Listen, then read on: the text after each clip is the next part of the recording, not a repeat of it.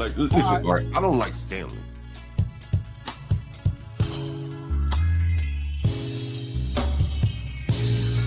I think the only person I have been was Stanley. And Nate, Stanley doesn't state the obvious, like what's the app. He's used talking points. Yes, he does. Yes, he does. The nature of American culture, it's a white people problem. Okay. I literally said they need to understand you gotta let these people bother you like that. If they want to beef with you, it's called Stanley versus the world. And just assume their character by stereotype? I think people do that every day. Okay, I didn't ask you. What do I think is okay? Have you noticed that some foods at the grocery store just don't taste the same anymore? Even though it's the same label, same brand, something about ingredients just feels different. And no, it's not your imagination, because over the past few years, a lot of foods have quietly changed. Sometimes it's cheaper oils being used. Sometimes it's watered down ingredients. And sometimes the quality just slowly slips. So in this video, I want to walk you through the 12 grocery store items that I'm much more careful about buying now and what I buy instead. And one of these surprised me the most because it's something that most of us buy every single week. But just so you know, part of the reason that this is happening is because the food industry itself has been changing extremely fast over the last couple of years. I mean, just think about some of the headlines that we've all seen. For instance, remember just a couple of years ago when Kroger tried to merge with Albertsons in a $24.6 billion grocery deal, which would have been the largest proposed supermarket merger in history. Now, thankfully, regulators challenged it and the deal was ultimately blocked. But that tells you that people recognize that there could be a real problem there. And it's not even just the grocery stores consolidating, it is the brands behind the pantry staples themselves, because a number of natural and organic brands that once felt small and values driven have been acquired by giant food companies. Annie's is one example of this, and that's the brand behind the organic bunny and mac and cheese, which was acquired by General Mills. And to me, that raises a very reasonable question, because when a brand builds trust by looking cleaner, simpler, and healthier, what happens when it gets absorbed by the very food system that people were trying to avoid in the first place? Because once these brands get big enough to become bought, you really have to wonder who they're serving after that. The customer or the parent company. Because remember when Amazon bought Whole Foods and the whole landscape just shifted? Because now you have a store that people once trusted for niche, specialty, and natural foods was suddenly pulled into the large-scale national game. And again, when you step back, the question becomes obvious. When companies get bigger and margins get tighter, what gives? Well, maybe that's a rhetorical question, because I think we already know. Sometimes it's service, sometimes it's sourcing, and sometimes it's the... Hey, what's up, man? Tomorrow, excuse me. What's going on, man? I move all of these foods, by the way, that she's talking about, and she is not lying. When she get bought out by a big company, I stop fucking with it. Like, I didn't know that. I didn't like the first company that I saw doing shit like this was what the fuck is that called? White Castle. They don't refrigerate their hamburgers when they fucking ship them. They gas the motherfuckers. They put them in the back of a trailer and they fucking ship them. They don't even bother refrigerating them. How does that work? Man, bro, it was like 90 fucking degrees outside. And I was moving these White Castles from like, I'm gonna say Dayton area to like fucking Dallas. And that shit was not refrigerated. Well, I mean, there's certain, there are gases that are inert that, don't allow oxidation and that sort of stuff. I mean, I think it's possible, but man, that's so risky. That's what I'm saying. I'm like, dude, I mean, because I thought it was just them doing it. It turned out Crystal does it and a whole bunch of these burger joints do it. Not like the smaller ones, not like the McDonald's, Wendy's, Burger King type shit, but like people who are like a bit smaller than that, but bigger than Crystal and White Castle. They do that shit. And I'm like, wow, I didn't even know that was a thing, because I went there and I went onto the dock and I'm like, this shit smell like White Castle. I'm like, you have to put White Castle unrefrigerated in the back of this fucking trailer? Like, yeah, it's fine. I'm like, it's fine? I'm like, well, what, I mean, they've got to be, I don't know what you call those. Are they reefer trailers? You know, the ones I'm talking about with the ridged floor? Yes, yes. Is that Yeah, what, those is are that what they're shipping it original. in? No. They put them in a dry van. Like you load like pallets of whatever the fuck in. It's yeah, Oh wow. completely dry, unrefrigerated trailer. They just told me just go with these fucking White Castle. And You I'm know, like, it's funny. I had crystals yesterday. I guess it'll be the last time I have crystals for a while.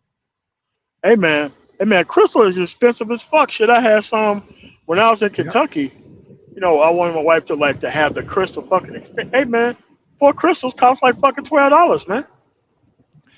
Well, my sister got a sack full of 12. I think we had like 3 Cokes, French fries, 3 orders of French fries. That's pretty much it. And it came to $37 in $30. Macon, Yeah. in Macon, Georgia. Yeah, I got like a number 2, so it's like 4 crystals and shit. 'Cause, you know, I don't eat French fries and Can't I don't drink believe that. soda. Dude, I Yeah, got this shit back, bro. Lady said like 12 something. I'm like, bitch, for 4 fucking crystals, bro. 4 crystals, some fucking fries and a fucking small Coke. Or actually, technically Powerade. But yeah, man, that shit was $13, bro. 4 fucking No, I crystals. remember when you could get like a sack full of 12 for like $5. It used to be $5. really cheap. Yeah, because my dad used to work for Tyson. They used to drive from Birmingham to Texas, and kind of Mississippi is kind of in the middle. So we used to always like eat crystal and shit. So hell yeah, man, shit was like $5 for 12. You ain't lying. Yeah. Shoot, right there in Savannah, Georgia, there was one down on Victory Drive that's still there, and one at the intersection of Abercorn and Durin, and it's still there. So I mean, these crystals have been there for 50 years in one form or another. So the good thing is I don't eat a lot of fast food. That's the first fast food I've had in probably a year. Yeah. So I don't have a craving for it. I don't even do Uber Eats anymore. I just prefer my own cooking since, I have time to do it. So I Man, guess if I I'm not had like missing nothing. the time, I mean, we cook out of the truck or whatnot, but that's, but yeah, Well, she ain't lying and about that the foods, man. It is horrible, and these bigger companies are buying up these smaller companies, and no matter what it is, you like me, I know the taste of a large giant food supplier. I know what it tastes like, Mhm. right? Because everybody shit kind of tastes the same. Like all the French fries nearly taste the same at all these restaurants and shit. Because there's one company that kind of does everybody's shit.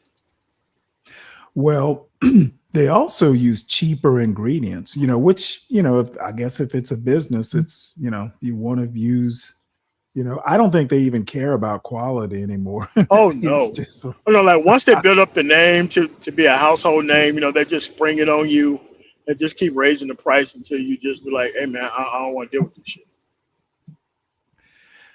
This particular lady, by the way, she's got about 373,000 subscribers.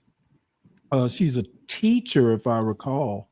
So she just kind of does this, I guess, as a side gig.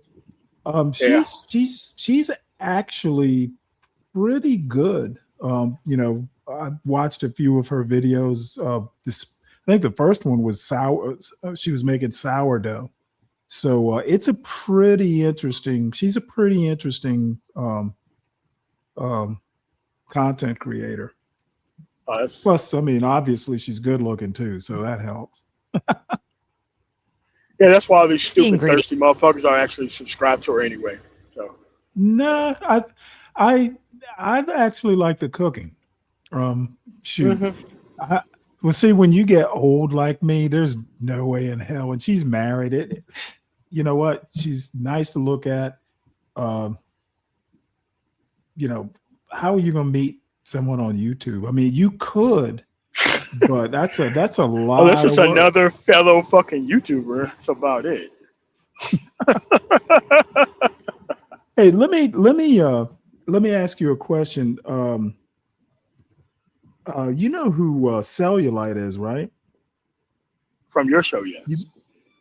Okay, well, there's this big kerfuffle on Sharon's show, and to be honest, I don't know the intimate details, but it came down to nude beaches and should kids go to nude beaches. And I watched. Oh no, stay away from that. Oh God, stay away from that. Oh yeah, dude, it wasn't real.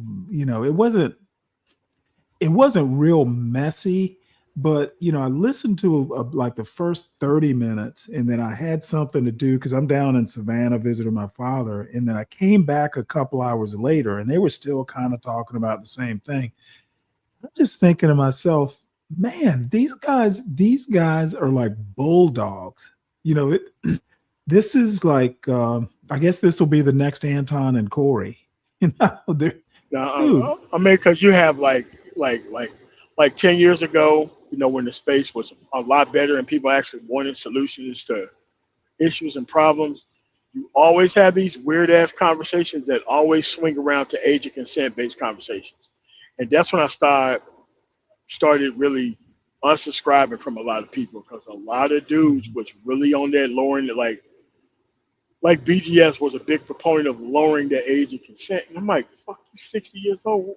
What the fuck would you get out of lowering the age of consent? Well, and it's like you just had a bunch of weird ass dudes who just wanted to be with 11 and 12-year-olds. And then you found out that dudes were smashing like crackheads and shit. And it's like, bro, the shit got weird super quick. Well, I guess really the upshot was, why are you taking your kids to the beach anyway? A nude beach of all places. Well, God, just I don't. Any beach. I mean, yeah, we go to the beach every now and again, but there's more to do at the beach than just lay out in the sand. They're fishing piers. They're actually family things you can do. But we're talking about YouTube dudes, man. They're only there to look at women. Come on, bro. You keep giving these dudes credit that they ain't worth, man. Well, it went from nude beaches to, well, have you been to Miami? Why would you be taking your kids to a beach in Miami? That's crazy. How those individuals are dressed, because you don't know whether it's a man or a woman. You just don't know. Well, usually there are beaches that are like designated areas for families. So me, like those are the only ones I'm going to. Yeah, that's not even a problem. I don't know why they made it into a big production. I mean, no, I'm not taking my kids to, a beach I don't know, or Daytona at spring break. And then Freaknik came up. And I'm like, well, hold on. How does this? Who takes their kids to Freaknik? How did this even become a topic? So the problem is these guys These guys, I don't know. Maybe they just want to, just hang out and stretch out the conversation. Just say what you got to say and be done with it. They want to go through every permutation, every hypothetical. As a matter of fact, someone got mad at me the other day, like really mad, because he kept wanting to talk about hypotheticals. And I'm like, I don't do hypotheticals. I mean, your hypothetical doesn't even reflect, a reality, in my opinion. Why am I dealing with? I don't do hypotheticals for the sake of doing hypotheticals. It's a waste of time. Like I said before, if you talk hypotheticals with somebody who doesn't know the grasp of the topic, you're just having a conversation with a Delta November who just there to get all this uninformed ignorance off, and I'm not interested. Yeah, I think I'm more and more. You're probably right. I don't subscribe to a lot of people, but I'm not so willing to go up just because they're on. Most times these days, if it's a topic I'm interested in, I'll listen until I figure out, these guys don't know what they're talking about. No, and that's what it is. Like Like you have this over proliferation of ignorant ass black people talking about politics when they didn't vote for anybody in the fucking general election, trying to act concerned about Iran. You know, you have like all these hood YNs or old legacy YNs talking about Iran and shit, just giving their unvarnished, uninformed, idiotic opinion about stuff that they have no interest in, and it's crazy. By the way, speaking of Iran, I was just reading a Substack newsletter before I started. Apparently, Iran has its own demands. They've made counter demands. Yes, they have. And I just kind of chuckled. I'm like, well, you know what? You know, if you listen to Trump, these people are on their last legs, and I'm sure they've got the hell kicked out of them, but they're still doing counter demands. And then, you know what, the other thing, they fired like 800 tomahawks. I'm like, what? You know, they only make a few hundred tomahawks a year. So why are we wasting all this firepower? And I thought to myself, you know, what if Trump, you know, wanting to do this huge display of shock That's and all it awe. is. That's all it is. Yeah, but what happens if someone figures out, well, oh shit, you know what? They've depleted like, you know, half their arsenal. Let's go cause some trouble. They're already talking about diverting aid from Ukraine to this Iran thing.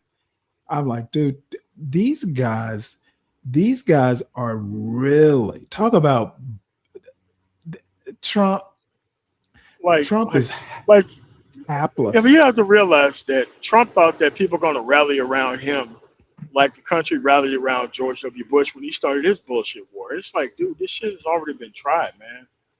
So you got to have some type of plan that makes sense. I mean, because other than the people in the media that's bought and paid for, you can't even get MAGA people who's down with like going into Iran, because it's obvious that we're doing this shit over Israel, right? Which shouldn't have this level of control over the United States, but they do because of Citizens United, right? And it's like, okay, so you let the Supreme Court of Citizens United tell you that the president you can't guess the intentions of the president. Like, we let him go, and then he got elected again, and so now he's violating the Emoluments Clause, and people are like, oh, private jets and all this stuff, and it's like, dude, don't you realize dude's bought and paid for worse than anyone else? And it's like, his background alone, how many felonies he got, how much money that he owes, he would never be able to get a secret a clearance, period. But it's like, at this point in time, you just got to let the ignorance happen, man, because people. Well, I remember his when he was running for his first time, people going, well, you know, oh, Trump is rich, you know, he can't be bought. I'm like, what? Dude, all he did was make money off of his hotels and stuff during the first administration. And it's like, bro, like, they really thought that they was going to get this kind of like reverse It's a Wonderful Life thing from Trump. Like, oh, okay, he's going to give us an FDR administration, but just for us. And it's like, that's not how that works, man. There's so many various different groups of people for you to get just an FDR moment for you. And then you're with a party that doesn't care about working class people. Like, I don't know what they thought that they was going to get here. And the damages from the big, beautiful bill haven't hit yet, on top of everything else.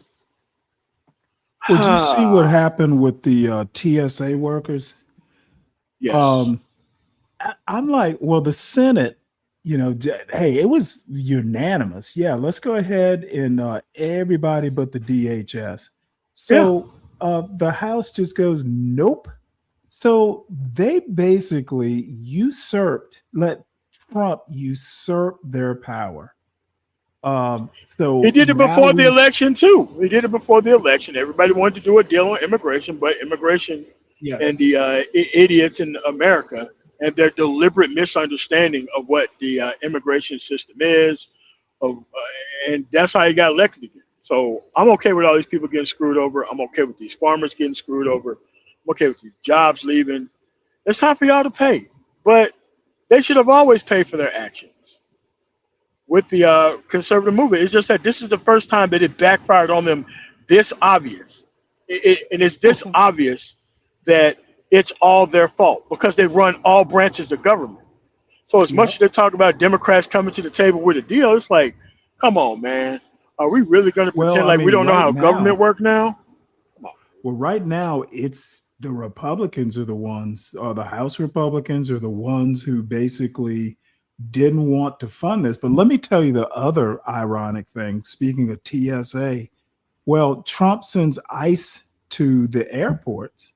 So I read It's very something dangerous. in, Very dangerous. well, ICE is already stopping people looking for credentials. That's what I'm saying. How did you not think that was going to happen at the airport? No, well, this was a left leaning. I can't remember whether it was Democracy Docket. It was a left leaning newsletter or something, and No, it's I couldn't. Mark Elias, the Democracy Docket. That's Mark Elias. Oh, okay. Well, the guy who wrote the article was like, well, this is a what did he call it? It's a departure from their usual patrols. I'm like, Yes, they're ICE. their Their immigration. primary job, yeah, they're just here to help out where they can. Don't think these guys aren't going to do their job or what they Uh, think their job is.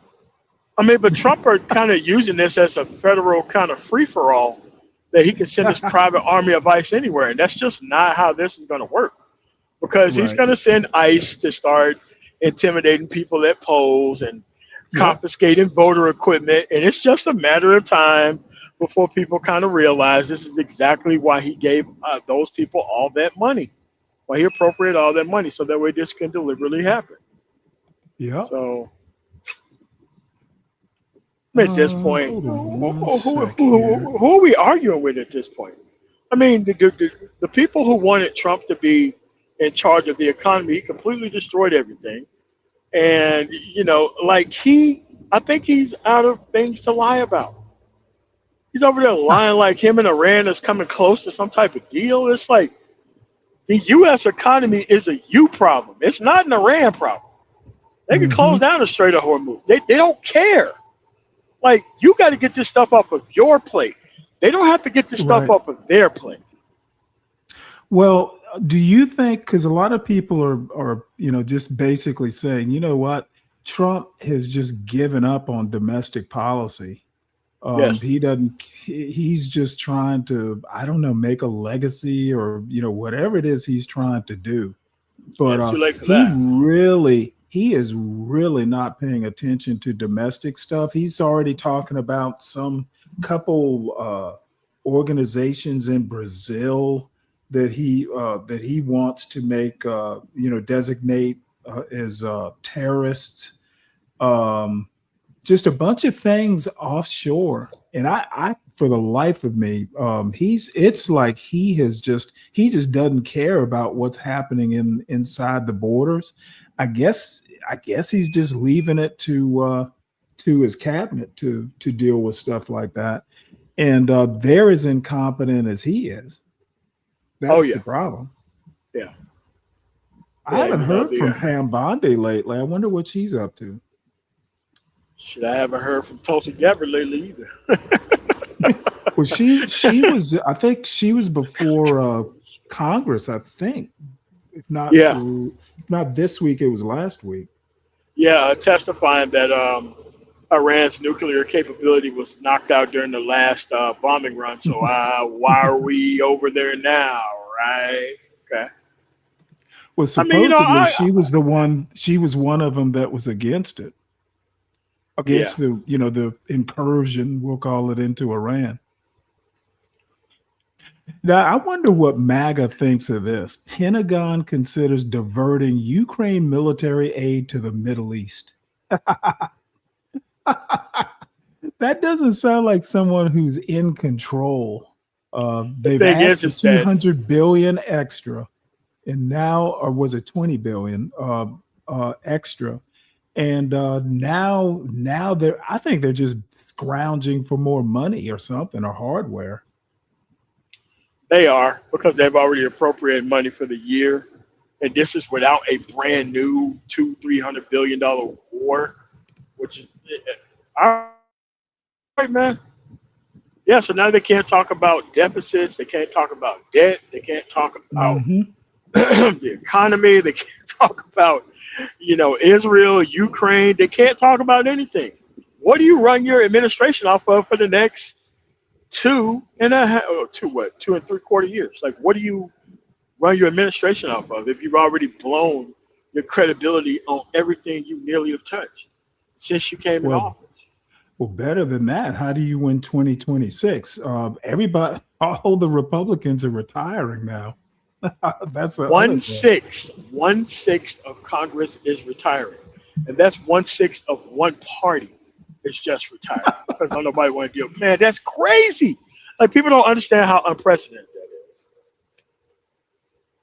It's going to be a blowout, something huge, and Trump is going to overreact by sending ICE in to actually confiscate ballot boxes, and it's going to be a big mess, and that's what's going to get him impeached. Man, man, you know what? I wish I could say that's far fetched, It's not. but it's It's not. but it's not. It's not. It's not. Now look at this fool, Barron Trump, Stephen Miller, 2028. Yeah, okay, troll. Well, let's see what this young lady has to say.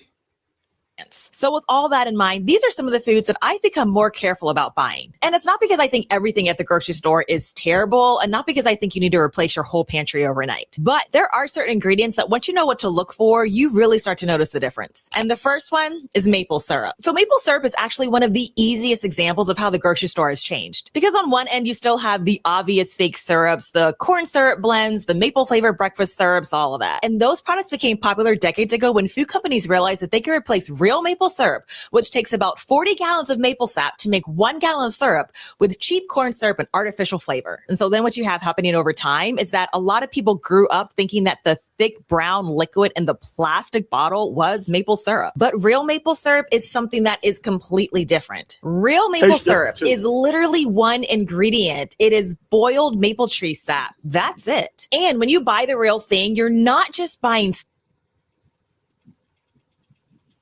You know, speaking of maple syrup, I saw there's this other woman who, it's hard to describe her channel. She's a young black woman who's semi off grid. It's almost like a young black female version of On Walden Pond. You mean like some Vanguard shit or some other type shit? No, she's fairly normal. I can't think of her channel. I just saw a pop up earlier today. If I think of it, we'll look at it. But she was talking about, she's got black walnuts on her property, and apparently she. Whoa!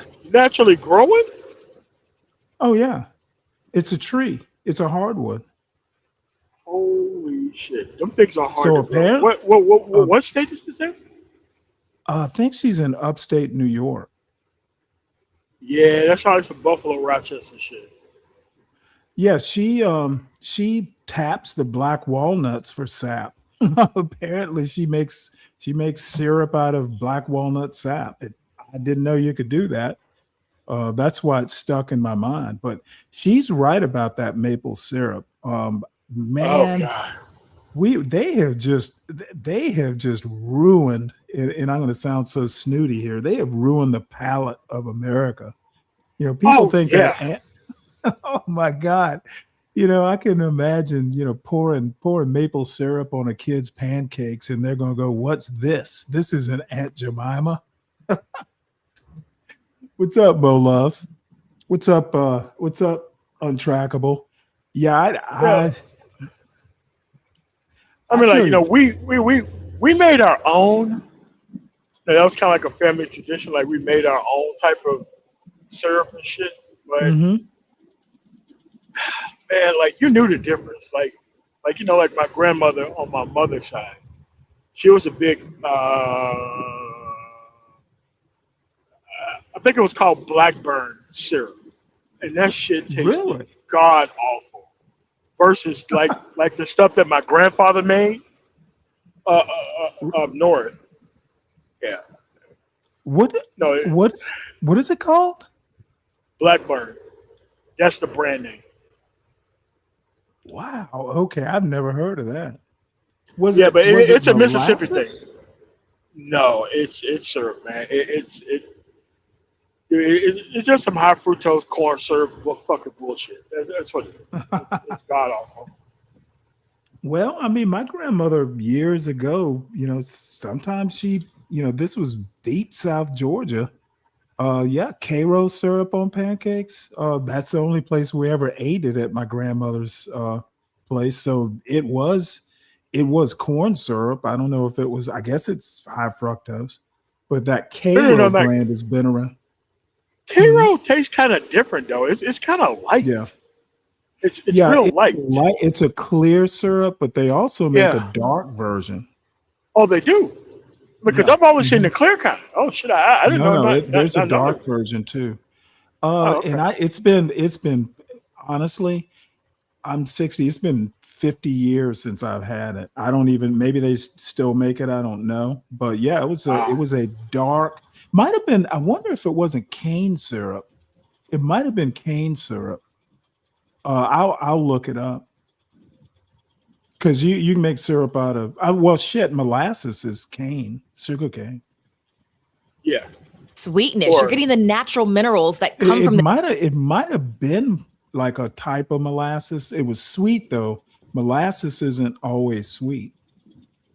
Really? tray itself. And that's because the reason maple I syrup know contains this, every now and again, and it's been years since I've done it, I will make damn it, what is the bread? Like those dinner rolls that they make. It's those dark dinner rolls that you'll get at steakhouses sometime. Yeah. There's a bread and I can't think of it. A pumpernickel. Believe it or not, pumpernickel is made with molasses because I've made it before years ago now. Never had molasses cookies that wasn't super sweet. I've had that. They're not real sweet. I mean, the only way they get sweet is if you add like either sugar or something to sweeten it. But it's as a matter of fact, it's kind of bitter.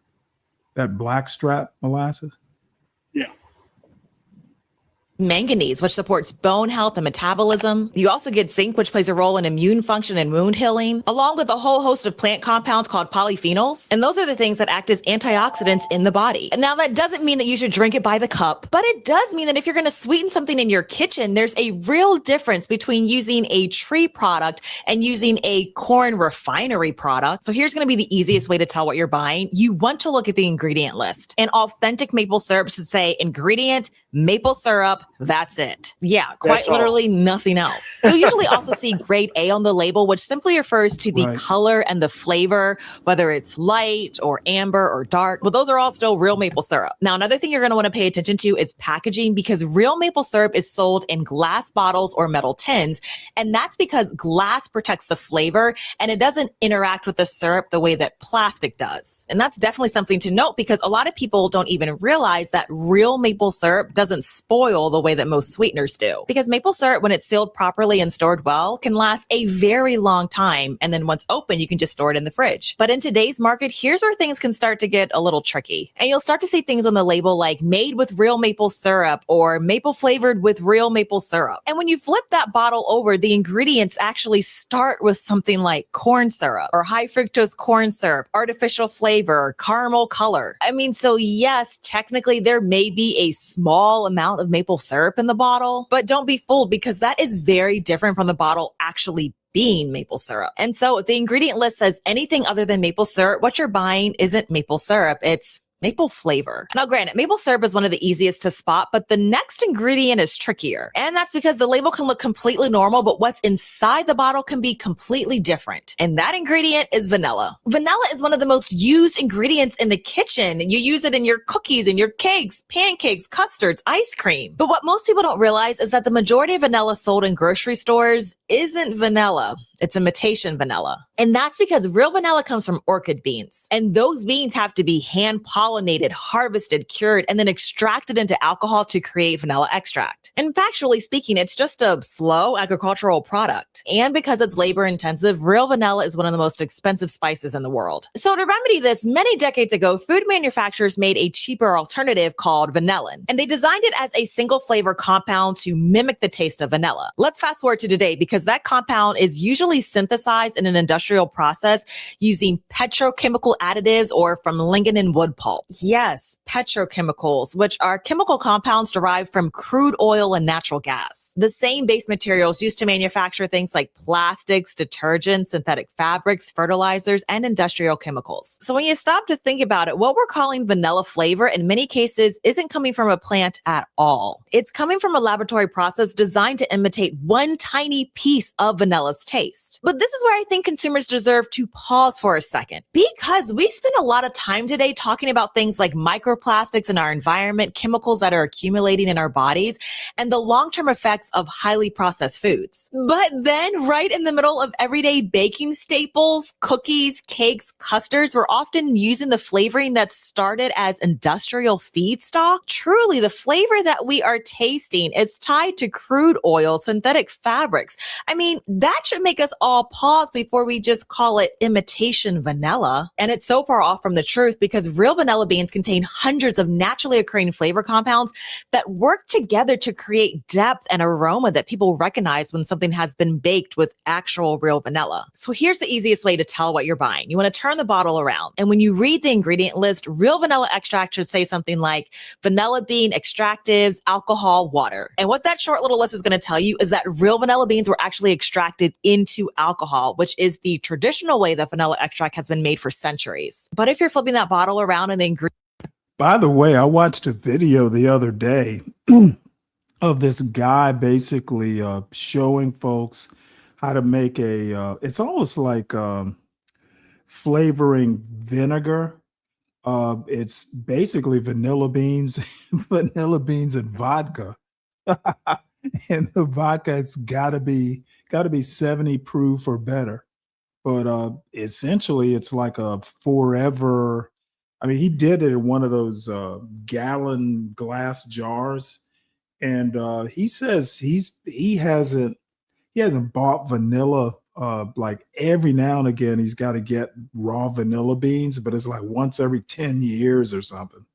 It's pretty incredible, but you know, more labor intensive, and I don't use vanilla that much. So I'll just get the little bottle of pure vanilla extract, and you know, it'll last me for a year. Ingredient list says something like vanilla flavor or vanilla essence, vanilla flavored extract, artificial flavor, caramel color, sweeteners, stabilizers. On the nose, it may smell like vanilla, but that is very different than the bottle actually containing vanilla beans. So one thing you might start to notice as we go through this list is that some of these ingredients are getting harder to find at grocery stores. And it's kind of like, wait, why are the healthier versions disappearing from the shelf? Or maybe the selection is smaller than what it used to be. Or maybe you feel like you have to go to 4 different stores just to get the ingredients that you actually want to cook with. So this is where we have to start getting a little bit more savvy as consumers about where we shop, because sometimes the problem isn't what we're buying, but where we're buying it. And that's actually one of the reasons why I'm thankful for Thrive Market, who is sponsoring today's video. The easiest way for me to describe Thrive is that it feels a bit like an online mercantile store. And so instead of walking through a massive grocery store with thousands of products and trying to decode every single label yourself, Thrive has already applied a filter. As in, they already restrict over 1,000 ingredients. So there's way less label reading stress address,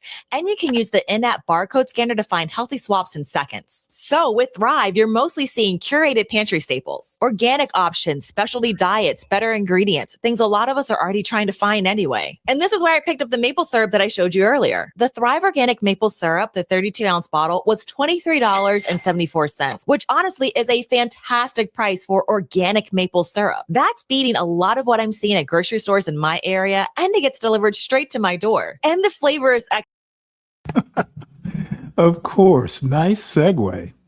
excellent. Y'all, it's the real thing. Thrive works through an annual membership, but that gives you access to member pricing, weekly sales, and price matching if you find something cheaper elsewhere. And many of y'all know that I keep a price book, so I know when a deal is actually a deal. And so for the pantry staples that I buy regularly, the membership more than pays for itself. Another thing is that it keeps me way more intentional. And that's because I can check my pantry, order what I actually need, and have it show up at my door instead of running to multiple stores. So as we go through the rest of the ingredients today, I'm going to point out a few examples of where the Thrive version is either a better price or just overall product. But let's keep going because the next ingredient is one that surprises people when they flip the label over, and that's coconut milk. Yeah, coconut milk. It's one of those ingredients that look surprisingly simple. And that's because you see coconut on the can. You see words like organic, unsweetened, maybe even simple. And you think to yourself, okay, coconut milk should just be coconut and a little bit of water. But that's not what's always in the can. Yep, and that's because a lot of coconut milks on the market are bulked up with things like gums, stabilizers, emulsifiers, and fillers. Yeah, it can be an additive dump for things that are there to improve the texture or to keep the product from separating and make a thinner product feel richer than what it actually is. Hey, CKJ, are they Amish? The people in Ohio Amish that tap the trees and sell the maple syrup? That's pretty interesting.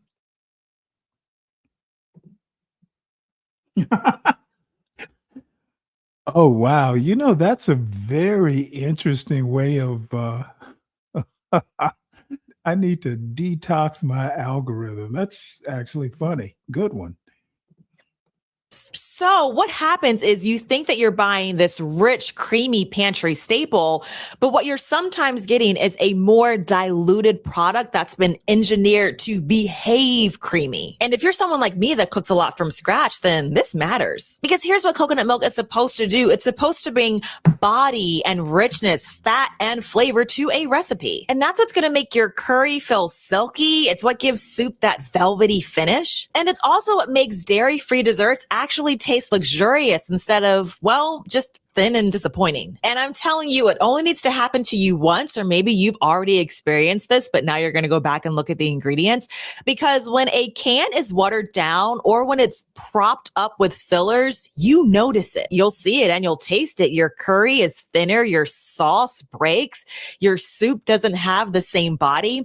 And again, that is the difference between buying the real ingredients and buying something that has been adjusted to imitate the job of the real ingredient. So again, here's the fastest way to know what you're buying. You've got to flip that can over. And ideally, you want to see something that's close to coconut, water, that's it. Or at the very least, a very short ingredient list. Now, some people will tolerate gums that they add just fine. And I'm not saying that like every product with gum in it is poison, but what I am saying is that once you start seeing the Gower gum, the xanthan gum, the emulsifiers, stabilizers, natural flavors, that's the point where you're no longer just buying coconut milk. You are buying a formulated product. Another thing that I pay attention to is whether it says coconut milk, light coconut milk, or coconut cream, because those are very different products. So if you turn around a can of coconut milk and it has a paragraph on the back, that's your cue to put it down. Okay, so this next one is huge because this is probably the ingredient where people have sensed that something has been off for years, but they couldn't explain why. And that's olive oil, which is supposed to be one of the simplest and healthiest ingredients in your kitchen. And this is just a shame because for thousands of years, olive oil oil has been the backbone of Mediterranean cooking. It's rich in monosaturated fats and polyphenols that support heart health, reduce inflammation, and bring incredible flavor to food. But the modern olive oil industry has had some serious issues. Now, the gist of this deep dive, which I think you should absolutely take, is that over the last decade, multiple investigations around the world have found bottles labeled extra virgin olive oil that were actually diluted with cheaper refined oils or lower grade olive oils. In fact, one study from UC Davis Olive Center tested imported olive oils being sold in grocery stores and found that about 69% of them failed to meet standards for extra virgin olive oil. Now, to clarify, that doesn't mean that necessarily every bottle was fake, but it does mean that many of them had oxidation, poor quality oil, or didn't meet the chemical standards required for extra virgin olive oil. And so when people say, ugh, like I feel really confused in the olive oil aisle, there's actually a reason for that. So then you have everyday consumers that think that they're buying this incredible traditional food when in reality, they may be buying something that's been blended or degraded somewhere along the supply chain. So here are a few quick things that I've learned to look for when I'm buying olive oil. First, I look for the words extra virgin olive oil, not just olive oil. You also only want to select bottles that have a harvest date and are stored in dark glass or metal containers to protect the olive oil. And this is the part where packaging really is important because olive oil is very sensitive to light, heat, and oxygen. And so if it's sitting in clear plastic under bright grocery store lights, that olive oil is probably degrading before you even bring it home. Now, here's another thing. Quality olive oils are also going to indicate clear sourcing about where the olives were grown, along with certifications like COOC, PDO, or NAOOA. So while we're on this topic, I want to share one trick that chefs use when they're evaluating olive oil, which is actually very simple. So what you do is pour a little olive oil into a small glass, warm it slightly in your hands for a few seconds, and then smell it. High quality extra virgin olive oil should smell fresh and green, almost like cut grass, herbs, green tomatoes, or olives. Then you just taste it. And this surprises people because good quality olive oil actually gives you a slight peppery sensation in the back of your throat. And that's exactly what you want to taste because the peppery bite actually comes from the polyphenols, right? Those are the same antioxidant compounds that make olive oil such a healthy fat. So if you're coming across olive oil that smells flat or it's greasy or it has no aroma at all, there's a good chance that it's lower quality or has already oxidized. And sorry for belaboring the point on olive oil, but I just remember before knowing this information that it's hard to figure out which olive oils are actually legitimate. One brand I've ordered through Thrive is California Olive Ranch, which is known for transparent sourcing and consistently good extra virgin olive oil. And another option I really like is Thrive Market regeneratively grown organic extra virgin olive oil. And one thing that I appreciate about this one is that it's regeneratively grown, which focuses on farming practices that actually improve soil health over time rather than depleting it. It's also packaged in a metal container, which helps protect the oil from light so it stays fresh longer. So if olive oil is something that you're using almost every day in your kitchen, it's worth making sure that it's actually the real thing. And you can click the link in my description box or go to thrivemarket.com/farmgirl to receive 30% off your first order and a free gift when you join Thrive Market. By the way, if this is our first time meeting, hi, I'm Cassandra from the blog becomingaffarmgirl.com, and I'm here to help you build a more intentional kitchen with better ingredients, smarter shopping, and practical from scratch skills. So the next ingredient is something that a lot of us are consuming every single morning, and that's coffee. And I really think she is she is a good content creator. Just clear and to the point what her purpose is, the message she's delivering. Damn, I wish I could be as good. it's probably not a surprise that coffee is one of the most widely consumed beverages in the world.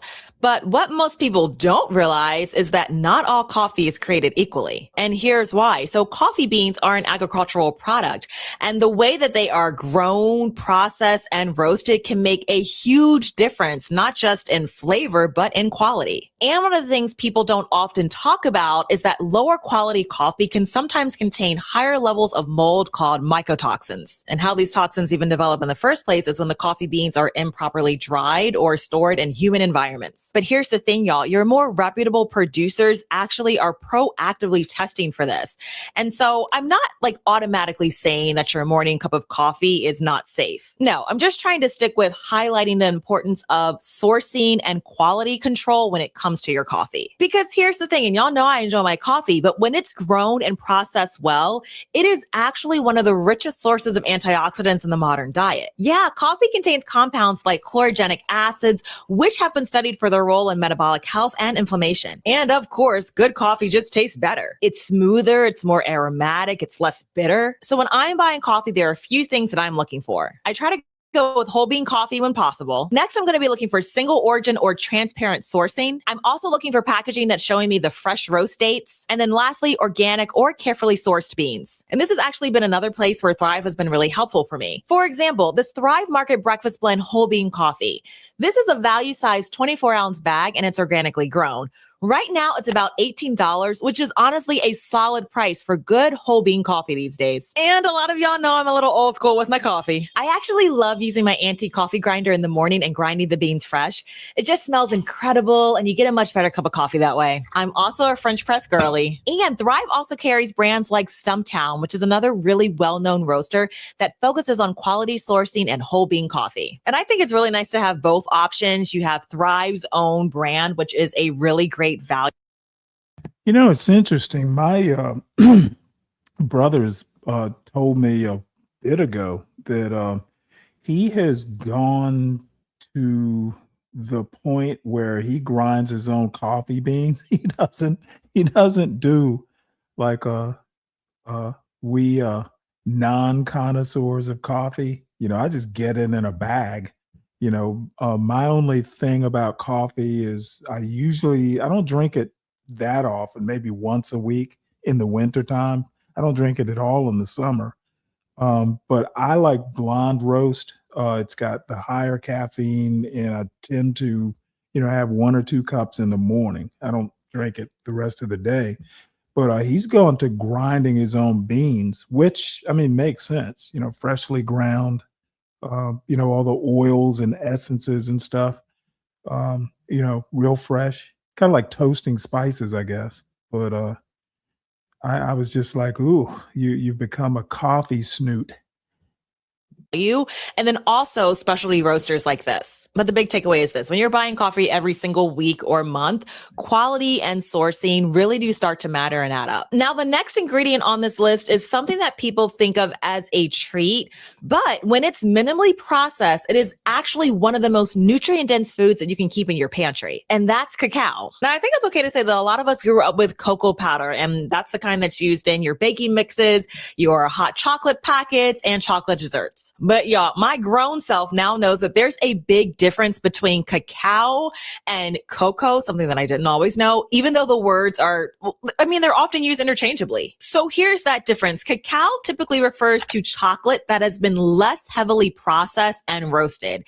And that's what helps to preserve more of the naturally occurring nutrients in the cacao bean. And so as a result, when cacao is kept closer to its natural state, it is also incredibly rich in magnesium and iron and fiber and antioxidants. And it gets even better because, in fact, cacao contains a class of antioxidants that are known as flavonoids, and they've been studied for their role in supporting circulation, heart health, and cognitive function. And so, yeah, it is pretty wild that the same ingredient that eventually becomes chocolate bars and desserts starts out as something that is actually quite powerfully nutritionally. But the more that cacao is processed, meaning that the more that it's roasted at higher temperatures and then mixed with refined sugars and milk and powders and stabilizers, those are all the things that are pushing it further away from that nutrient dense category. And then what you have happen is that instead of cacao being the star ingredient of the product, it is reduced to this very small flavor component.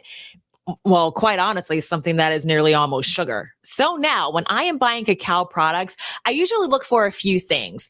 The first is going to be cacao powder or cacao nibs instead of highly processed cocoa mixes. I'm also looking for a minimal list of ingredients and a higher percentage of cacao if I am buying chocolate, because the closer that you are to the actual cacao bean, the more you retain the flavor and the nutritional benefits. And here's something that I've come to learn in my own kitchen, because cacao is one of those ingredients where the quality difference can be huge. The real thing is very rich. It is complex. It is incredibly versatile in the kitchen, but the highly processed versions that we're used to seeing are often a completely different product. Okay, so the next ingredient is something that every kitchen almost always has, but very few people actually realize how different the quality can be. And that's vinegar. And vinegar is one of those products that have been used in traditional cooking for thousands of years. I mean, just think about the versatility of vinegar. It is used for preserving foods, balancing flavors, making dressings, marinades, pickles, and sauces. But it also goes further than that, because beyond just flavor, vinegar also plays a very interesting role in how our bodies actually process food. Research has shown that vinegar, especially apple cider vinegar, can help slow the digestion of carbohydrates, which can help moderate blood sugar spikes after meals. Yeah, y'all, this actually works. And I have seen it not only in my own household, but my family members. And it's also one of the reasons why people splash a little vinegar in their salad dressings, their sauces, or like we do, which is dilute it in a little bit of water before meals. What's up, Standard Timing? Well, welcome aboard. You there? You're muted.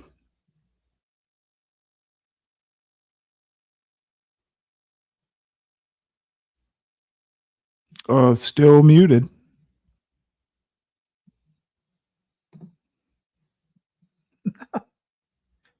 Hello. Well, if you are, well, he left. All right. Well, maybe he'll be back. Technical difficulty. But here's the thing you got to know. Not all vinegar is treated equally. And the reason for that is that many conventional vinegars are pasteurized and filtered. And when you do that, you remove something that is called the mother from the vinegar. And those are like the collection of the natural enzymes and all of the beneficial compounds that form during fermentation. But the good news is that your traditional vinegars, especially apple cider vinegar, still contain that living culture. So when I'm buying my vinegar, I look for organic apples or grapes, either unfiltered or raw, and ideally something that still contains the mother. And in this kitchen, vinegar gets used constantly. It's either brightening my soups or balancing my sauces. It makes simple vinaigrettes. And of course, it is an essential when you're preserving food or pickling vegetables. So while vinegar may seem like a very small ingredient, it's one of those pantry staples where the traditional version can bring both flavor and real functional benefit to your cooking. And the next ingredient might surprise you because it's already sitting on every kitchen shelf. But the version most people have today is very different than what people have historically cooked with, and that's salt. And now first, let me say this. Salt is not the problem. Humans have used salt for thousands of years for preserving food, seasoning meals, and supporting basic bodily functions. The real issue around salt is how it is processed today. And that's because most salt today is heavily refined. And what's happening during that process is that many of the naturally occurring trace minerals are removed, and then the salt is often treated with anti-caking agents so that it pours smoothly from a shaker. But we still have traditional salts. Things like sea salt or mineral salts are typically less refined and retain some of the naturally occurring minerals that were present when the salt was harvested. And another benefit is that they tend to have a much richer flavor. And that is the reason why most chefs prefer them. So y'all don't sleep on this one, because one of the easiest upgrades that you can make in your kitchen is simply switching to a high quality salt for cooking and finishing. Because here's another thing that most people don't realize. When you use a better salt, you often need less of it. And not only that, but the flavor from the food comes through more clearly. And I think another misconception is that salt does more than just make food taste salty. You're also reaching for salt because it enhances sweetness,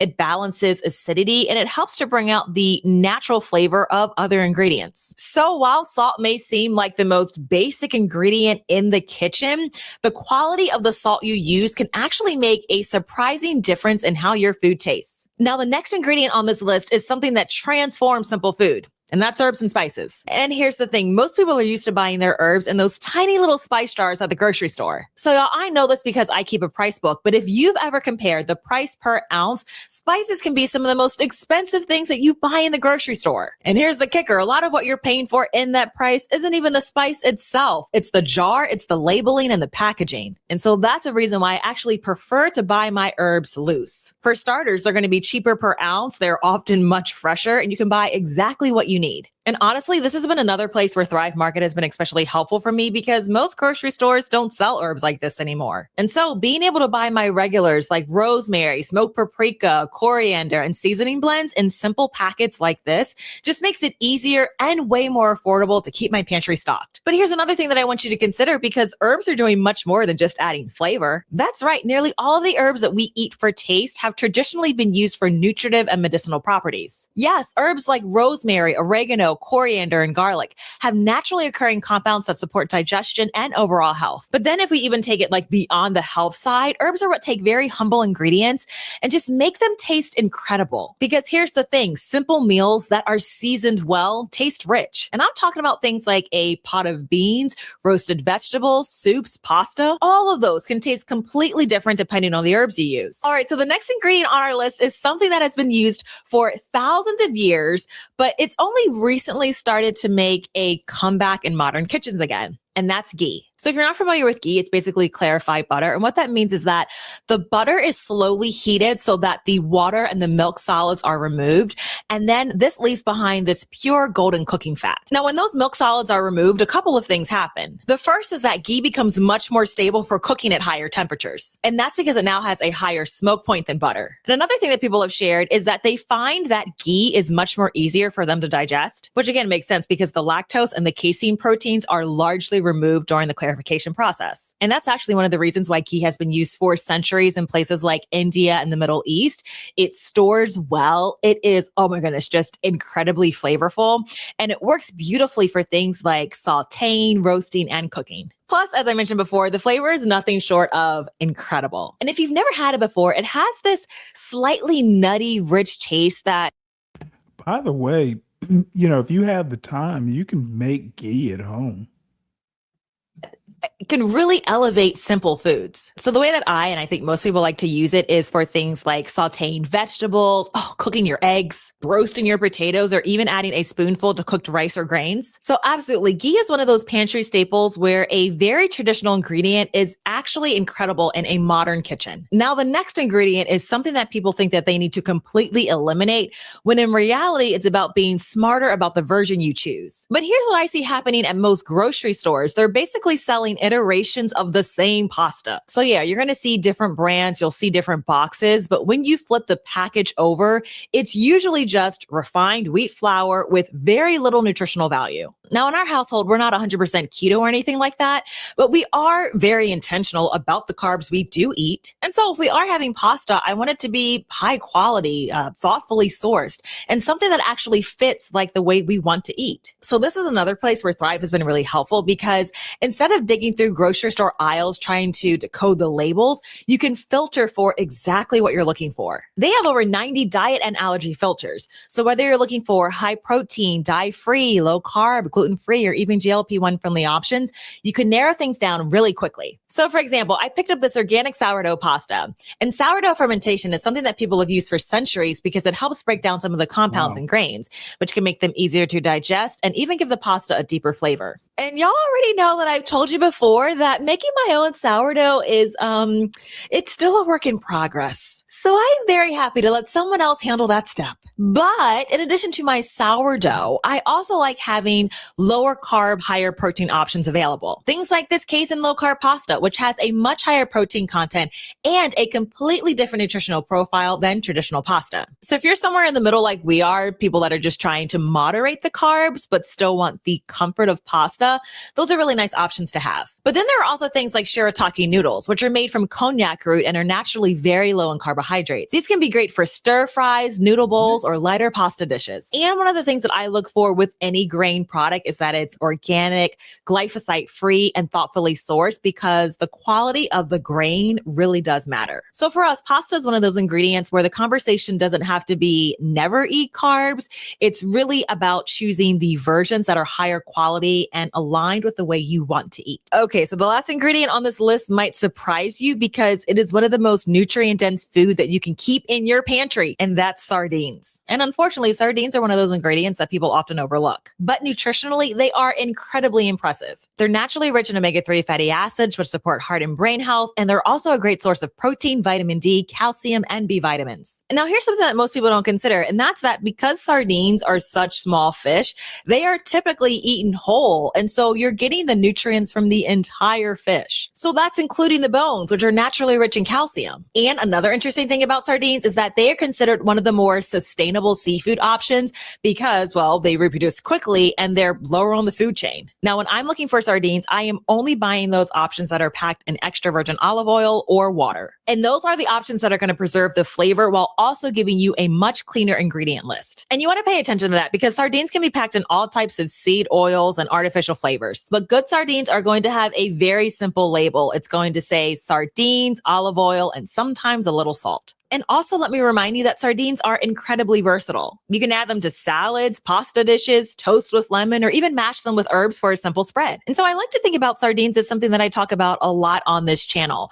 Some of the most powerful foods in our kitchens aren't complicated at all. Nope, in fact, they're simple traditional ingredients that have been nourishing people for generations. So friends, those are the 12 everyday ingredients where the quality can really make a big difference in your kitchen. And one of the reasons I've enjoyed using Thrive Market is because it makes finding better versions of these ingredients a whole lot easier. And so it's really nice that Thrive has already curated thousands of products that focus on things like non-GMO ingredients, organic sourcing, and cleaner pantry staples. And the way it works is through an annual membership, which breaks down to just about $5 a month. And that unlocks member pricing, which can often be up to 30% off traditional retail prices. And if you're just curious and want to try it out, the membership is risk-free. That's right. You can cancel within the first 30 days for a full refund, so it doesn't hurt to see if it's a good fit for the way you shop. And to check it out, you can go to thrivemarket.com/farmgirl or go to the link in my description. You'll get 30% off your first order and a free gift when you join Thrive today. And if you want more ideas for building a smarter, better source kitchen, click the video on your screen.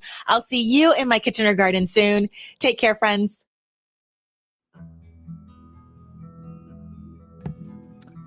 You know what? I am tempted just to do nothing but recipes. I saved this one but hadn't watched it.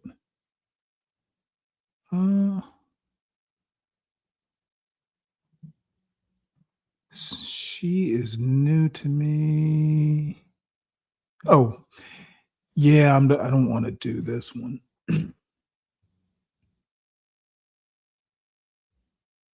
Just give me 1 second here. I've been saving all these cooking videos and not really watching them.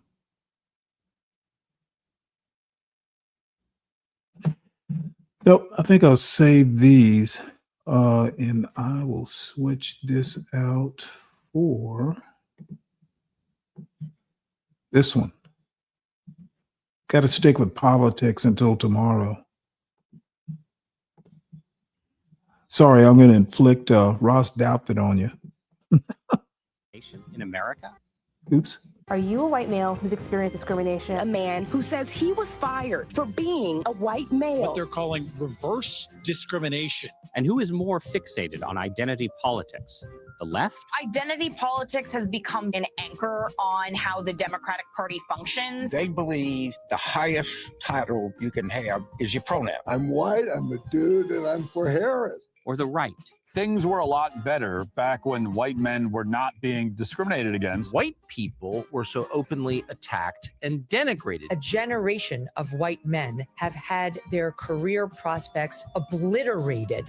My guest this week wrote a book arguing that white Americans are in danger of becoming second-class citizens. We can't save the country without kind of addressing this. This is an idea with a lot of currency on the contemporary right, but it became the source of a lot of controversy when the Trump administration nominated him for a State Department job. Oh, Your wait, belief you know is that what? white Did we Americans see this face more before? discrimination, at least prior to the Trump administration fixing this, than Black Americans? On average, Senator, yes, that's correct, and I'm not running away from that statement at all. Jeremy Carl, welcome to Oh, you Interesting know what? Times. Thanks so much. We did watch this before. My bad. Why did I not delete this foolishness? This guy's a real weirdo. So let us do this. We'll remove that from the playlist. And I am going to bore you. Man.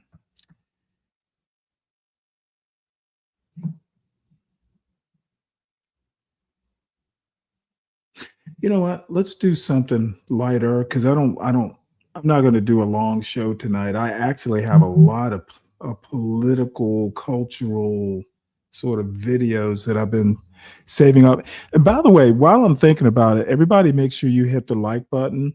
And if you happen to be new to the channel this Friday night, please subscribe. Check us out. We may be where you want to be. We may not be. Tends to be a toss-up sometimes. As I said, this isn't going to be a long show.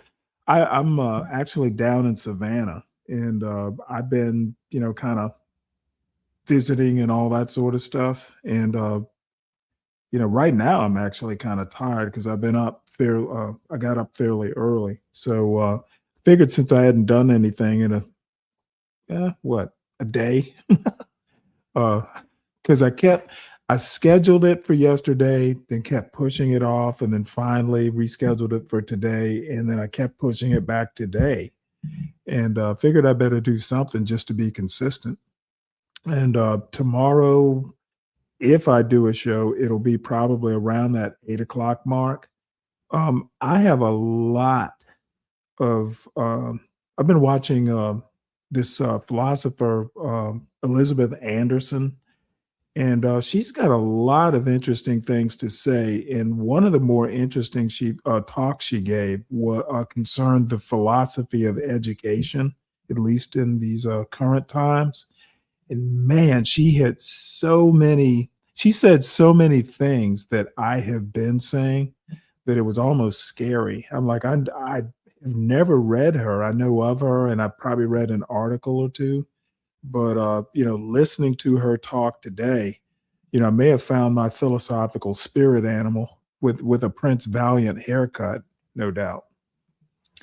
The other interesting thing I did not too long before I started up this show, PBS has a new, I guess you call it a biographical documentary of Barbara Jordan, who I've talked about from time to time. She was more or less, I want to say she was a contemporary of Shirley Chisholm, but maybe not. For the start of her political career, she was confined a lot down in Texas, because she got her start in I think it was the Texas State House. But anyway, she's a legend.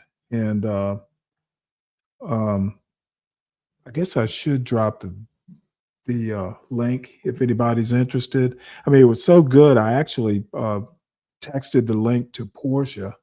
Barbara Jordan was pretty much a kind of a centrist Democrat. To be honest, some of her political orientations, I mean, I could say that, gee, she might be my spirit animal. Let's see, can I find that link right quick? And I'm going to do it now before I forget, because if I don't do it now, and you know what? I just found that video that I talked about, told MOT about. I'll go ahead and save it and go to my history.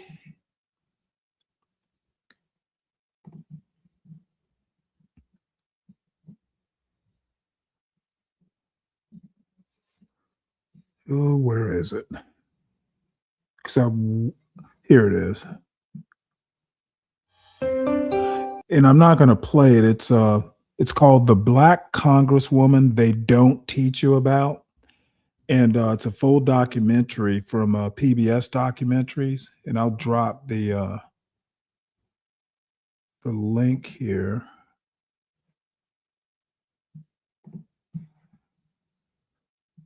It was really a good documentary. A lot of stuff I didn't know. You know, I knew of her. I didn't really know any big details about her. But if you're into politics, I highly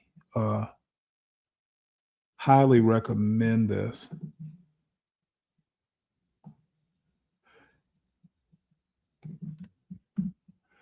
Because to be honest, I didn't know how famous she was in her time.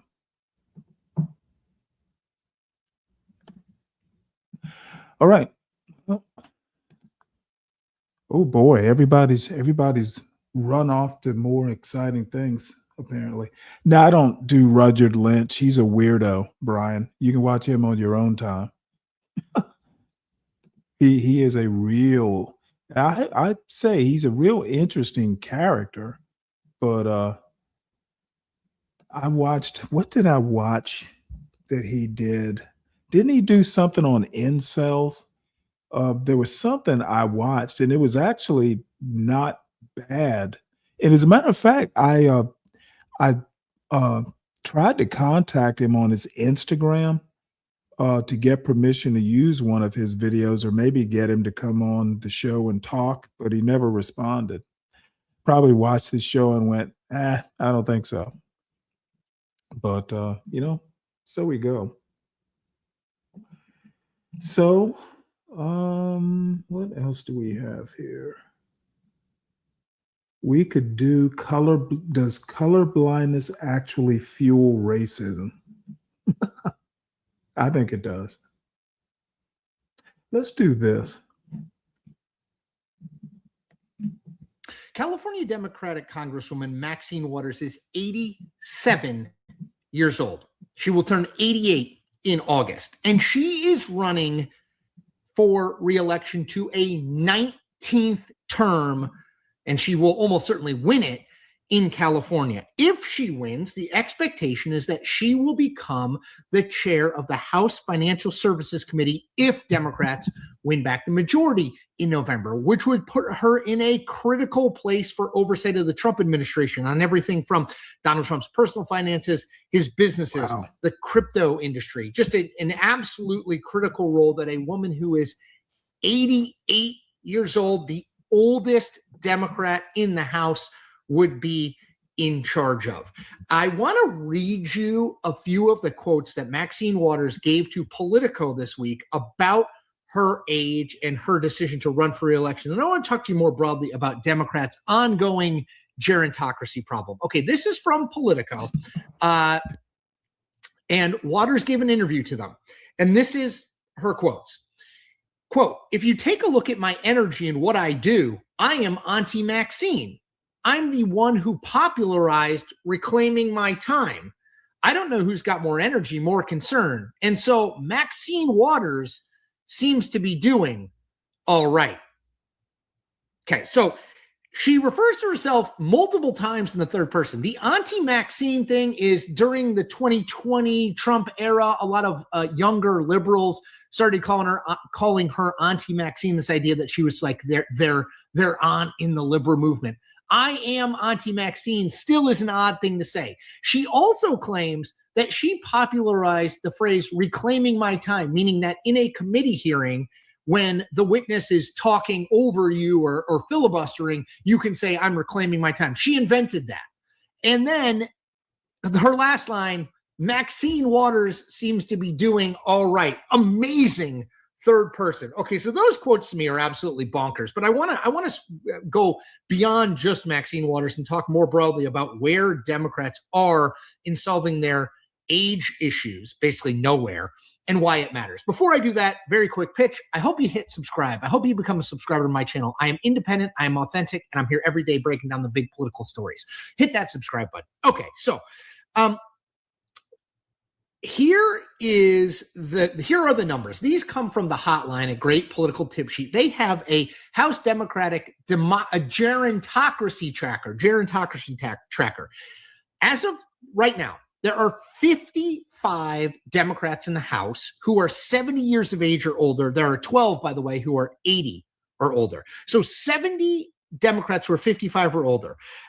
9 of those have said they are not running again. So at a minimum, 46 have either said they're running again or filed for re-election. As I said before, Maxine Waters is the oldest Democrat running for re-election, but she is far from the only old Democrat running for re-election. Of the 12 Democrats who are 80. Isn't auntie something they used to call like old slaves? Oh, wow. I don't know that I'd want to be called auntie if I were an 87-year-old Black woman. Or older. 7 have filed to run or said they are running for re-election. Now, a couple more, that includes, I'll note, Jim Clyburn, who earlier this month announced that he would run again at the age of 84 years old in South Carolina. Clyburn is a former member of the Democratic leadership, and I think wants to stay in office because of the 2028 Democratic primary. That's obviously going to focus in South Carolina. It's one of the early voting states. It'll go, if not first, within the first 4 votes. And I think he wants to be a power broker there. But at 84, he is running for re-election. I will note that Steny Hoyer of Maryland, who is 86, another former leader of the party, is retiring, as is Nancy Pelosi, the former speaker, 2-time speaker, who is 85. She is not running again. But of the 70-year-olds and older, of which there are 55 in House Democratic circles, only 9 have said they are not retiring. And a majority of the 80-plus-year-old lawmakers, 12, a majority of them are running again, including Waters and Clyburn. Okay. Now, why is this an issue? Well, you may remember something I like to call the 2024 presidential election. And in the 2024 presidential election, Joe Biden was widely seen, not just by Republicans, but by independents and by plenty of Democrats, as simply too old to seek a second term. He was in his early 80s. Now, Biden and his people insisted he was totally fine. He had the energy and the joie de vivre of a man 40 years younger than himself. But we all saw in that late June 2024 debate that Joe Biden had lost a step or several steps. He was out of it. He looked very old. And was pushed eventually out of the race. And I would argue that whole thing cost Democrats. I don't know that Kamala Harris was ever going to win that race, as she kind of tagged in for Joe Biden, because I think a lot of Democrats had lost a lot of credibility, I should say, because they had insisted that Joe Biden wasn't too old when in fact he was. Well, back to Maxine Waters for a sec. When there were calls post-debate for Joe Biden to get out of the race, Waters was one of the voices saying that Biden absolutely shouldn't get out of the race. And the line she used was, quote, "Hell, I'm older than Biden," which, yes, she is. And it's not just about the presidential race. I'd also note, and this is from Hotline's Gerontocracy Tracker as well, in the first 6 months of 2025, 3 Democrats died in office in the House, all of whom were over 70 years old. So we had Joe Biden's age. We have Ruth Bader Ginsburg, obviously dying on the Supreme Court, being replaced by allowing Donald Trump to replace her, pick her replacement. You have 3 Democrats dying in office, all over the age of 70 in the first 6 months of 2025. So the reality of the situation is, yes, by the way, Donald Trump is old. And if Donald Trump serves out his full second term, he will be the oldest person ever to be sitting in the White House. But Republicans are the younger party broadly in terms of elected officials, particularly in the House and Senate. The reality is the Democratic Party is very old, and they are still, despite RBG, despite the 3 members dying over 70 years old in 2025, despite Joe Biden in 2024, they are still very much struggling to get older members out. Look, Clyburn at 84 just announced the new term. Waters at 87, soon to be 88, is not only running for another term, but according to Politico, has effectively locked up the chairmanship of the House Financial Services Committee, a hugely powerful committee, if Democrats retake the House majority. And you have her saying things like, if you take a look at my energy and what I do, I am Auntie Maxine. I'm the one who popularized reclaiming my time. Maxine Waters seems to be doing all right. That would worry me a little bit because it seems like she's very focused on herself and not very focused on sort of the image of the party. Right? She's very focused on doing what she wants to do and not very focused on sending a message that, you know what, it is time for some younger and newer faces. So again, I just want to hit this number one more time. There are 55 House Democrats, including Maxine Waters and Jim Clyburn, who are 70 years of age or older. Clyburn and Waters are over 80. Only 9 of those people have said they are not seeking re-election in 2026, which means right now, 46 of the 55 House Democrats who are over 70 years old are running for another term. And yes, if you think Democrats have an aging problem, they do. And they don't seem to be any closer to addressing it and trending younger, which we all need to do eventually. All right, that's it for me.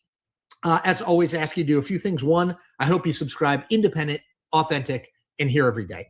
I hope you like and comment on this video. Helps me with the YouTube algorithm. So hit that thumbs up, hit that like. I also want you to be an evangelist for me. Go out and tell people in the real world what you like about what I'm doing and why they should subscribe. And last thing, check out my membership tab on my channel. I've got 3 levels of membership right now. I've got the Dugout Club, the Diamond Club, and the Press Club. Varying levels of access to me, varying levels of access to exclusive video content from me. I hope you check it out. All right, everyone. Take care. Some may want to risk their lives. I think maybe more. No, Bobby. Actually, we usually stay over at my grandmother's old house, and we'll be back over at my my father's house, my parents' house, in the morning. So nope. I think they've turned my room. I knew it was over when my father sent these old. I used to have pictures of the astronauts who did the first moon landing. I had like 2 nice pictures. They were framed photographs, and I had spaceman wallpaper. But nope, I knew it was over when my father sent the 2 pictures that were hanging in my room to me via my brother. So my old room has long since been converted into something else, probably just storage. So nothing stays the same. Or would like to risk other people's lives. No, that's right. If you want to risk your life, I would say go to Ukraine and volunteer to fight on behalf of the Ukrainians, and that would be a really worthwhile way to risk your life. Set this up. Okay, this is Mona Charen talking to Francis Fukuyama. This was 4 months ago. But the topic is why populism is winning. And right now it's not. And actually, who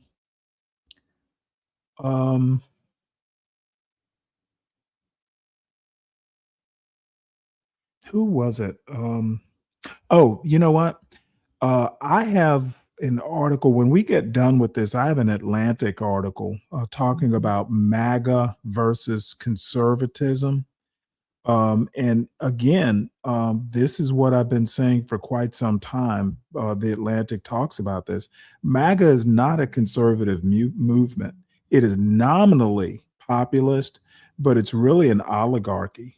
If anybody, MAGA is not conservative, and I can't tell that it's populist because it doesn't seem to be benefiting the working man. Farmers screwed. With these high prices and the wars and gas prices soaring, the market hit a low. I guess it's hit like I forget exactly, maybe it was since the war began or something. The Iran thing happened or started, it hit another low. Trump's literally just, he's doing what he did with COVID. He's just mismanaging shit. And he doesn't seem to understand that, American presidents cannot rule by fiat. This government is not, it's not 1787 where there's 13 states and it takes a week for the news to get from one state to another. The United States is a complicated machine, and both Jimmy Carter and Obama used to kind of get themselves in trouble because they wanted to micromanage things. Well, Trump is the exact opposite. He doesn't want to manage anything. And the people, the yes men and women that he's got working for him simply are not up to the task of running this country. They are failing via mismanagement and incompetence, just like Trump can talk about the greatest economy ever for the first 2 years of his first term. Well, he screwed himself by mismanaging COVID. And once again, Trump's modus operandi, things are spiraling right now, folks. And this, I've been saying it for a few months, but I told you so.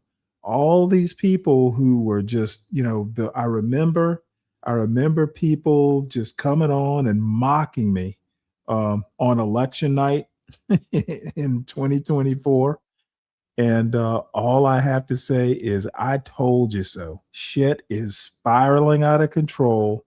Iran is not doing what, Trump wants them to do. I guess he thought it was going to be like Venezuela, where, he decapitates the head of the government and makes a deal with the vice president.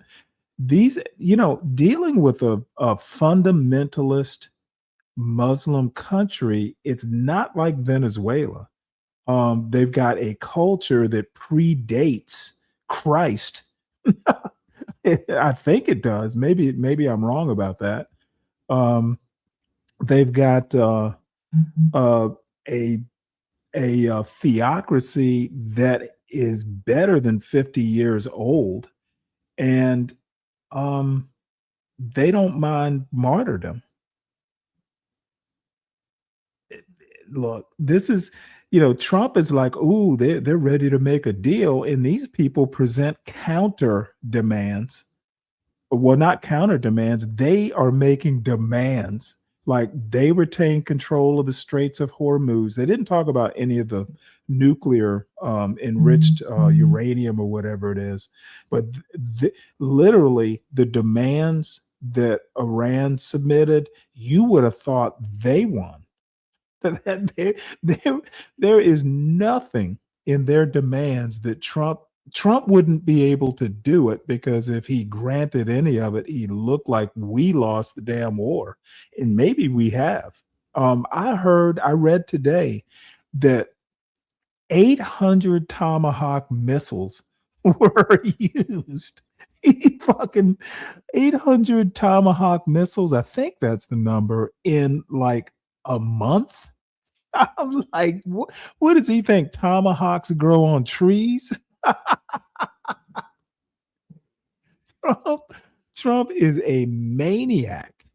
And his little MAGA bunch have entrusted him with nuclear codes. Man, y'all are, anyone who comes into my chat and doesn't have buyer's remorse, I just cannot help y'all. And I was listening to someone earlier today talking about how attractive Candace Owens is. She's this. I love looking at her, et cetera, et cetera. Dude, this is what I mean by old YNs. Okay, they can't see anything beyond a booty and skin deep beauty. Candace Owens is a maniac, and she has helped in getting a lot of black males, apparently because she's beautiful. A lot of black males just go, well, ooh, I'll have what she's having.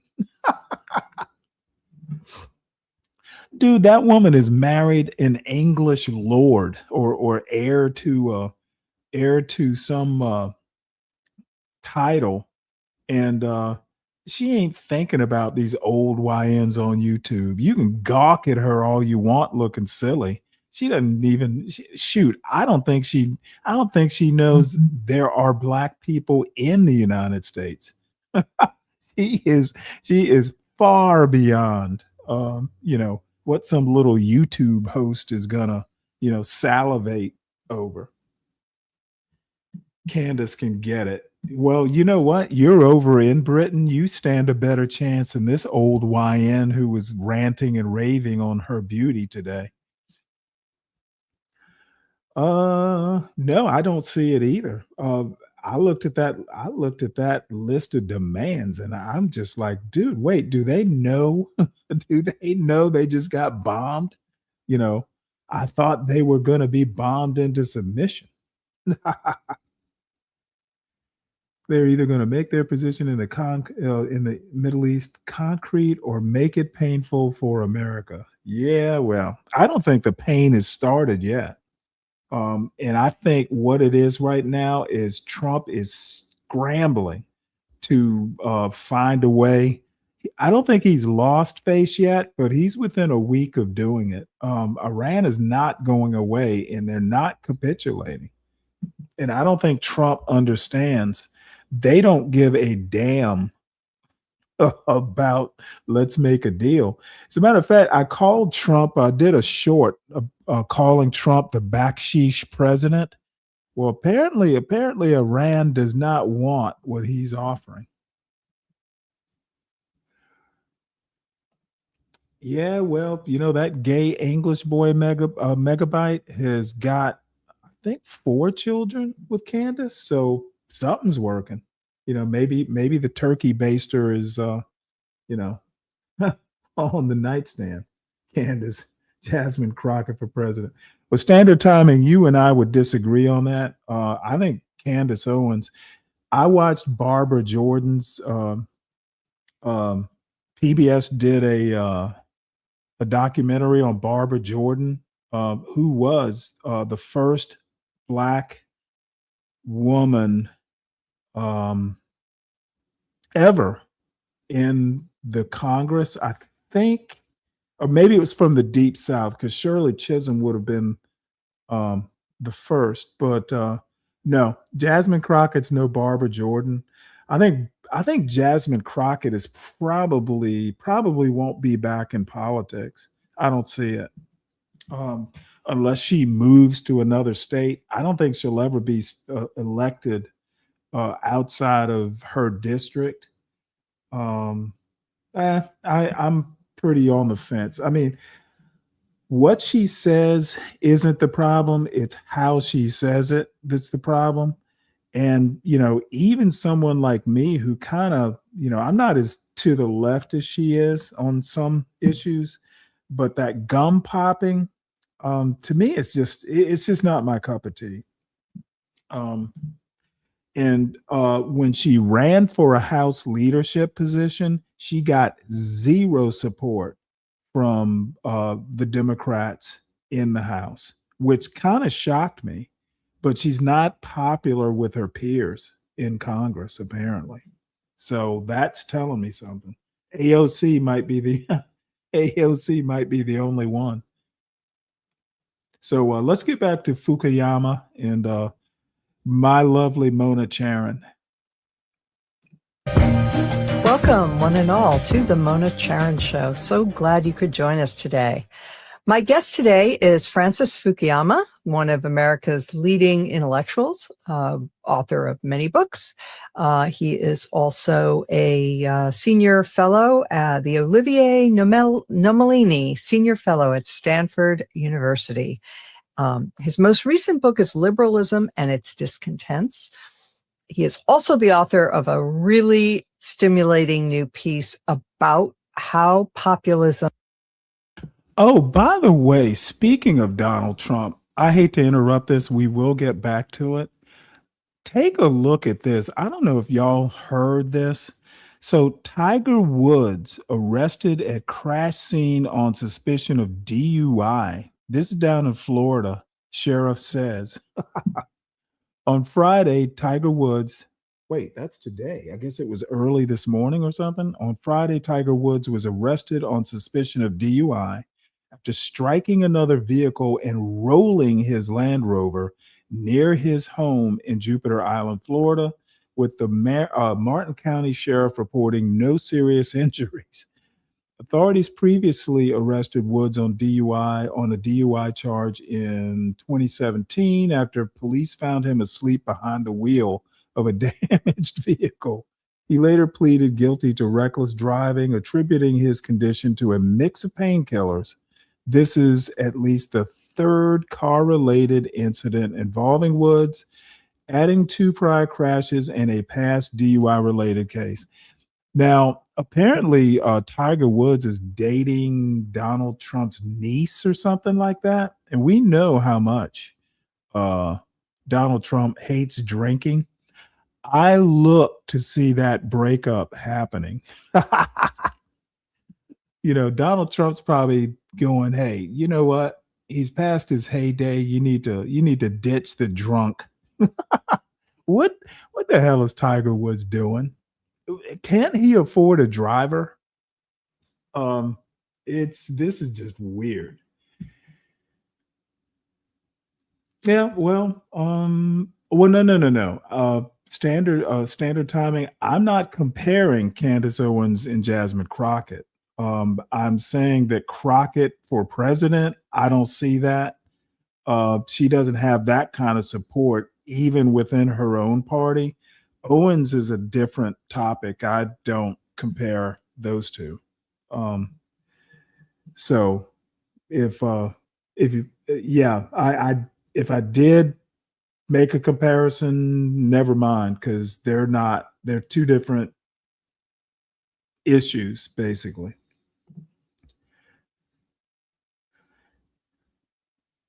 No. What it is he no, I don't know what's up with Tiger Woods. I mean, dude, what is it? Why does he have to drive? He can afford a driver. I don't get it. But it's so funny because Tiger Woods, it's coming up to Masters time next month. It's like in a week or two. And Tiger Woods was on the fence about whether he would play or not, but Donald Trump says he's going to be there.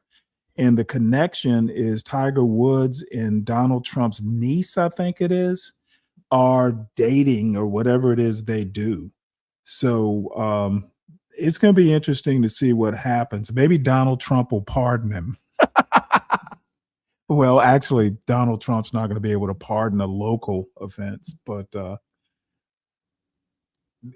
going to stay or try and pay attention to this. I expect that this incident is going to sever, that relationship with the Trump family. Trump does not like, these, he got on Kash Patel's case, from what I hear, basically voiced his displeasure with Kash Patel sucking down beer with the U.S. hockey team. So, you got Tiger Woods rolling a car in suspected DUI. I can't imagine Trump, Trump might rescind his Congressional Medal of Freedom or whatever it was he got.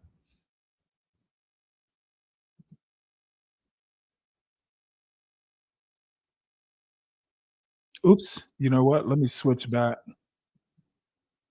And I want to begin with something you wrote. I think you said you wrote it in 1989. I'm talking about The End of History and The Last Man. Well, let me go ahead and pause this right here to address this comment. No, you and I are going to disagree again. Their standard timing. Biden was not the greatest president ever. he was never actually going to be, though I think he could have been historic for the fact that, you know, he would be the stopgap between Trumpism and you know, whoever, you know, replaced him. Biden basically, what are these two doing? Biden screwed the pooch when he didn't just accede to being a one-term president. He had no business, you know, going for a second term. And, you know, between his State of the Union address, where he was, you know, interacting with the MAGA folks and Marjorie Taylor Greene, he looked really good. And then months later, when he and Donald Trump in that's like the worst presidential debate that could possibly happen. And these guys, I think Biden not allowing a regular primary, he basically screwed the Democratic Party. There's no way he could. Joe Biden will manage to go down in history in infamy. He basically lost a presidential election, and somebody as horrible as Donald Trump was able to win. That's on Biden. And the other thing Biden didn't do, and I've talked about this before, back in, what was it? Was it 2018, 2019? He totally misread the immigration policies or how America felt about immigration in general. Totally misread it. And he should have gone to red alert when he got trolled by both Greg Abbott in Texas sending busloads of immigrants or asylum seekers or whatever they were. When he sent a busload to New York, busload to Chicago, and then what's his name? I want to say Santorum, the dude from Florida. I'll think of his name in a minute. DeSantis. When DeSantis wanted to get in on the trolling action and used a Texas chartered plane to send immigrants to Martha's Vineyard, that should have been the wake up call. That should have been, oh shit, I'm being trolled. I better take this immigration bull by the horns. And they were complacent. And this is a little bit of hindsight, but I did think, Biden, are you going to let these Republican governors troll you like this on immigration? Or are you going to take control and take some decisive action? And he just did not do that. And Biden will not be well remembered in history. That, with the Afghanistan withdrawal, just there's some problems there. Great is not going to be the word that will be used. What's up, Frost? I see you're trying to be a troll, huh? No, Biden did not do well in that debate. I watched it and it was troubling. As a matter of fact, pretty much that debate was like the fulcrum. You know, he was either going to be the savior of the Democratic Party or stave off Trump, or the opposite. There was no middle ground. Nope. That debate was a debacle. And I'm a Democrat. I would love for Biden to have been in the kind of shape that would, have allowed a second term. And then the problem is Kamala Harris got put in a pickle. She would not have won a Democratic primary more than likely. Maybe she would have, but it's a hypothetical, and I can't really say one way or the other. She'd have the advantage being the vice president, but being a Black woman, that was going to be obstacle enough. I think she's perfectly capable of doing it, but I'm not so sure. I'm never going to say she couldn't have done it, but she had enough stacked against her. And then you pile on, she was the border czar, and that just got way out of control. And then there was no primary, so it gave the Republicans,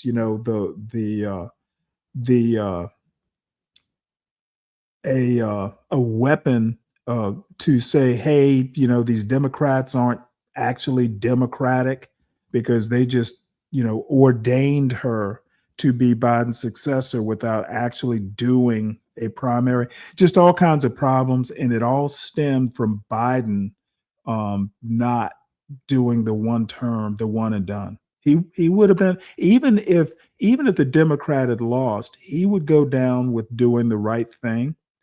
And then the other that's the same thing that Biden did. What's her name? Ruth Bader Ginsburg, holding on to the bitter end, basically allowing Amy Coney Barrett, I think it was, to having McConnell ignore his own rules in getting a conservative into power by denying Biden denying Obama a Supreme Court nominee. Yep, Ruth Bader Ginsburg, she will not be treated kindly by history for all the good things she did, holding on to the bitter end. Sorry, it hurt the Democrats. It hurt this country. Same thing with Biden. What Biden's stubbornness to give up power hurt the country. My face and nobody's asshole. Oh my God! Why? Why? Why is everything gotta fuck up tonight? Shit. Hey, oh shit! I'm on the panel. Hey, Stanley, what's up, man? Stanley, I can't hear. Hold on. Oh, I'm sorry. No, it's me. I was just talking a little politics before we get into this video. Yeah, man, I want to talk about politics, man. Fuck all that dumb shit. I want to talk about politics. Let's go. What you were talking about? Talking about Biden. Well, number one, Biden being the cause of Trump. Allowing Trump, basically allowing Trump to get into office because they're, I don't think that Kamala Harris was really given a fair shot. But Stanley, I wouldn't blame Biden for that. Oh, I would. Biden had an auto pen, Stanley. Who knows who controlled that auto pen? Who controlled that auto pen? That's the question I'm asking. They've been using auto pens since Thomas Jefferson's time. Yeah, sure. Okay, but no, Thomas Jefferson invented the concept. Okay, yeah, auto pen. You didn't know that? Yeah, but Eagle, my point. How long has it been in effect, and who made it? Who exposed it, and why did he expose it? Who cares? There's nothing wrong. All the presidents use auto pen, including Donald Trump. Well, I would disagree with you. You don't have to disagree. No. No. Don't disagree. Look it up. Okay. Well, yeah. Well, So what you think this Iran strategy he going with right now is based on auto pen? You're the one who brought it up. You tell Well, me. I don't. Well, damn, why I always got to come in at the end? The end of what? The end of your conversation. I always got to interrupt you. See, I feel like I'm finna fall victim to a trap. Well, you like Donald Trump set your own traps and walk into them. Yes, all right. So let's go back. This particular video is talking about populism. Speaking of Donald Trump and his faux populism, the title, this is from four months ago. So I don't know that the topic would even be brought up because populism, well, number one, MAGA isn't populism. We need to stop that foolishness. And then my God, you got somebody in your chat named I didn't mean to interrupt you, Stanley. I'm sorry. Named what? You got a guy in your chat named Standard Timing saying that President Biden, GPOAT. Well, if he was such a great president, you would have thought about putting a dot behind that P. You would have excelled in education, son. I don't know what's wrong with you. Well, he was a teacher for 20 plus years, 25 years. So don't be talking about education. He failed on that same basic ideological precedence, and then he wants and then come out there and put a and Mr. Period GPDAT. I wouldn't be handing out English test or test grades in a chat. It's a YouTube chat. I in test grade because I'm stupid, but I noticed it. But go ahead. All right. Well, let's get back to this video. It's just started. It was a joke, Stan. It was a because I recently reread it. Yeah, I was inflicting a joke I have myself. long felt that this was one of the most unjustly misunderstood, maligned books ever. I cannot count the number of times people have said, well, I guess Frank Fukuyama sure wishes he hadn't written that. So can you just outline, I'll tee up the first one. The first thing that drives me crazy is when people say that people who obviously didn't read the book, but just saw the title and thought that you were arguing somehow that history was actually over, that events would no longer happen. So that was the dumbest. So we can start there, but then there were other criticisms, and I would love for you to just take a few minutes to talk about that book and the reaction to it. Sure, Mona. So thanks. I really appreciate being on your show. I'm a regular listener. I'm not going to be able to listen in the gym this week because I don't want to hear myself talking, but that's okay. I've been trying to explain this to people for the last 35 years. It gets a little bit frustrating. The idea of history is not just the succession of daily events. It's history with a capital H, which we might better label development or modernization, because, I believe that there has been progress over the last 40,000 years that there have been human beings on Earth as we progress from one different type of society to another. I think this is widely accepted by everyone. The world we live in modern America is very different from, the situation in Sudan or Guatemala or other less developed countries. And that represents historical evolution of social and political forms. So that's the meaning of history. The meaning of end is not the just stopping of events. It is really, where is this modernization process taking us? And the argument that I was trying to make was that for a good 150 years, Karl Marx and his followers believed that history would end or culminate in a communist utopia. Mm-hmm. And when I wrote the original article, the end of history with a question mark at the end. I was simply saying, well, Marx may be right that there's history, there's progress, but it's not going to culminate in communism. It looks like it's going to culminate in the stage before you get to communism, which is bourgeois liberal democracy tied to a market economy. And, I still believe that is correct. And that was really what was intended by that particular title. I think you also said at one point that you were drawing upon the work of Hegel, who talked about the end of history in the sense of its goal, the thing toward which it was going, not in the sense of an end to a play. Yeah, well, well, the other thing that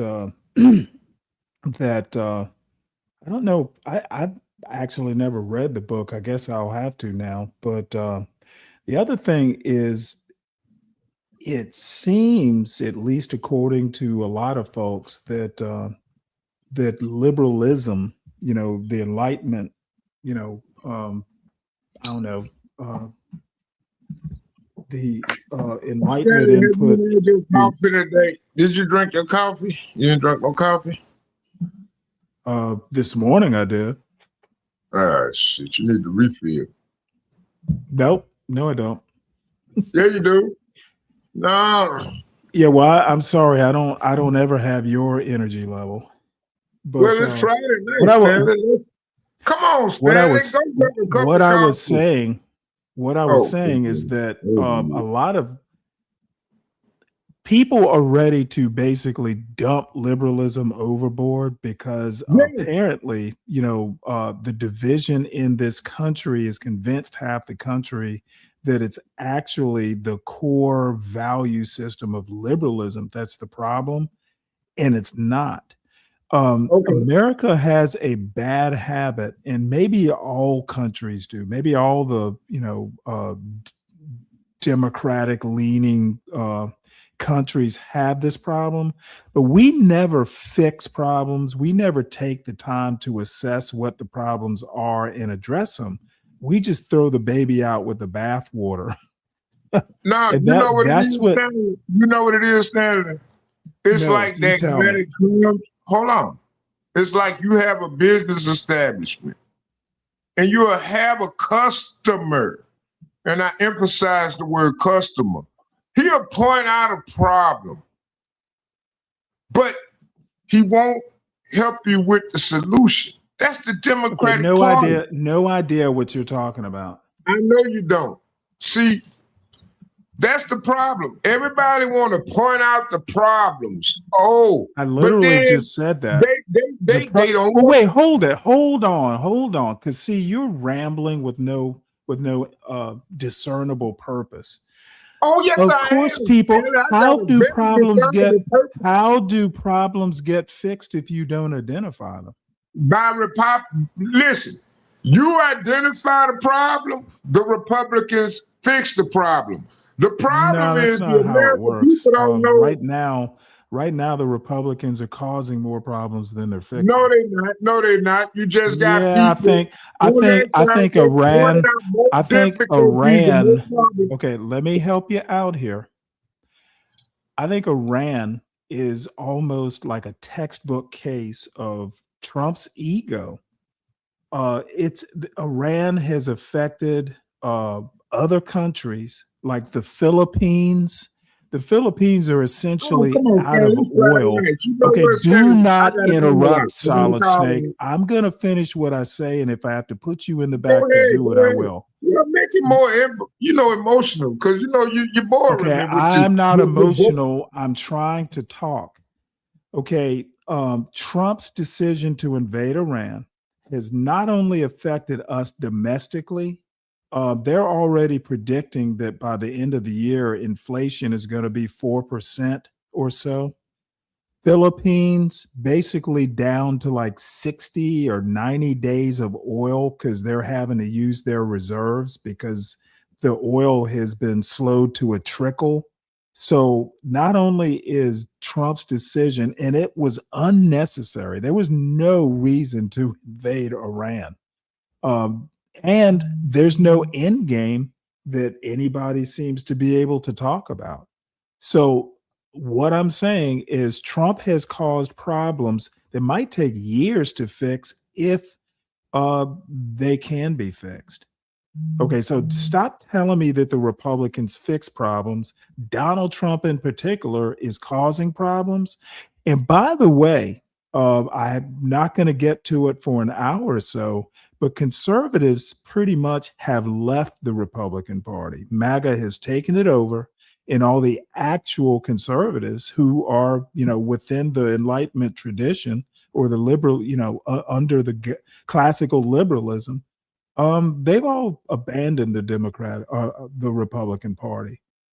You need to stop talking emotion and actually pay attention to the news and read or whatever it is you need to do to sound coherent. You don't sound coherent. You sound like you just okay. To you, I don't. No, I'm not going to wait a minute. To you, I don't sound coherent, but what is that telling me? Of course, I'm going to sound incoherent to someone who has no clue what I'm talking about. Yes, I do know exactly what you're talking about, and I got a political standard for each and every point you're making, but you won't let me finish my sentence.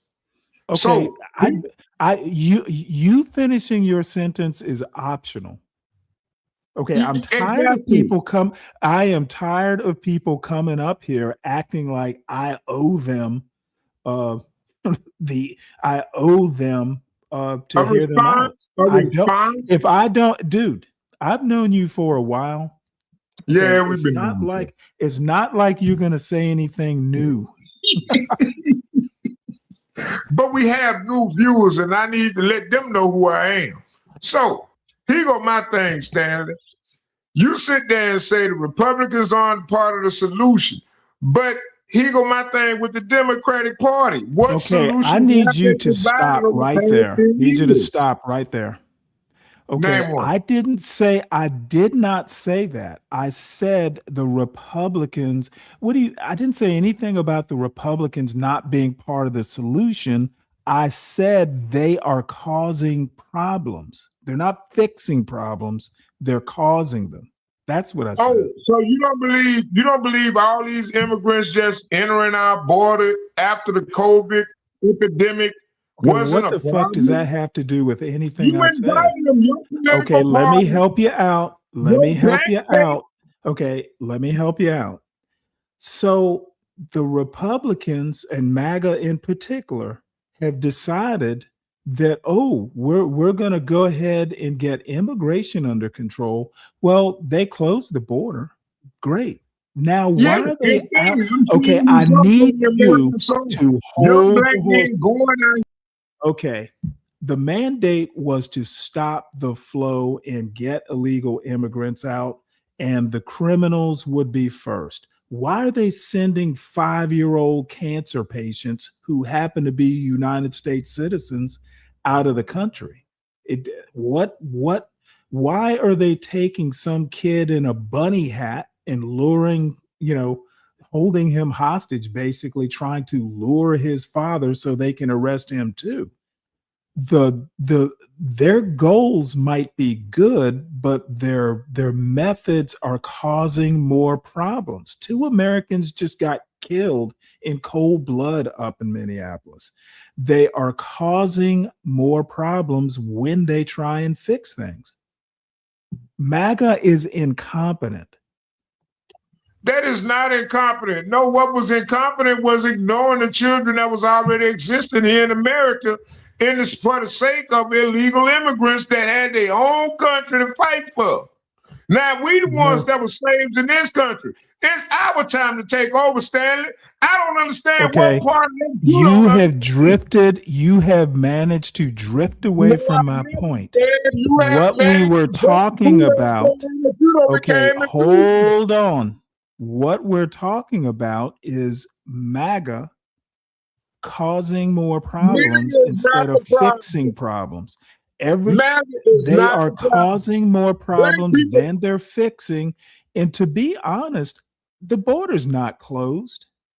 Oh my God, Stanley. And you know why? You know why? Because you got 90% of the liberal black voting power sitting up there blaming Trump for everything.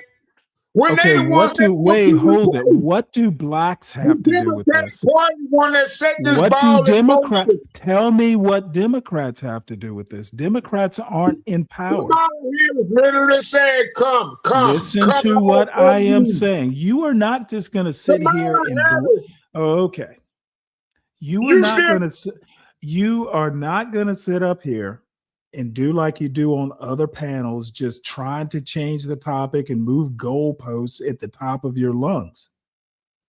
The premise that we were talking about is that MAGA does not fix problems as much as cause more problems. I don't want to talk about It's Our Time. Black people have nothing to do with MAGA's ineptitude. You know what black people got anything to do with?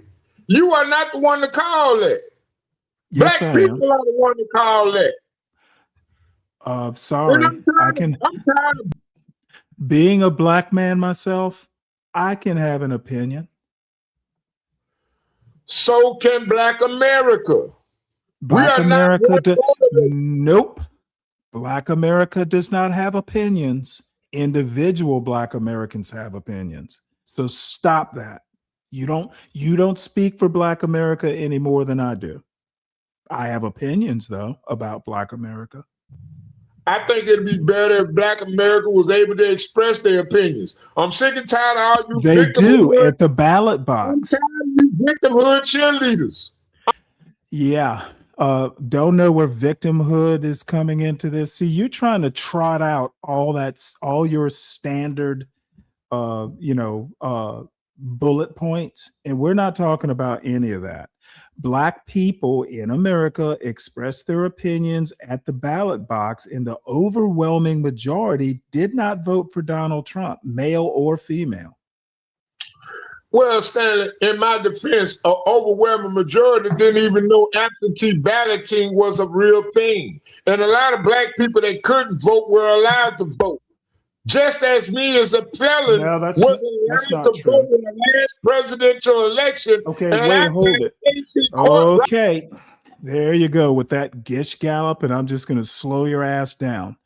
You're saying that ineligible black voters voted? Is that what you're saying?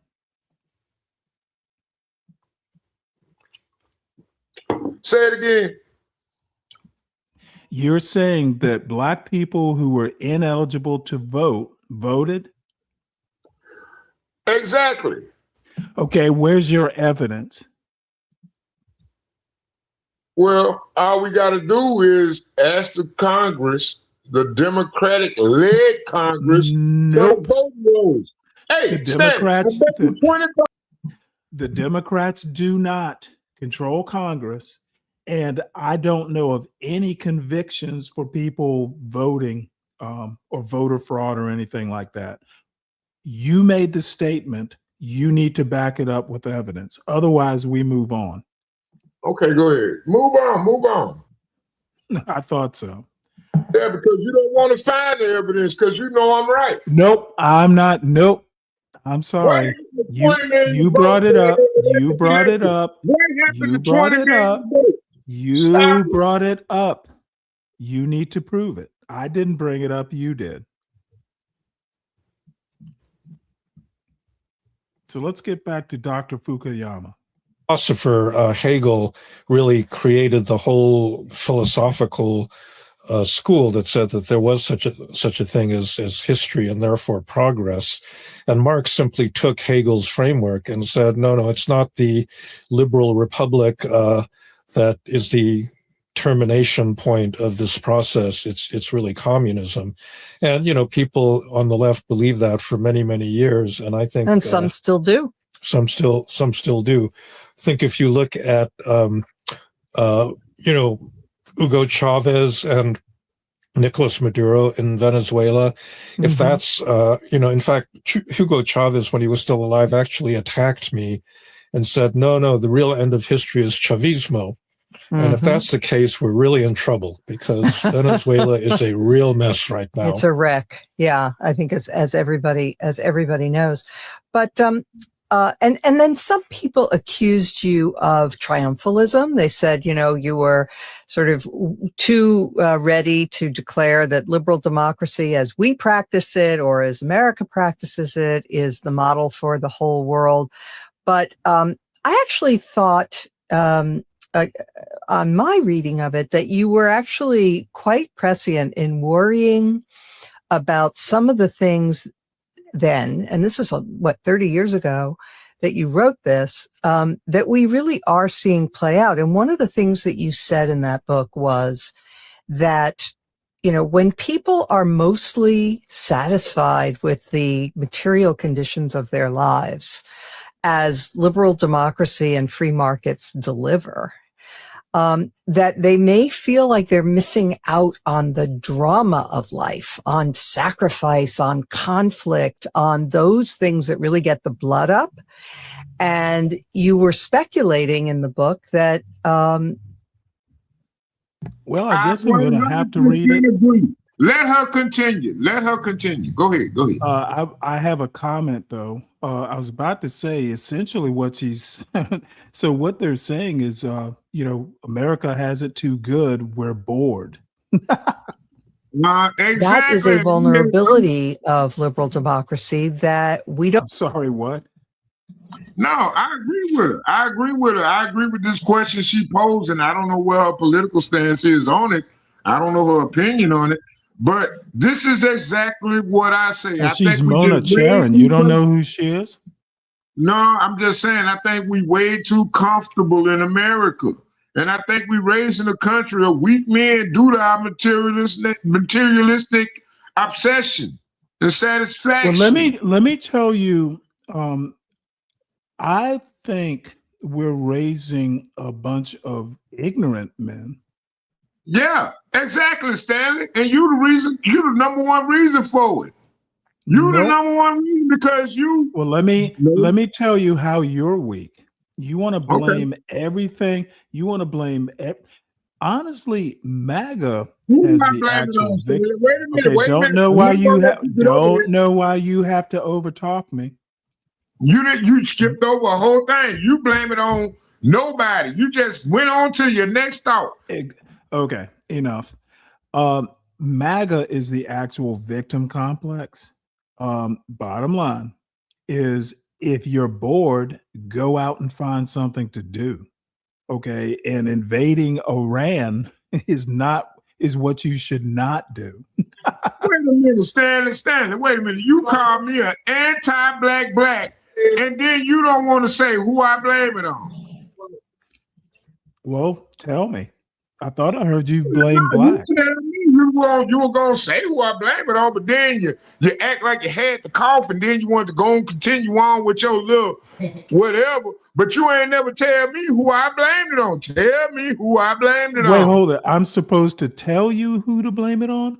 No, you're supposed to tell me who I blame it on. You don't remember when you said that?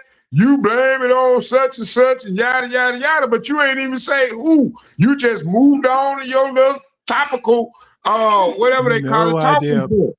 No idea what you're saying. No idea what I'm saying. Maybe I know that you want to blame it on. Let me talk a little more relaxed then. Let me talk a little more relaxed because I'm getting the chat aggravated through my energy. Okay. So, Stanley, you said that I blame it on such and such, but you never said who. Well, let me tell you, you blame it on Democrats. You blame it on Democrats and blacks. No, I don't. I don't blame it on that. I blame it on absolute ignorance and just being spoiled. I think most blacks are just way too spoiled to deal with the hardships of an American without a government. Okay, how are blacks spoiled? Oh, well, you're a prime example of it, Stanley. Where you work at? I'm retired. What legacy have you laid down for any foundational business where I've you got receive individual income? I've got a son who's a sophomore at Georgia. Stanley, that's not the answer. Let me help you out because you're asking me questions and not letting me answer. I'm retired. I've done my duty. I've served my country, etc. I've got a son who is a sophomore at one of the best engineering schools in the world. He is my legacy. Anything else? So you just gonna throw me in the back, huh? You just gonna throw me in the back. If you're going to ask me, if you were going to, there you go again. You asked me if I'm just going to throw you in the back, and the answer is I'm going to throw you in the back if you ask me a question and don't allow me to answer your question. But Stanley, I can't throw you in the back. Don't you believe in a fair fight? Stanley, do you believe in a fair fight? I have learned. There you go. You ask me a question. Do I believe in fair play? And won't let me answer it. What's up with that? This isn't RLM's panel.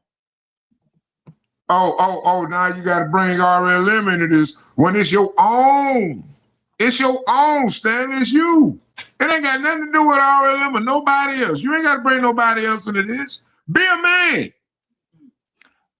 Yeah, I'm being a man and putting your ass in the back. I'm control. I'm in control. That's right. You controlling the control. Man on the digital panel.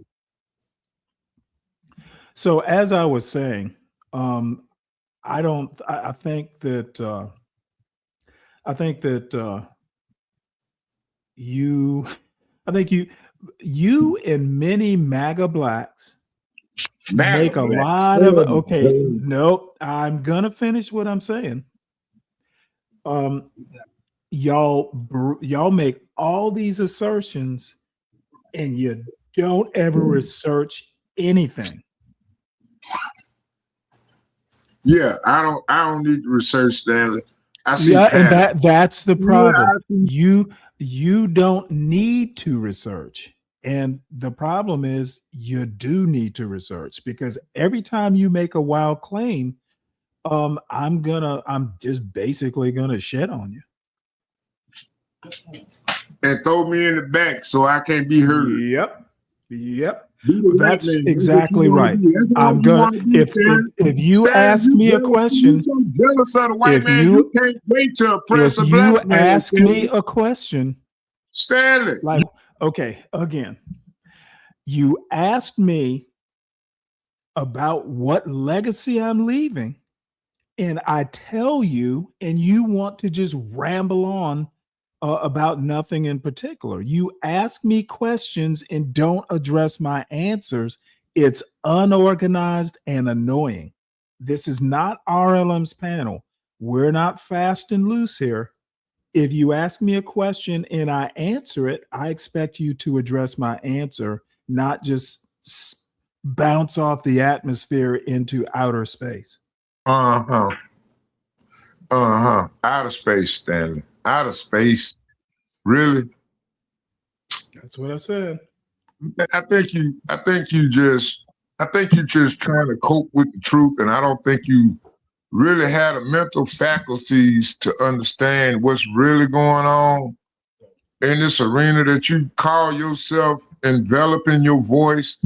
Because I don't think you're smart enough, Stanley. I really don't. I don't think you have an American patriot bone in your body. Well, let me put it to you this way. You're a coward, Stanley. I have served America more than you have. I don't think you I have served. I don't. I think you want everybody to come up here. Okay. Anytime you want to stop and let me answer. Well, Stanley, come on now. I'm doing it on your panel. I ain't on RLM panel. I'm on your panel, and I'm doing it. Well, you need to stop acting like you do on RLM's panel. This is my panel, not RLM's. It is, Stanley, but I think you're a coward. I think you're a coward. Hiding behind the United States military while being a treasonous individual by supporting our oppressors. I don't think you know what you're doing, Stanley. I think you're just running your mouth. What have I said that would lead you to believe who's oppressing America, by the way? Who is oppressing America? So you got to create a trip up. This is not what I want to do. Who is oppressing America? You said I'm supporting America's oppressors. Who's oppressing America? Nobody, Stanley, because you don't know nothing, Stanley.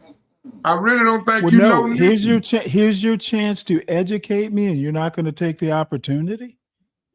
Oh no, Stanley, you're gonna take it. You're gonna take it away from me. You're just gonna give me a lollipop so you can snatch it back at the last minute by throwing me in the backstage, Stanley. That's what you do. Well, did you notice I asked you a question and I Yeah, stopped? you always ask me a question and I you throw me in the paused. backstage. You throw me in the backstage Okay, because you there we got go. another question. See, this is Ironically. what happens. These MAGA blacks. I ask you a question and you don't answer it. I pause to hear your answer and you act like I'm putting you in the back for everything. My question is, who is oppressing America that I am supporting?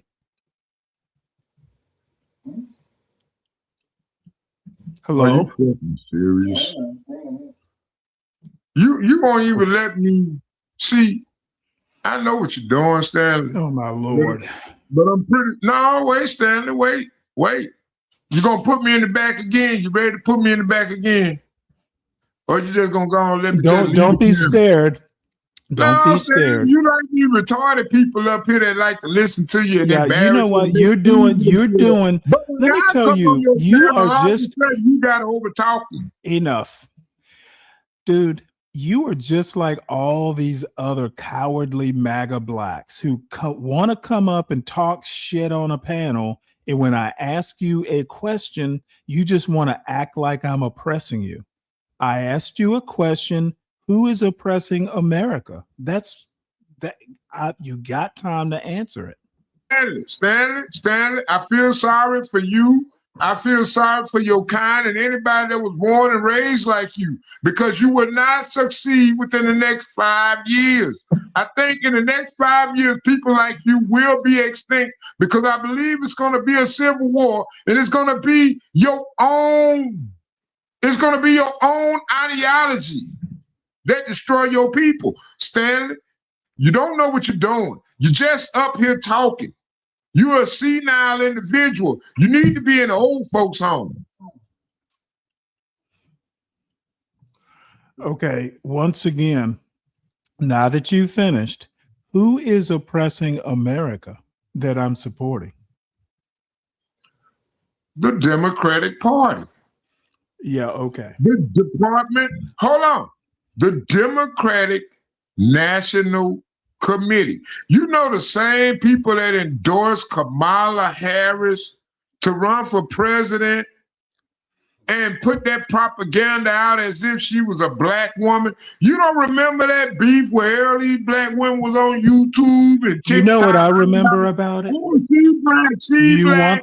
Okay, you asked me, once again, you asked me a question and I'm trying to answer it and you just keep talking. The answer, do I remember Kamala Harris? What I remember is that the last time she was running for something was 2024. She's not in power right now. What's your excuse? And how is Kamala still oppressing you? Do you know how she lost, Stanley? Do you know how she lost? Can you explain how she lost? It is in the, no, don't explain, because it does not matter. This is 2026, not, okay, God damn it. See, this is what these fucking MAGA blacks do. They just want to overtalk you while people in the audience applaud them. Okay, Kamala Harris is the past. She lost in 2024. It's 2026 now. Who is oppressing America in 2026? And by the way, the Democrats are not in power. You couldn't name me the most powerful Democrat in the country because there isn't one. I can name Antifa. I can name anybody on Antifa. Anybody that support the Liberal Party that want to fail that sinking ship. Okay, you know what? What's up, Mike? 1, 2, 3. Maybe you can make.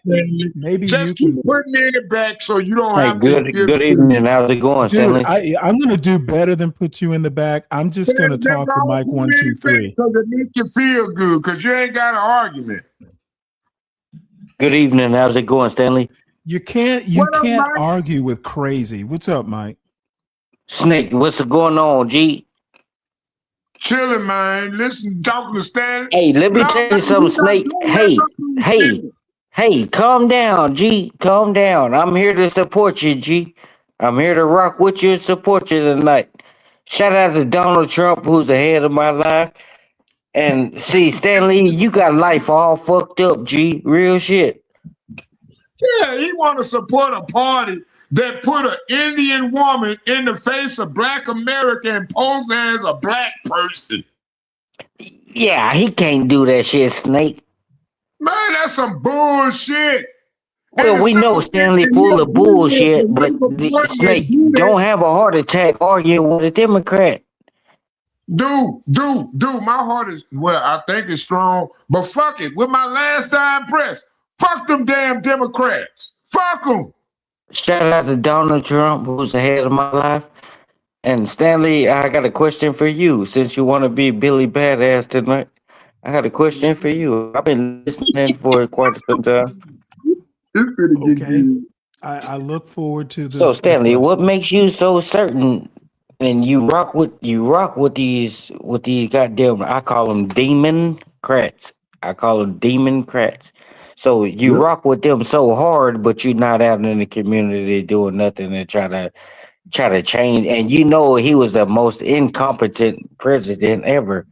You trying to make him and hype him up, and then he put that, and he made you look stupid. And Solid Snake, I'm black, just so we clear. And when I say this, he made Kamala Harris.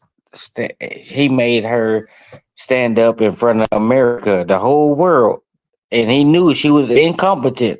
Giggling Kamala is what I call it. Giggling Kamala. All the bitch do it. Well, all she do is laugh and nothing serious. You know nothing. why I Never. think, you know Hold why on. I You think- listen. You wait till I'm finished. I don't. No. We get your No, point. he gonna let you finish, You can Mike. He stop gonna now. let I think the reason. So Snake, I'm gonna let him speak, and we're gonna have a cordial conversation.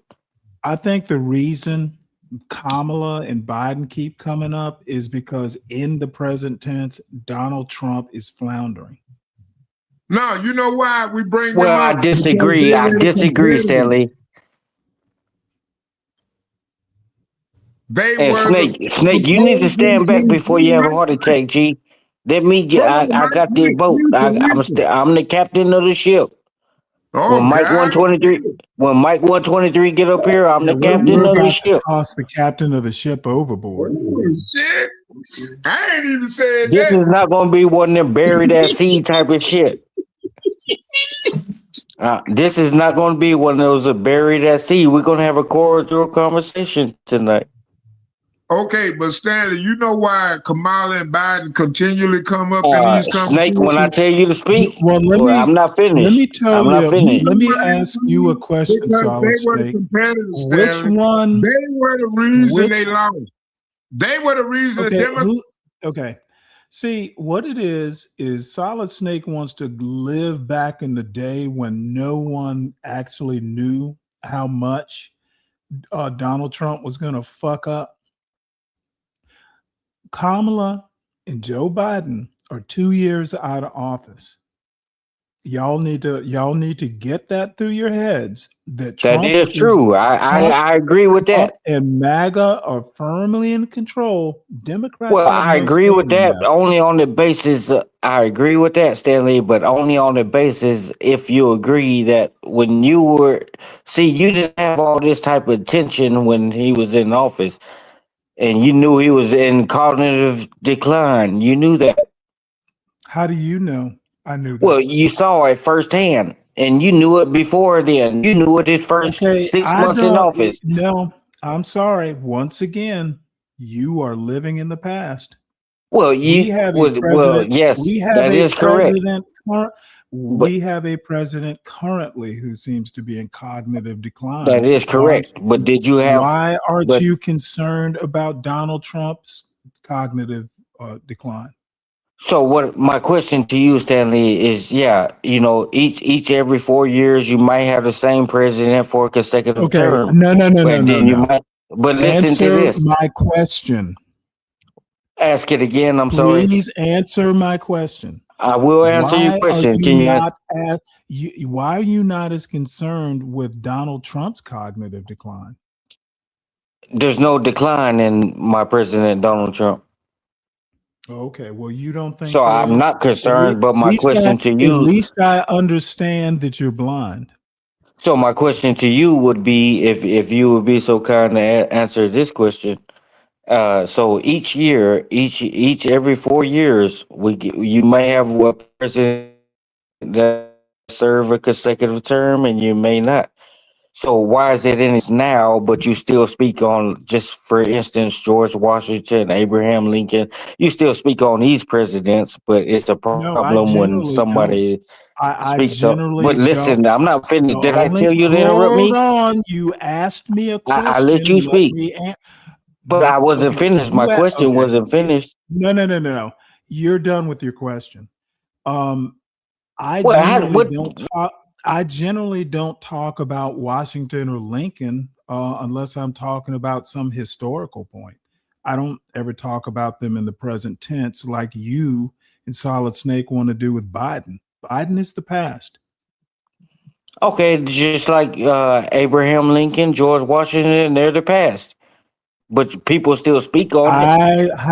I just answered your question, which Well, you is did not. I You don't. didn't even let me finish the Yes, question. I answered your question. You cut I me off don't. when you heard something that God you didn't damn it, like. dude! You just want to be a more sober Solid Snake. I'm not in the mood. I'd never talk about Abraham Lincoln or George Washington or Thomas Jefferson unless I'm trying to make some historical point.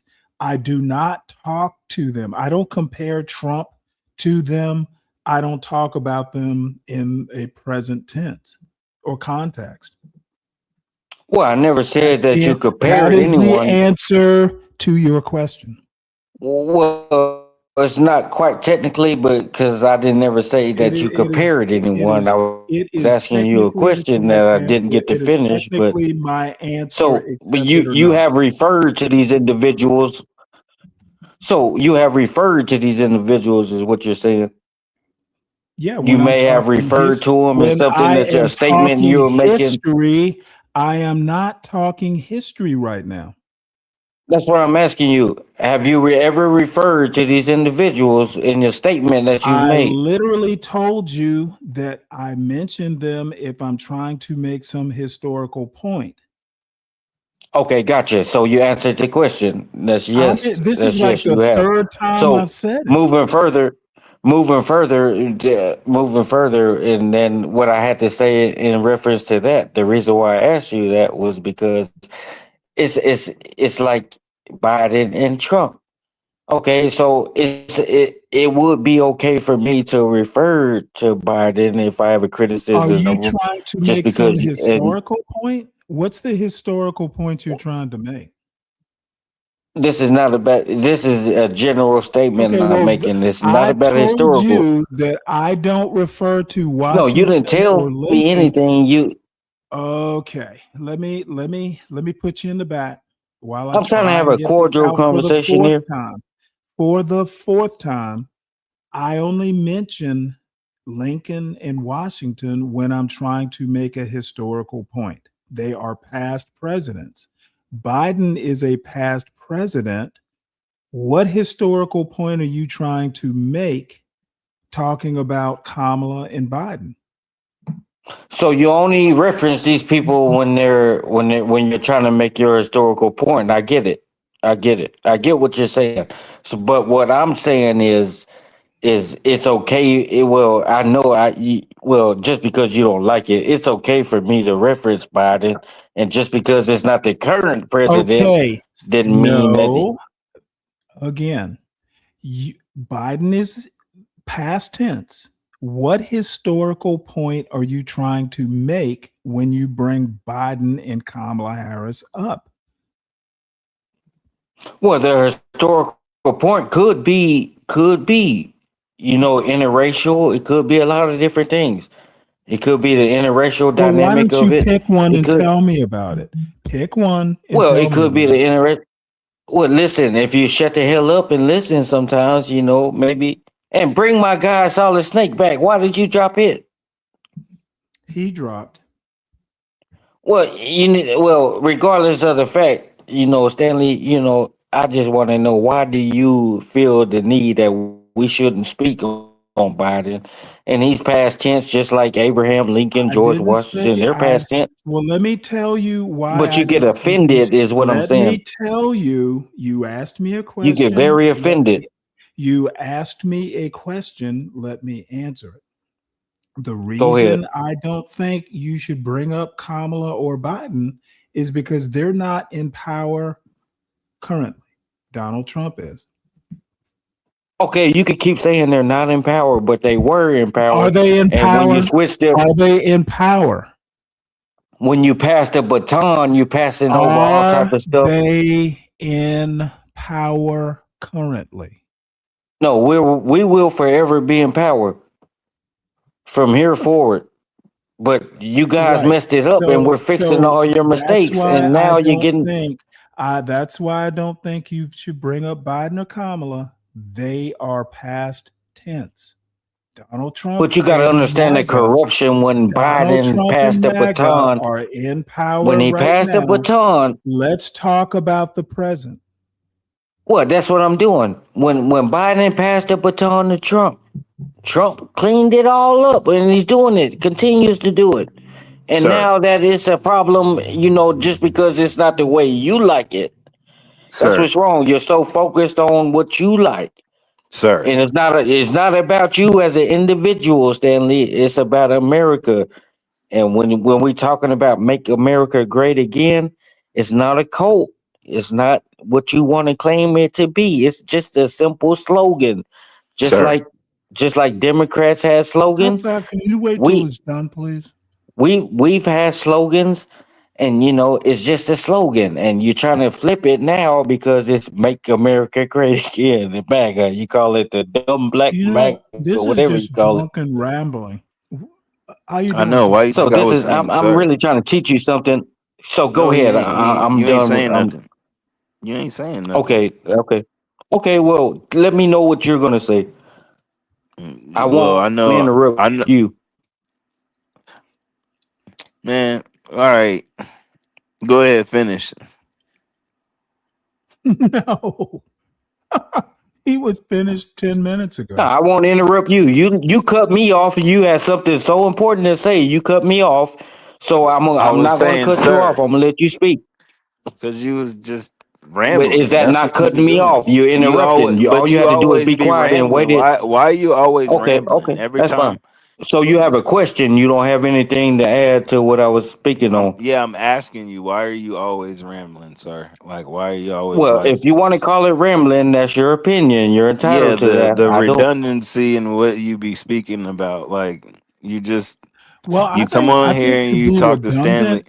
Yeah, well, he I was always actually talking getting about on you, to something. Stanley. He always got something to say about you, well, Stanley. go ahead. I'm actually trying to have a conversation here, but you call it what you want. It is what it is. I can't change the way you think. Well, I think you need to stay off the I drugs. just don't Maybe you stay understand off why the you alcohol. felt the need to come up here if you felt like if that. you didn't drink so much, I just don't understand why you felt the need to come up here and address me if you felt like that. That's what I think. That's what I think. I think you should stay off. I just don't understand why you felt the need to come up here and address me if you felt that way. Because I have to. Well, he didn't come up to address you. So it's an obligation for you to come up here when I get up here to tell me off. Is that what you're saying? If that's how you feel. She said, Stanley, and you want to call me Stanley, and you think I'm stupid, Stanley? Hey, man, why you got a slur in your mouth? Why are you talking like that? Nigga, I'm from Dallas, dude. I don't speak how you want me to speak. If you don't like the way I sound, nigga, drop down and go to somebody else's panel. You got a list? You got a list? If you don't like the way I sound, drop down and go to somebody else's panel. Obviously, Stanley, I was having a conversation with you. Gentlemen. Let's that's read all. this You just comment. got a list. I'm not here to argue. I'm just trying to have a conversation. I don't know I'm not why here to he's argue. so angry because he got a list. I mean, I wouldn't be mad. Let me read this. Hey, Stanley, I was good, man. I was answering your question. I was moving on. This guy came up Can here, I read this comment on the screen, please? Go ahead. Black Knight says Mike 123 was partying with Tiger Woods. Apparently, that's a good one. If you didn't know, Tiger Woods had an accident. He rolled his Range Rover, and I saw that. I saw that earlier. He needs to stay the hell away from vehicles, man. And Justin Timberlake was drunk too the other day. A driver. Why can't he get a driver? Justin Timberlake was fucked up too. Stanley, when these tournaments come around, they gotta have something for the media to, it's just to boost your whatever they, that the celebrities do. They stage certain stuff to do. If it involves rolling, if it involves hitting another car and rolling your Range it's not the first time he's done that. My point is that all that, physical danger for publicity. So, hey, Stanley, do you want me to drop down so you can talk to your comrade? I'm trying to have a conversation. Shut up, Mike 123. Why are you always so damn sensitive, man? Why you acting? Hey, it's not like about being girl, sensitive. Man? It's about being right. Like it's about being right. You call like it sensitive. Bitch. You call it. Call it what you want. But for? Okay, if you call me a bitch, it's not going to change the narrative. It's not going to change the fact that you always so emotional like a girl, man. You always sound like you about to cry. Always complaining. Cool. I get that's how you feel, but it's not going to change the fact I'm telling you the truth. Okay. You just don't like the way I sound and the way it come off. I'm telling you the truth. That's why you're so angry. At some point in your life, you got to just get past it and move on. Don't engage with me if you feel this way. I'm just saying. When I come up here and I try to be real and try to speak, you don't be real. Well, you don't think that's your opinion. That's your opinion. That's your opinion. So I was having a conversation with Stanley. You kept saying, sir, nigga, just shut the fuck up and wait till I'm done and address me. You don't have to interrupt me.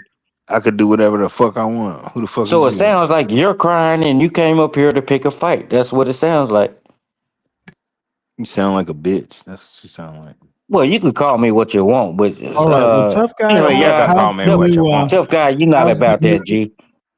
You're not about that, G. You ain't about that, G. You ain't either. So I ain't even gonna go back and forth with you. Yeah, I know. You showed your hand a long time ago to Mike 123. Yeah, I bet. Mike 123. Mike 123 is gay. Moving on, Stanley. So Mike 123 is gay. So in reference you're gay. Stanley, in reference to the nigga, what I was speaking on. Don't talk when you speak on, I'm talking to you, you gay motherfucker. Stanley, when you speak on the president and you're trying to make something historical. Mike 123. Go ahead, get it out. Motherfucker, you was a fat bastard. Okay, and what else you got? Lord. Yeah. So Stanley, in reference, I was trying to make and it wasn't a historical comparison. It wasn't a historical comparison. It was just motherfucker. Mike if somebody is able to speak on, if somebody is able to speak on Biden, I'm because he ain't shit. Oh, go ahead. Pussy but if somebody is able to speak on Biden, George Washington, Abraham Lincoln. Hold on one sec, guys. Oh, this is going off the rails. How's your place doing there, tough guy? Good. I'm just fucking with Mike 123. Yeah, man, I don't take this shit serious, dude. You don't just fuck with me, dude. See, tough guy, that's your problem, dude. You playing and I'm being serious, dude. You don't just fuck with me, dude. Real shit.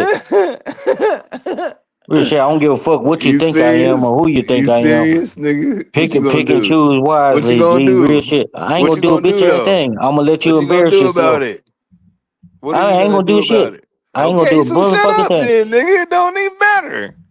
Well, it really don't. You came up here addressing me. I was having a conversation so about some shit. You acting like a girl, man. It's not that serious, bro. Okay. I'm a girl. Okay. Yeah. What's that? What does it change now? What a little girl? Okay.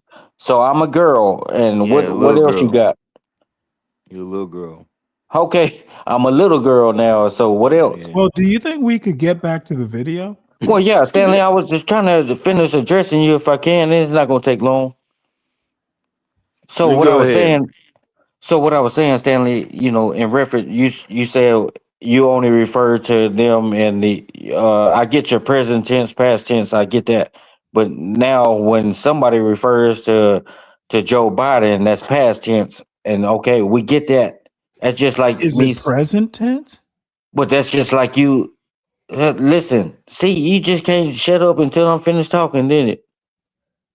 So it's just like you saying, "Hey, you referred to him and you admitted that you did." Well, you stated that you did. There's nothing wrong with that. Is my point exactly? So don't get mad when I speak on Biden in the present and the past tense. We know who the present tense, Donald Trump. We know that. Nobody is naive or stupid to that. But I'm just saying why you didn't have the same energy that you have now, and you knew Joe Biden was in cognitive decline the first 4 or 5 months in office. I'm just saying, and he And passed the baton. okay, stop right there, please. I will. Now, my question to you is you had major concerns and criticism for Joe Biden being in cognitive decline. That's a good historical point. Now, what about Donald Trump's cognitive decline? It is obvious that he is struggling. Why aren't you concerned about it?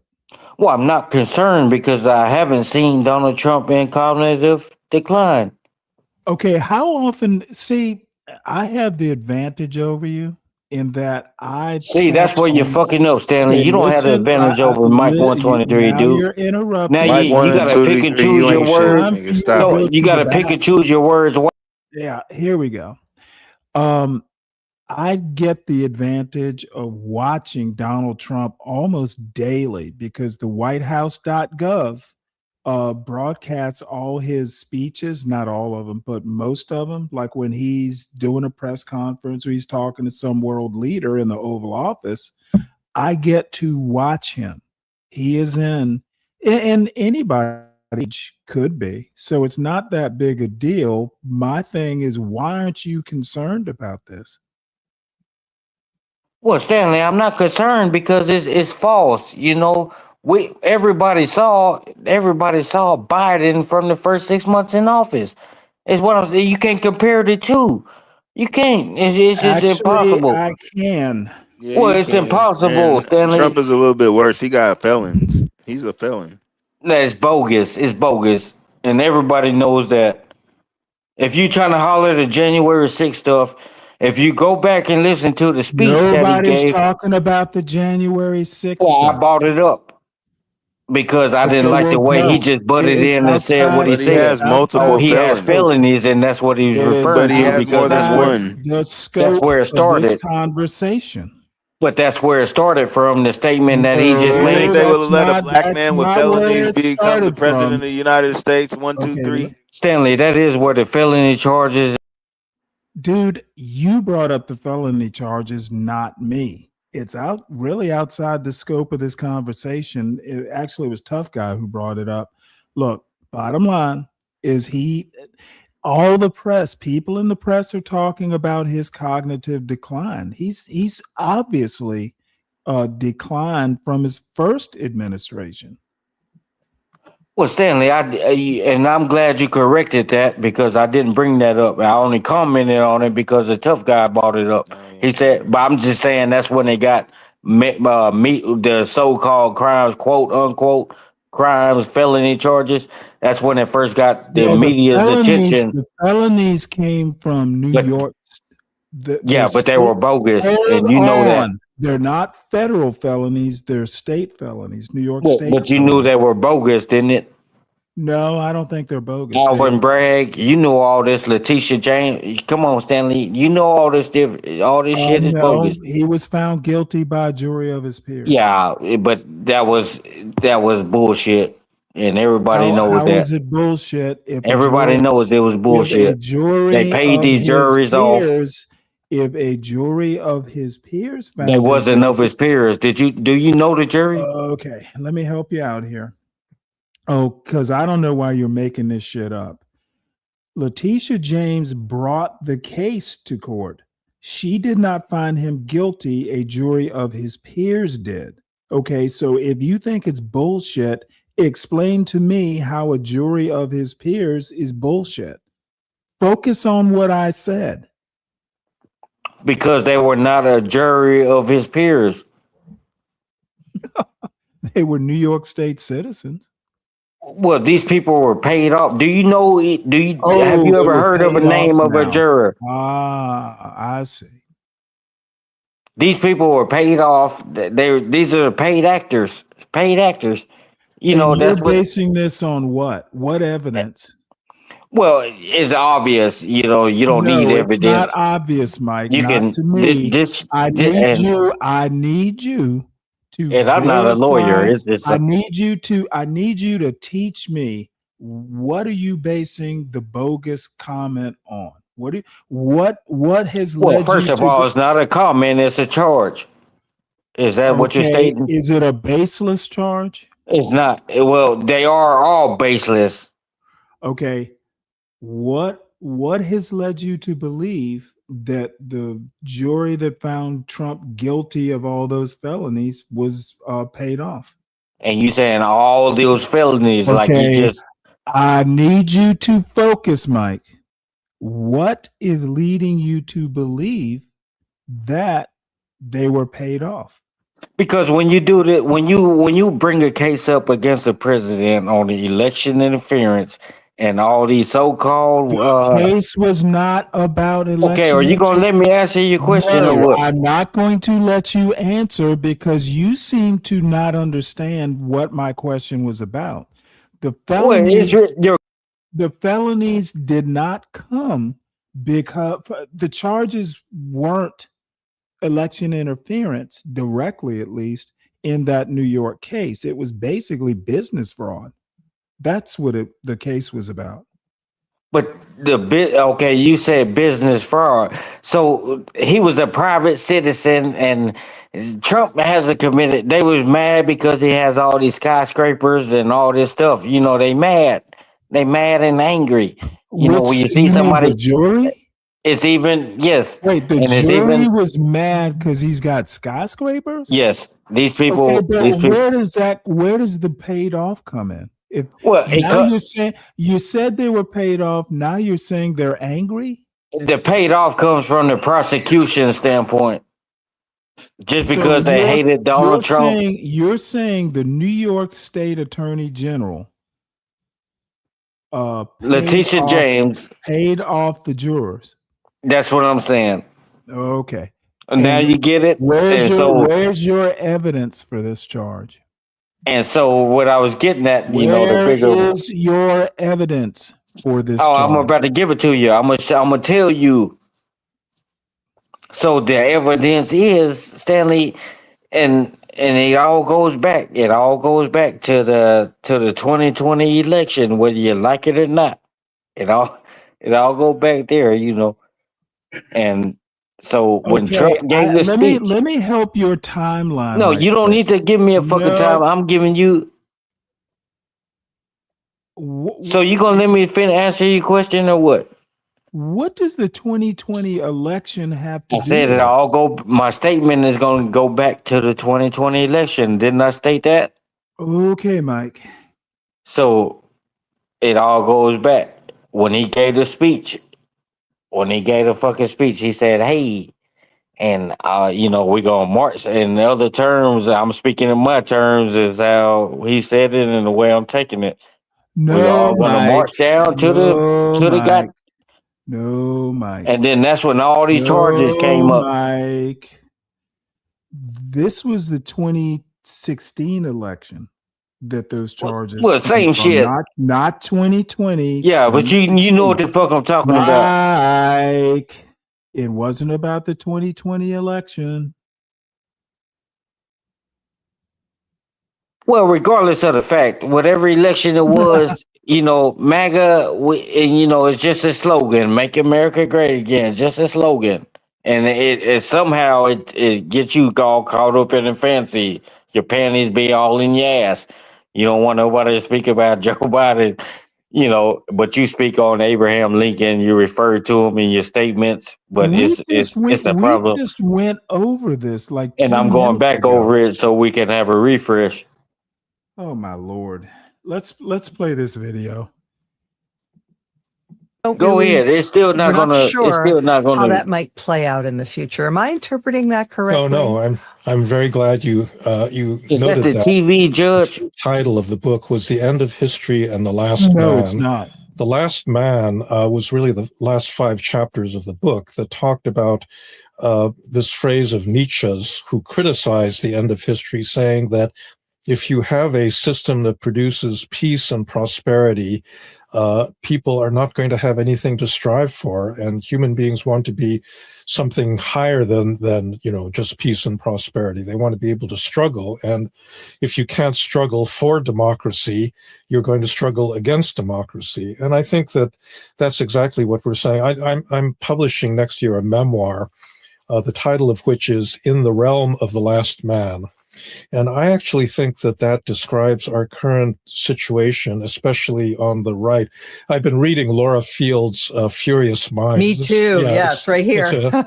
It's a terrific book about the right. And, the right is Nietzschean in that sense. I mean, right. Stop the video, please. Stop the video, please. The current. Stop the video. Because Stanley, when you play these videos, it's all to fit your narrative. It's all to fit your little narrative that you're trying to put out here. But you have to understand, it's people like you. What narrative am I trying to put out? Well, you're trying to put out this narrative that the right side is, just horrific, and we just all these horrific stuff that you speak on, and it's not that. You just can't understand the fact that y'all fucked it up. You fucked it up, and you continue to fuck it up. Let me ask you a quick question. Do you think make it quick? Right, do you make think it quick? Do you think the right is a monolith? It's not a monolith. It's the truth. Okay, no idea what that response means. Well, you heard my response and you dissect it. Maybe some good homework for you. MAGA is the problem. I don't think the right. MAGA is a slogan, so you have a problem. Okay. The right per se might be a problem, but it's not the current problem. MAGA is the current problem, and the right is not a monolith. These two people, Francis Fukuyama, he's got a whole thing about why he's not a conservative anymore. Mona Charen is basically, I guess she'd call herself a classical liberal, but on the right. MAGA's the problem, not the right per se. So you have a problem with a slogan, is what you're saying? No. Yeah, because "Make America Great Again," that's just a slogan. Okay, Trump's movement is called MAGA. No, it's not. Well, every president has a movement, if that's what you want to call it. And the president we're talking about. So what makes it? What makes his movement? The president we're talking about is the current one. Trump is the current president, and shout out to Donald Trump, who's the head of my life. MAGA is his movement, and I just said that MAGA is the problem. So you have to call all these presidents slogans, movements. I'm not talking about every president. So if you can't just single him out and say it's a movement. About every president. So you all have movements. Okay, dude. I'm talking about the current president, not all. And I'm talking about the past president. I don't give. Well, then stop talking about past presidents because. Well, stop talking about the. No, motherfucker. See, you caught me on a Friday night where I'm stone cold sober, but I'm still impatient. Okay. I will drag your ass if you keep this silliness up. Either stick to what we're talking about, because I'm not going to let you pull, me in directions that I don't want to go. We are talking about the current president. His movement happens to be MAGA. Focus, Mike, focus. So what I'm saying, Stanley, that's a PP problem you have. If you don't know what PP means, that's a personal problem. And no, it's not a personal problem. Yeah, it is. It's technically it is because these two elderly people are talking about it, so it's not a personal problem. well, first off, he looks like Stephen A. Smith, and she looks like the judge that plays the role, Judge Judy. She kind of gives me that vibe, and he looks like Stephen A. Smith. You know, So either let one me of these make in- one side. Let me make one side observation here, and I've noticed it, on YouTube for quite some time now.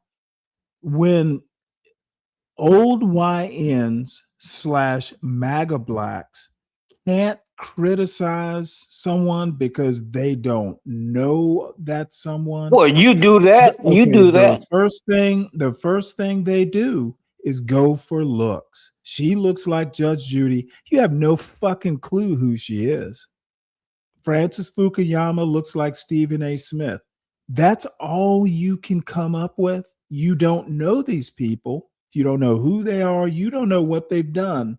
But to be relevant, you have to do something like MAGA does, which is just mock people for no apparent reason. Sorry. You can go over to one of the MAGA black channels where you're comfortable. Over here, it's best not to speak if you have no clue who these people are. My point is that no, the problem with MAGA that I'm pointing out is not a personal problem. They're eminently qualified people like these two people are. They are way more qualified to talk about this than I am, especially Francis Fukuyama. You need to get a grip, son. And if you don't know something, just be silent. Well, hey, Stanley, I do agree. I don't know these individuals. I just judge them off of their looks. Why would you even talk about them? Why would you say she looks like Judge Well, I judge Judy? them off of their looks because that's what you do Yes, when you're meeting judge somebody them for the off of first their time. looks. You judge them off of their looks like a good little MAGA black. Well, is that not what you're supposed to do when you meet somebody for the first time? No. Appearance means everything, don't it? Nope. So you don't think appearance means nothing? I didn't say it doesn't mean Well, you nothing. said nope when I asked you the question. Okay. It is Don't get not mad. everything. It is not everything. Haven't you ever heard don't judge a book by its cover? Appearance should be taken into account, I guess, but it's not everything. Well, I technically didn't judge them. I just gave my observation on the cover. Yeah, and you know what? You sound ridiculous when you did it. Well, that's your opinion. I have called you out for it. So well, you didn't do a bitch ass thing, Stanley. Play your video before you get stepped on. I think I did. Play your video before you get stepped on. You didn't do nothing. Current world is full of, stability, prosperity. They're all middle class people making their way. Maybe there's a little inflation and there's, too many immigrants and that sort of thing. But basically, the world is actually in pretty good shape. But that's not enough because they want a world of struggle. They want a world in which they can risk their lives for something. And there doesn't seem to be a whole lot that we can risk our lives for. And that's why I think they kind of invent, an existential crisis. Exactly. Yeah. Yeah. And some may want to risk their lives. I think maybe more would like to risk other people's lives. No, that's right. If you want to risk your life, I would say go to Ukraine and volunteer to fight on behalf of the Ukrainians. And that would be a really worthwhile way to risk your life. But, showing up on Capitol Hill on January 6th, dressed in camouflage, fatigues, that's not, that's just cosplay. Yeah. See, and then when I speak on January 6th, it's a problem, but he just brought it up. It's the internet. He just brought it up. Title. Pause the video. And you posed the question, why? When I spoke on January 6th, it was a goddamn problem, but he just brought it up. And why did you holler and scream at him? Well, he wouldn't hear me. Now you're not playing fair is what you're not doing. He can't hear me, but you can. It doesn't negate the fact that I'm telling you the truth. You're telling me your truth, not the truth. Well, motherfucker, you when you have a disagreement in one way, you gotta have it the other way too. You can't have your cake. What you guys, what you and eat your ice cream. Yeah, okay. Can you be silent for a minute? Okay. Well, I'm trying to just ask you a question. You know, that's it. Hold your question, please. Well, I will. What you MAGA blacks constantly want to do is whine, okay, about how I won't let you talk. Well, dude, you're talking gibberish. I'm sorry. I don't have to let you talk gibberish on my panel. Why you just can't say, hey, I don't agree with what you're saying? Everybody Because might it's not think it's rubbish. Dude, you're not giving me anything of substance to disagree with. It's rubbish. You're speaking gibberish. How can you disagree with gibberish when it's nothing? That's like disagreeing with a ghost. They don't exist. See, when you use the word gibberish and you've been going back and forth with me all night, it just don't add up. So evidently you disagree with something. So you don't think you've been speaking gibberish all night? No, because why you want to bring it out just now? Mike, I've been saying this for the past half hour. Well, that's false, Stanley. You've been answering my questions and I've been answering yours. No, and, you know, and then all of a sudden when I mention something you don't like, you speak gibberish. You're too drunk to actually remember half an hour So, ago. How do you know I'm drinking?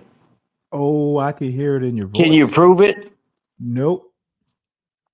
Well, don't accuse me of something that you don't have the proof to. I can But I can Mike. accuse you, and I do have the proof of the shit that you've been saying.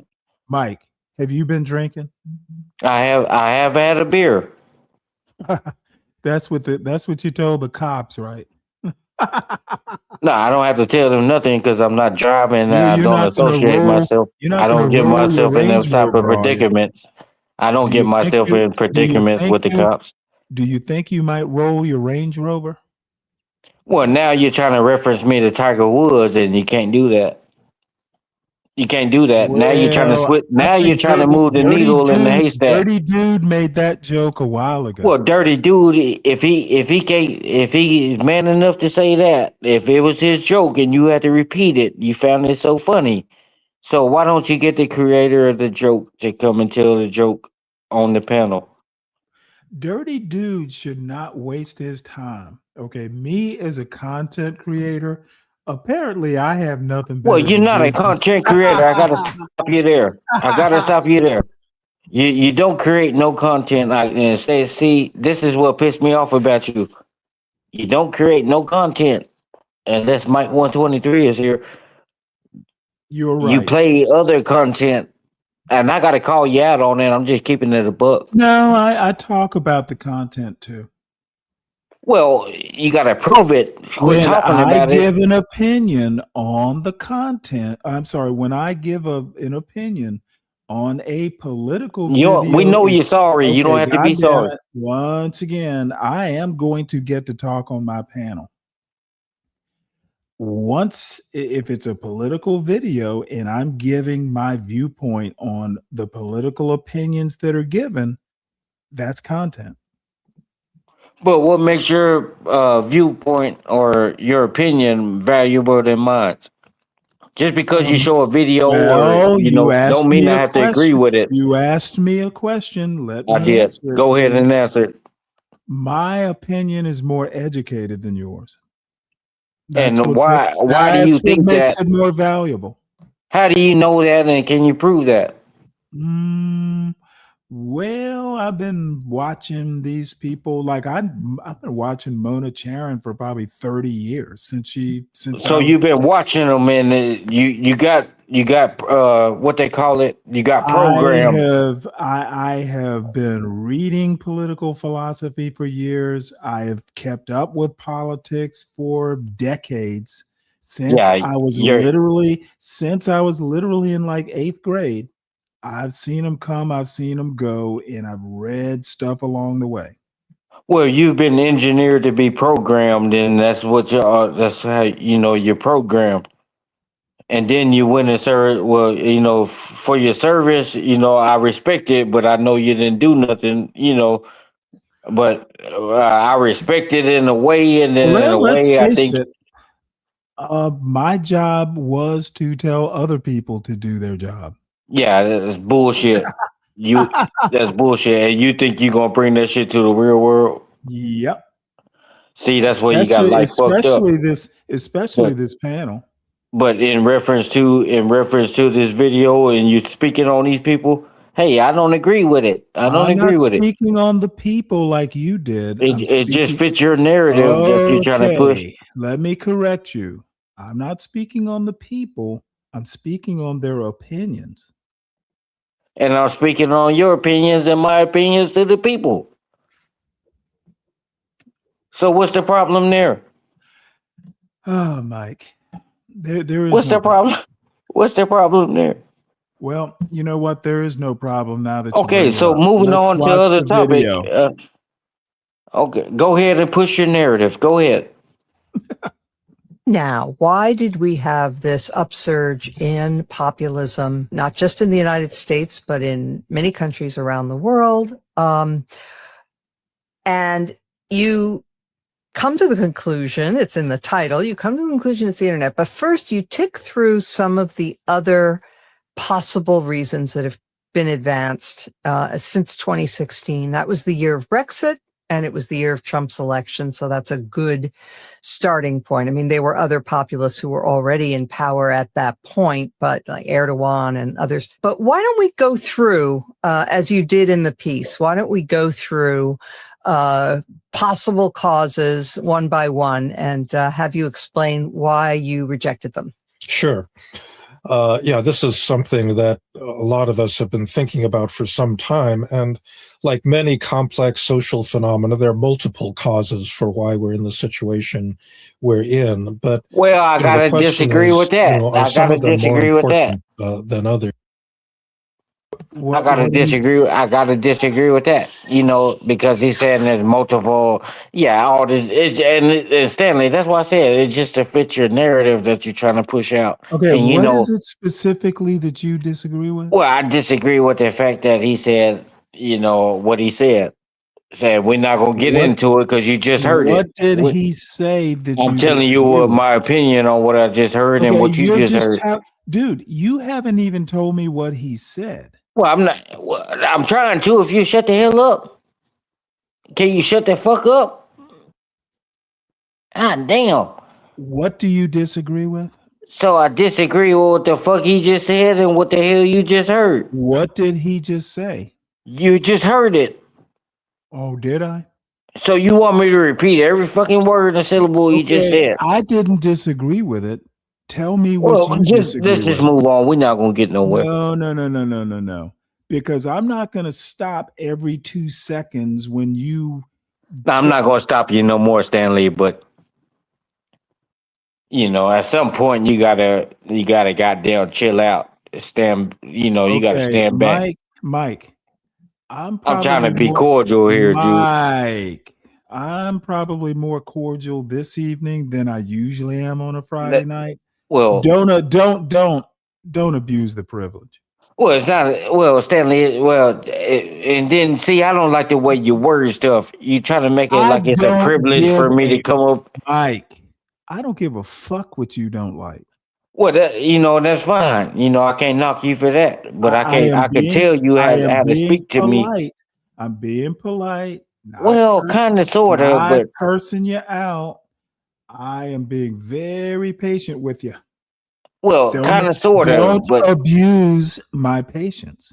I don't need. I haven't did anything wrong. I do not need you to watch this video.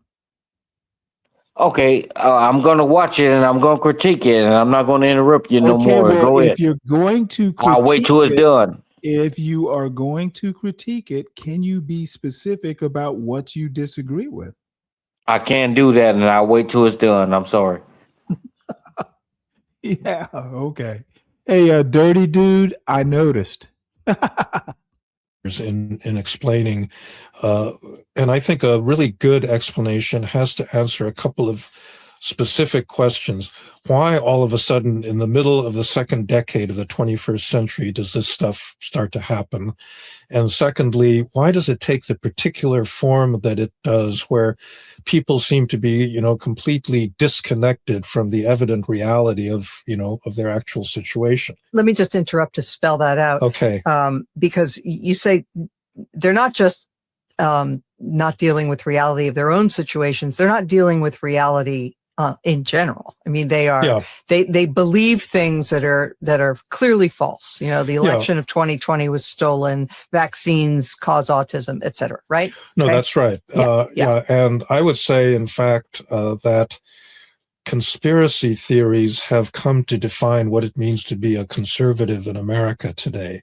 It used to be the Reaganite agenda of low taxes, deregulation, individual freedom, this sort of thing. But it really is whether you believe, in these weird theories that really partake of a completely different reality than the mainstream. And so you need to explain both why this occurs, at the time it does, and why it takes this weird conspiratorial form. So the first explanation that everybody gave, and some people still give, is economic. You had this neoliberal period, globalization. There's a lot of inequality. A lot of people were left behind.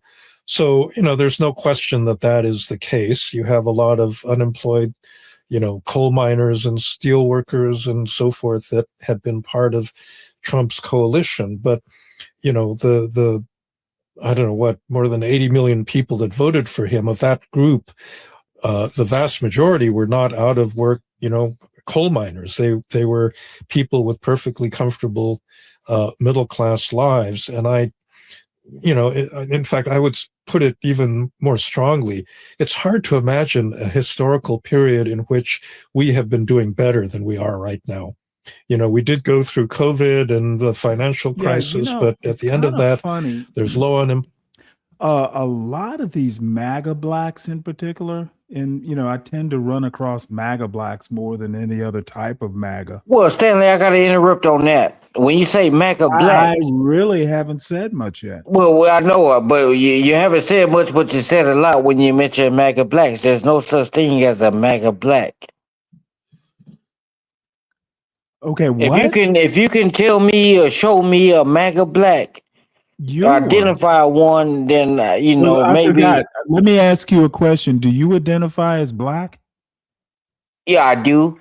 Okay, well then you're a MAGA black. No, a MAGA is a slogan. You literally. I'm a Republican. MAGA. You literally keep saying that Trump is the head of your life. Okay, that's what I say. And why does it offend you? He's the head of your life right now. Whoa. You asked me a question. Let me answer it. It doesn't offend me. It got to be reciprocal. What do you mean reciprocal? Well, if you ask me a question, you have to let me answer. If I ask you a question, I'm going to let you answer. Okay. Did I ask you a question? No, I want you to finish answering my question. I did. You did not. You started mentioning and then I said you lost your train of thought. Just say that. Yeah, but I was saying, because I answered your question. Well, you did not. Act like I didn't. Well, you did not. You because are you was going black. If you identify as black and Trump is the head of your life, you're a MAGA black. So let me ask you a question. Is MAGA a slogan? No, it's a movement. So when Obama said, okay, what does Obama have to do with this? Well, no, we're not doing that. We're making a comparison. Well, I'm making a comparison here. Talking about Obama because I'm trying to make a comparison here. We are not going to talk about Obama. Yeah, I'm trying to make a comparison here, just with any other president. It's just not Obama. Do not make the comparison. And I'm just not speaking about Obama. It was just the comparison. Listen to what I said.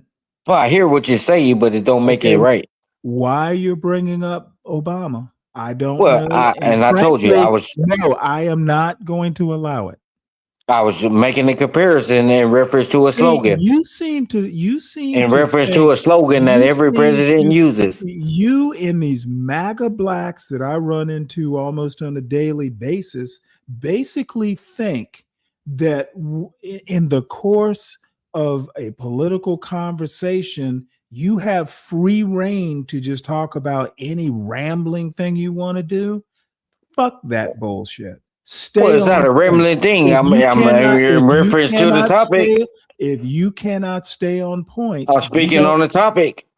Obama's not the topic. Well, I was making a comparison. I told you I was making. Make the comparison. Well, you make comparisons. Why is it okay for you and not me? It will wind up being irrelevant to my point. But you make comparisons like you're doing now in reference to your point. You can't meet what I'm talking about, so you have to reach into the past to bring up Obama. No, don't do that. Well, you're obviously. Let me remind you of my answer. I don't need a reminder. Which is, if Donald Trump is the head of your life and you identify as black, in my opinion, and it's a phrase I coined, I think, you're a MAGA black. And it's meant as a pejorative.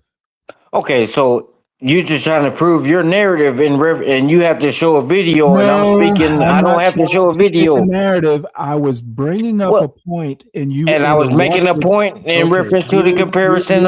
You're just unruly here. I was going to make a point about MAGA blacks, and I can't even remember what it is now. Mike, I'm warning you. Okay, if you can't keep a tight argument and follow a cogent conversation, then just be silent and watch the video and sip your beer. Okay, I don't have the patience to be following your rambling, trips into the past. Obama has nothing to do with my point. MAGA blacks do not know how to have an argument. They don't have structure to their arguments. They just want to ramble on. And when you try and rein them back in to what the topic actually is, they want to act like I'm oppressing them because I won't let them finish. No, my time on earth is limited at my age, and I'm not going to waste my fucking life talking about shit that has nothing to do with what I'm talking about. On this panel, we keep it tight. And if you can't do that, just shut up and listen. Maybe you'll learn something. Hey, I respect everything you just said, Stanley, but it's just vice versa, You speaking on Trump in the present, and I'm speaking on Biden in the past. And it's nothing like you trying to make it seem, And I was just trying to use him as my comparison, like you're using Trump as yours. So what's the difference? The difference is Trump is currently president, not Obama. That's the difference. So I can't use him as a comparison or to make my point. Nothing to do with my point about. So I can't make my point in reference to. You cannot make your point because it's irrelevant. Well, yours is irrelevant too. Afraid not. I'm the host. I get to bring up the topic. That is true, but at some point, hey, on this panel, you follow my lead, not the other way around. Well, see, that's where you got me messed up, Stanley. How so? And see, Mike 123, I don't play. I follow the leader and I follow the rules. I don't abide by the rules because it's not law. So, in other words, is what I'm saying. Just because you have rules, don't make it law. And when I try to use somebody as my point of reference on this panel, it's law. So when I try to make somebody as okay, dude, Obama has nothing to do with this. I'm not going to sit here for 10 minutes discussing nothing in particular. My point is MAGA blacks and MAGA in general, they have no clue about history or the present, it seems. They complain for no reason at all. I'm sorry to say, but the immigrant crisis did not affect any Black people that I know. It may have affected people in the hood in Chicago, or, taxpayer money. You could make that argument. But day to day, I'm not absolutely sure that immigrants in particular had a material effect on Black people. In this bullshit about immigrants taking Black jobs. Why the fuck? How many Blacks generally don't want to work in places like chicken processing plants, and some of these jobs that immigrants take. And then I remember John Galt. I can't agree with you there, I'm Stanley. talking. God damn it! No, I was just agreeing with you on that statement. I can agree. Wait your turn to disagree. I'm not done. No, I said I agree, not disagree with that statement. You don't even need to tell me that. Just wait till I'm done, please. One statement you said was okay. John Galt.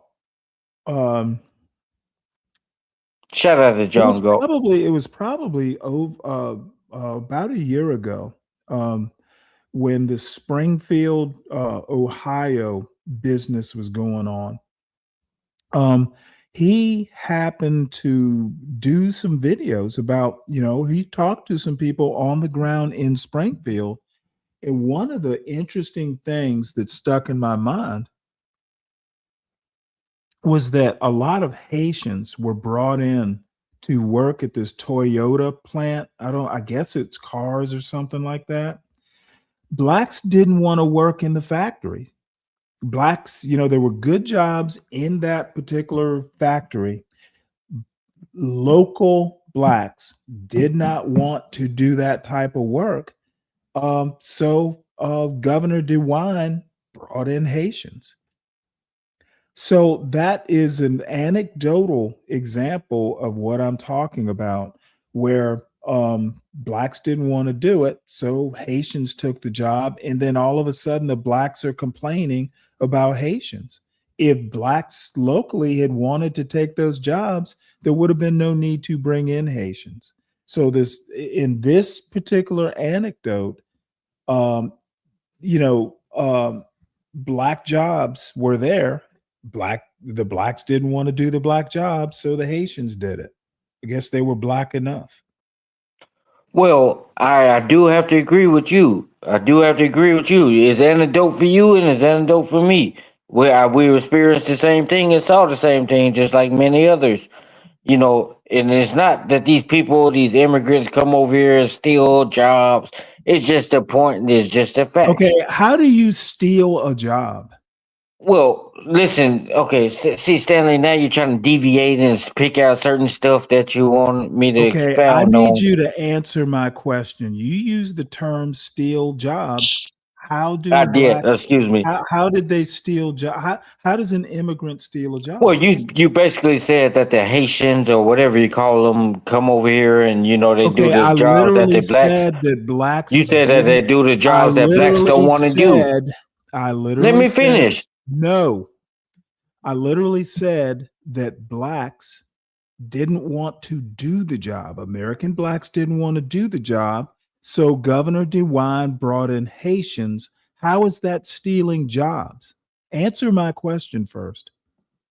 Well, when you state something like that, when you try to make a statement like that, Stanley, I'm quoting what a Black. Well, you have to say, "Hey, I'm quoting this." No, I don't fucking have to say anything. I told you it's an anecdote, and if you have questions about how do I know this, then I'll answer the question. I don't have to give you every goddamn detail. If you have questions, ask me the question. The bottom line, there's a Black barber who basically stated what his opinion was about what's going on in his town, and his statement was that Blacks didn't want to work in the Toyota plant. The Haitians did. So that's not stealing jobs, is my point. Well, Stanley, I get, but you use the term anecdote, and then you also use the term that you was quoting. So it's kind of goddamn bouncing over each other. No, You know, we're not bouncing. so You well, are. that's what you're doing when you use the term No, I'm anecdote. That afraid means your I personal experience, but again. then you're quoting Let's just somebody stop else's talking. experience. Let me finish what I'm saying, and then we'll Well, you move didn't on let me because finish. I asked you where you get the idea that immigrants are stealing jobs. I'm getting to that, but I'm Well, asking get you is to what. it quickly, dude. I don't have all night. But don't give your experience and then quote somebody else's, and I I'm gonna will leave it do at that. whatever I want to do on And this I'm gonna leave it panel. at that. But You in either reference to deal what I with was it, saying, or don't. in reference to what I was saying, that they steal jobs. I said that in regards to the statement that you made when you said that the Haitians they do the jobs that the blacks don't want to do, and I was Okay, referring how is to. that stealing? Well, I was referring to the blacks call it stealing, quote unquote, Well, apparently those blacks include you. because everybody knows that these people don't want to get up and go to work every day. These people Okay, they can't well, handle you know what? instruction. That is see, now you're veering off. Well, I I'm don't on the care. topic. I don't care about I'm simply stating the fact or the fact that this guy's opinion who lives locally, blacks didn't want to do the job, so Haitians did. I don't care about the blacks were too lazy or any of that bullshit outside the scope of this conversation.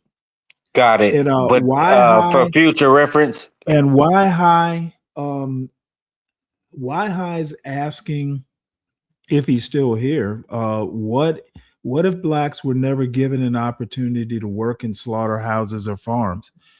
As far as I know, they were given those opportunities. hey Stanley, I respect it, but for future reference, I would prefer that you don't use anecdote and you don't use you quoting somebody in the same Okay, sentence. no. It kind of sounds off No, balance. you don't get to set the standards here. I It's do. it's off balance.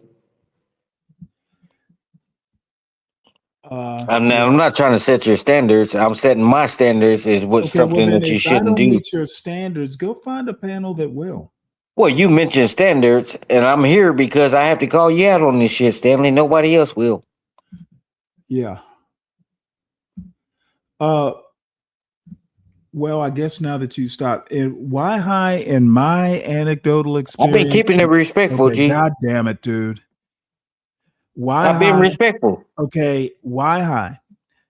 In my experience, the last time I lived in a place that I knew there was a chicken processing plant was Front Royal, Virginia, and I think Front Royal was, if it wasn't 50% black, it was a higher percentage than a lot of rural Virginia, mid-sized cities. I don't know what the demographics at the chicken plant were, but I know it was pretty Mexican. A lot of Mexicans there. And you don't think that's racist? Okay, You I think it was don't pretty. get. I don't. I'm answering a question. So as far as I know, blacks live where the slaughterhouses are. So that's the best I can do with that question. And blacks live, especially east of the Mississippi. Pretty much, blacks live in all the cities and towns. I agree with your statement, but I don't agree with their premise. How is that possible? Well, because it's possible. Because I don't see Stanley. When you make these type of arguments, you have to understand. Okay, can you give me a specific example? I don't know how you can agree with a statement but reject the premise. Well, because it's false. It's just baseless. It has no claim and no truth to it. Just because these Dude, people you are live somewhere. literally Just because these people live. I think you're just flapping your gums for your own amusement. Well, that's what you think, but let me finish. No. Because that's what I'm hearing. Well, that's fine and all. Just say, hey, I disagree, and keep calling me a dumbass like you're I doing. don't disagree. No, and keep calling me a dumbass like you're You are doing. not giving me anything to disagree I'm trying. with. It's gibberish. I don't give a fuck if you're trying. Just, dude, if you're drunk, be quiet. Just enjoy it. Well, you don't tell me what to do. If I'm you not were drunk. too inebriated to think, you This is probably the most cordial I've ever been you here. Are cordial, really cordial and drunk, but blathering on about nothing in particular. Well, this is probably the most I've ever been here. So what I'm trying to tell you, Stanley, it comes to a point where you can't make these type of comparisons that the way Yes, you I make it. can. Well, you And technically you need to can, tell but me exactly why I can't, and what exactly am I comparing? well, you can't do it because, and I'm going to get to the comparison, but you can't do it because you have no base to plant this stuff on. You have no I think I foundation. do. Well, you have no Anyway, foundation. as I was saying, the problem with MAGA Well, blacks, see, this is the problem. with MAGA blacks, let me just sum this up so I can get back to the video. Well, the problem with MAGA blacks is most of them have no clue how to even have a substantive conversation. They don't stick to topics. Generally, they don't know anything about the topics other than what they've heard on other panels. And a lot of times when they're talking politics, they make fools of themselves. That's why they get pissed off at me, because I'll just get in there and start asking them questions. And if I disagree, I'm usually able to tell someone why I disagree. So let's get back to this. So, in other words, you were speaking on me. You just didn't have the courage to tell me, hey, I'm speaking. I You literally said them. told you that you're one of those MAGA blacks. Okay, that don't mean I have to agree or accept that. I don't expect you to disagree. I don't expect you to agree.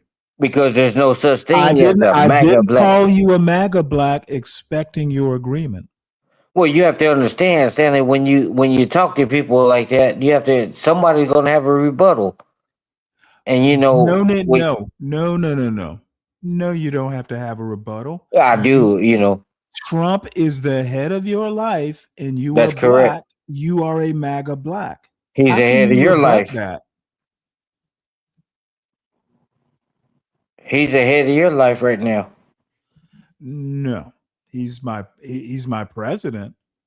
And that's the head of your life. He dictates any laws and any governance over you. You're thinking you need to get off that MAGA plantation. Okay, he's your massa, not mine. Well, Stanley, he pays you, don't he? He's the head of your plantation and the arbiter of your livelihood, but I don't live on that plantation. So if Trump cut off all benefits right now, you wouldn't survive, would you? Trump doesn't have the power to cut off all benefits. Well, he does. No, afraid he doesn't. He does. And you would say the same thing if it was a Democrat in there. The Constitution does not give him power. And the one thing I'm actually confident of, Trump in his people, his cabinet, they're not smart enough to be able to cut off any benefits. They're not that bright. Well, we know the difference between bright and dim. We know it. We saw dim 4 years ago. Well, a year and a half ago, we saw dim, and now it's bright. The light is shining, and you hate it. And you know what? It's burning bright and about to burn out. A lot of times, those bright, hot lights burn out first. Well, that I disagree. The weak lights is like it's been doing, burns out, fizzles out. It just fizzles out, like it's been doing, like it's been doing for the last year and a half. Kind of fizzles out like your sobriety is doing. So let me ask you this question. And it'll be quick. And don't interrupt. Just let me get it out, and I won't overtalk it, G. So the question to you, Stanley, is, everything you said, and you made some points I agree with to a certain extent, and all the other shit is just hearsay or just your narrative, which everybody has there. So the question to you is, why do you feel the need to stand up for these people as hard as you do, and when you know Who am that I it's standing up just don't for, add up. Mike? Who am I standing up You're for? standing up for this Democrat Party, and you're stuck in a cult, and you want to call us a cult. You're stuck in a cult. These people have lied to you all these years. Your whole, how old are you, 71? These people have lied to you for 71 years, Stanley, and you Let me still ask you a rocking with it. question. Let me ask you a question. Go ahead. I actually don't take politicians at face value. There are ways to know if they're lying or not. Well, that's not a And question; it's a statement. no, that's exactly. Well, my question is: you don't think you actually don't think that I go and research something? As a matter of fact, I don't really even listen to politicians. I don't watch their speeches. Most times, they're not talking about substantive issues anyway. Well, I think you asked me the question, and I do think you go and research this stuff, and you just get so programmed you don't research far enough. Is Okay, what I'm I'm thinking. probably the least programmed person you know. You don't research far enough, is what I'm saying. How would you know? Well, I don't know. Okay, well then, if you don't know, why are you saying it? Well, I just know from what I see and the Okay, stuff that you you put don't out. see much. Well, the stuff that you put out and you show videos and Mike, to see, this is correspond to the what other you're. thing. Go ahead. This is the other thing MAGA blacks do. They think if they don't know it, it's wrong. Instead of going out and knowing shit. Well, I disagree. MAGA blacks are some of the most ignorant, politically ignorant people I've come across in my life. But they're so quick to tell me that I'm wrong. And I know they don't know what the fuck they're talking about. They think if they say I'm wrong, then I'm wrong.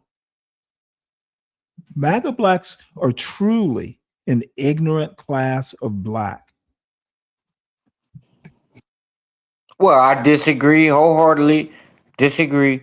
And I do have to say, you said, that's your opinion on it. Just like I could say the same exact thing you just said about the Democrats. I could say the same exact thing, but it doesn't change the facts. It doesn't change the facts. Somebody is proving it and somebody is lying. The right side proves, left side lie. Right is right, left is wrong. No, yeah, and once again, spoken without any basis, just a general statement. Well, the basis has been proven all these years. Just a general, the right tells the truth and the left lies. No nuance, no detail, just a broad statement based on your political orientation and lack of knowledge. Typical MAGA black. Well, that's all it takes. I don't have to do all the explaining when you know you're right. Exactly. All it takes is you believe something. You don't have to explain something you know is right. Yeah, you actually think that's how life works, huh? Well, if you spend so much time focused on the wrong, you'll never be right. Did you flunk out of school? Did you tell your teachers, I believe I'm right? Why'd you give me an F? Never got an F. But if if you spend so much time focused on the wrong, Stanley, you'll never be right. You ever heard that song? I don't even know, and it has nothing to do with this conversation. Well, it does. Well, you are basing your opinions on a song, and you're basing your opinions on a video. No, you see how it flipped? No. I'm critiquing their opinions. Well, you're not critiquing; you're agreeing with it. Mike, you're drunk out of your mind. Why I'm even giving you this much time, I'll never know. Well, Stanley, come on, man. You know I'm not doing nothing wrong, G. Come on, man. The alternative I have right now. Now you're trying to play me like I'm a fool now, dude. Do this show or go to sleep. And by the way, well, you're trying to play me like I'm a fool, Stanley, and I don't like that. Mike, I don't have to play you like a fool. You are a fool. I don't like that. You just mad. Now you're trying to diss me and all this. I'm not mad, Mike. So now you know what the fuck I'm saying, Stanley. You know, just because you I don't like know the way what I you're speak it, saying sounds silly and just drunk. because you don't like the way I speak it, doesn't mean I'm wrong. No. Are you speaking? I think you're more slurring it. Well, I don't think I am. You know, to be quite Well, honest with you. drunk people are always the last to know they're drunk. Well, to be quite honest with you, I don't think I am. I think I'm speaking on topic, and you know, for once, I think I'm actually speaking on topic, and I'm trying to have a So cordial you conversation. can drink and not get drunk, right? Well, that would be correct. Okay, well, you know what we call those people, right? Well, whatever you call it, that's We your opinion. call them drunks. Doesn't make it right. They can drink a lot, and not get drunk. We call So them you calling drunks. me a fish? Oh no, I'm calling you a drunk. No, and see, that's your problem. You don't know how much I've had to drink. You don't know how much I've had to drink tonight. Oh, I don't, but I can hear it. Well, just because you claim you hear something, Stanley. You claim you hear it. You can hear. I can hear a goddamn bug whisper in my ear right now. Don't make it right for you to believe. What bug is whispering in your ear? Is it Jiminy Cricket? And you see how fucking stupid you are. See, Is I it use the Jiminy comparison. Cricket? I use the Do you know comparison who on you. Jiminy Cricket? Fuck Jimmy Cricket. It's not Jimmy D. It's Jimmy Cricket. Jiminy Cricket. It's Jimmy Cricket. It's not No, Jiminy. It's not. It's Jiminy Cricket. See, Well, we're from two different parts of the. This is literally a perfect little example of a MAGA black saying it's Jimmy Cricket. When motherfucker, I literally grew up watching The Wide World of Disney every Sunday on TV. It's Jiminy Cricket, not Jimmy Cricket. I know I'm right. I don't have to guess, but you're guessing. But because you think it's Jimmy Cricket, it's the truth and I'm wrong. Perfect example of MAGA blacks in their politics.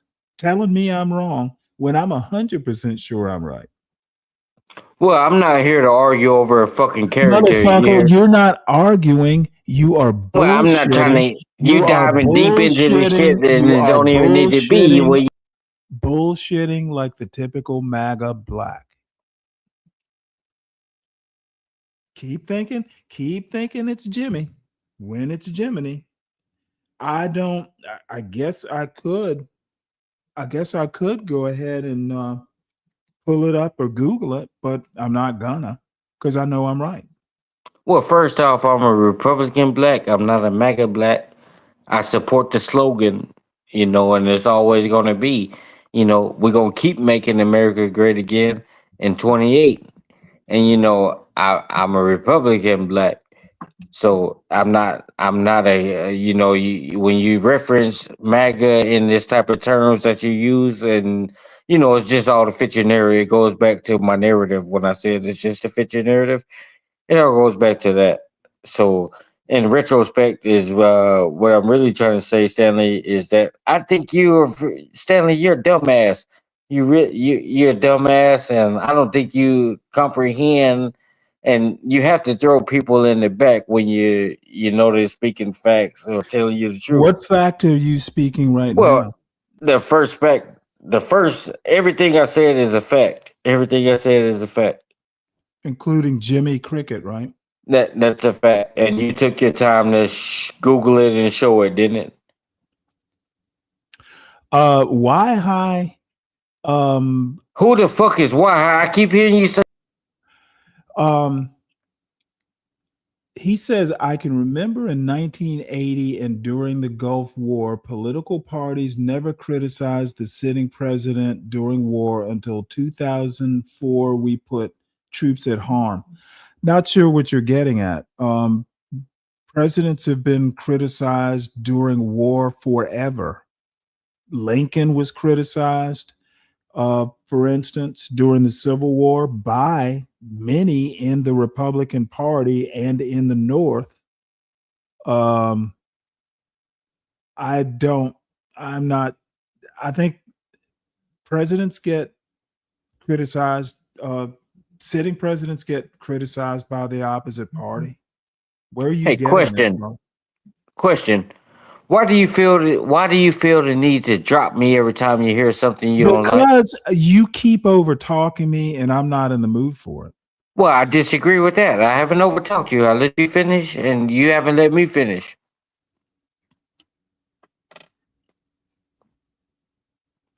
And this is a very rare occasion for Mike 123. In case you didn't know. So in other words, is what I'm saying, sometimes it's better to zip it.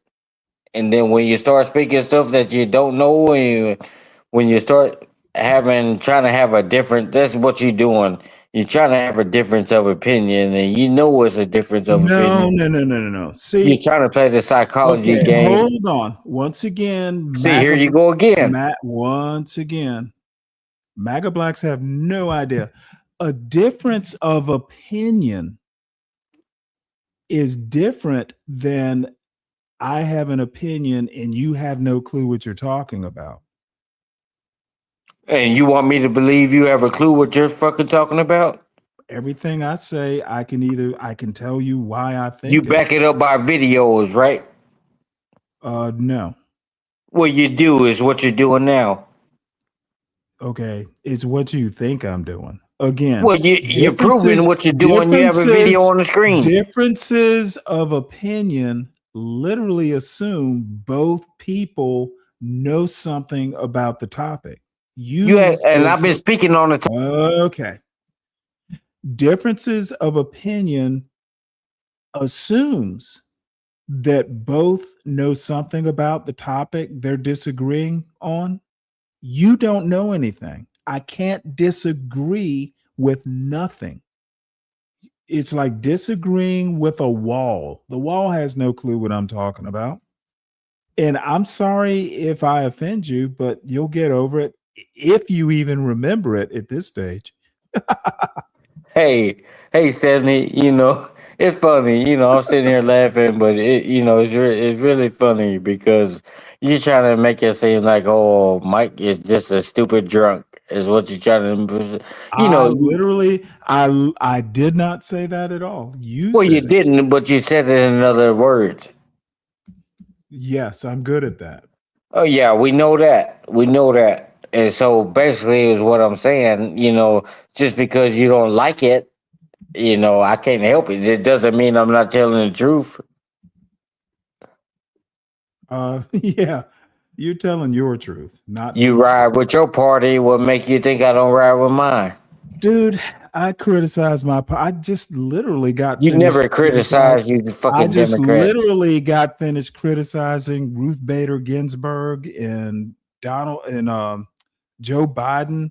And so these people are dead, and you criticize a dead person. And also showed a video of Chris Cillizza criticizing all these old House members who were like an 87 and an 85-year-old running for re-election is crazy. So you think you did something that you criticized, but in other words, you really haven't. It's just all to fit your narrative, Stanley, and it's okay. It's okay. But when somebody comes up here to try to speak about a different side, don't knock it. Don't knock it. Okay, son, I know more about the I'm right not your son, and be clear, I'm not your son. I know more about the right than you do. Well, you think because you live See, this is another thing that pisses a lot of MAGA blacks off. Dude, I rarely listen to people on the left videos or even read people on the left. It's mostly people on the right that I read so I can shit on the shit that MAGA blacks don't know. Dude, you have no clue who these people are. Mona Charen has been a conservative for decades. And Francis Fukuyama used to be a conservative. He's not so much now. He's still, if anything, he's kind of like a classical liberal or a Sam Nunn type Democrat. You have no clue about politics, but yet MAGA blacks like yourself feel comfortable talking about it. You have no clue that one of the people up there, well, she's not MAGA, but she has been a conservative forever. Well, I haven't been, with all due respect, I haven't been programmed for 70 something years. How old are you? You know 70 what? something? Maybe what you call programming, I call knowledge. You are without programming, and that translates to you are without knowledge. I disagree wholeheartedly. But you, like a lot of MAGA blacks, feel comfortable yapping on about nothing in particular. So you don't think we think that you yapping on something? You and a lot of these MAGA blacks live a fact-free life. Well, I disagree with that. You can disagree with that all you want. Well, and see, this is the problem. You know, you said that we, as so-called quote MAGA blacks, unquote MAGA blacks, if that's what you want to call it. And you know, it's a slogan, is what you're calling people. Oh, by the way, it's meant as an insult. It hurts your feelings to say Republican I want to black. make it clear that it's not a compliment. It hurts your feelings to call it Republican black. It hurts your feelings. You know what? I guess MAGA has taken over the Republican Party. So, well, MAGA is a slogan, and you're so caught up in MAGA that you don't know. You don't even fucking know that MAGA is a movement. When I say, look at this article, which well, it's all movements. Okay, I need you to be quiet. Well, you need it, but I'm not going to do it. You have to throw me in the back or whatever you want to do, but I'm not going to do it. So you call it that's just like me saying, "Hey, Biden's slogan was a movement. It's a movement. Obama was a movement. Bush was a movement. No, Obama was not a movement. Bush was a movement." See this article here? You only voted for him because he was black. His skin was black. Okay, this article. He wasn't even qualified to do the job. This article literally, and this is from the Atlantic. You didn't even sit back and see if he was qualified. See, this motherfucker can't. The alcohol compels him to yammer on about nothing. How Trump killed conservatism. Okay, MAGA is not a conservative movement. It has conservative elements to it. Populist movements tend not to be like a classical conservative thing. Liberalism does not like democracy, and populism does. That's basically where the two bump heads. Conservatives, they don't like populism because it tends to be rash and radical. So anyway, this is basically Trump killing conservatism. And you obviously don't read the news, but when they say, like right here, where it says among the older generation, a ferocious intra-MAGA civil war is being waged. That's literally admitting or saying that MAGA is a movement. Okay, but you bring up a baseless article. Listen to once again, yammering on. MAGA can't have a civil war if it's just a slogan. It's a baseless article that you're bringing up. You know, it's baseless. You're reading one article and you're running with it. That's why I said you're programmed. You read one article and you show one video, you're programmed. So you think I've only read one article all year? That's what I think. Yeah. Okay. Well, because if you can only show one article to prove your point, we know that you're drunk. We'll just let you. Okay, that's fine. I'm happy you know that I'm drunk.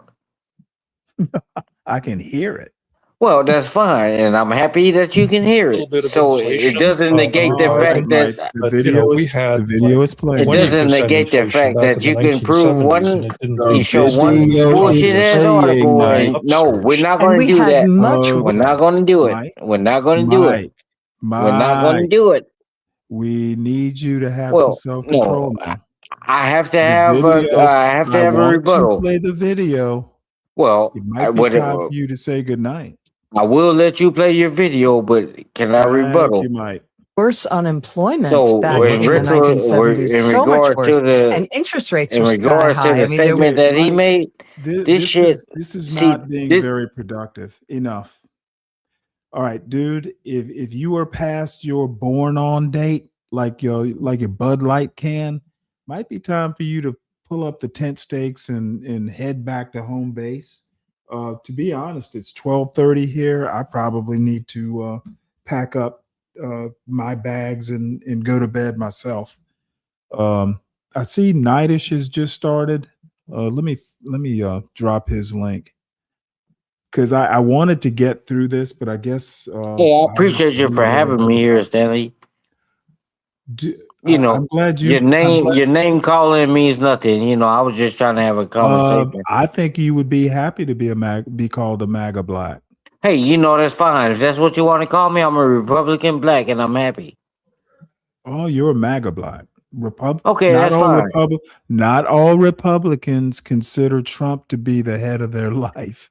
But I appreciate you for having me here, Stanley. And if you say you going over the Nightish, he probably won't let me up. But I'm actually trying to have a conversation. Well, you never know. He's probably drunk too. Well, I'm not drunk. You see, that's your problem. You assuming something you don't know. For all you know, Stanley, I could be at work right now. You don't even know that. You know what? I hope you're not at work drunk. What gives you? If you're at work drunk, then I will start calling you Tiger Woods. So you think I'm drunk, Stanley? Is this the most coherent I ever been on your panel, Stanley? I think you're drunk. And so let me ask you this real quick, and I'm gonna let you move on. So I came here tonight, and we had the back and forth, or whatever. So tonight, I think I've been more focused on the topic and more engaged in the topic. You think you have been? I would tend to disagree. Well, it's a fact. You disagree with what I said. You don't disagree on the base that it. I don't think you've been focused. That's the part I disagree with. Well, I do have to give it to you. This is as long as you ever kept me up here. Yes, you put me in the back quite a few times. That's only because I'm sober and bored. But you can't play me. I will. I missed. You know what? Hold on one sec. By the way, folks, the Sovereign Beer Fund. I'm gonna hit your app. I'm gonna hit your cash app. Thanks, but this is oh, by the way, some people did sponsor the weekend show. Let's give them some credit. Mika Mouse, TMKC, and It's My Time. Oh, TMKC, how's she doing? That's my Sugarfoot. Fine. Hey, my goddamn Sugarfoot, TMKC. She did wayward. She went wayward on Mike. She hasn't been on. I haven't seen her around that much. Yeah, the old leprechaun got her hooked over there. We got to move her back over here. No, I haven't even seen her over there much. Oh, but okay. Anyway, thanks to TMKC and It's My Time for sponsoring the weekend show, which will be tomorrow, probably late, probably around 7 or 8.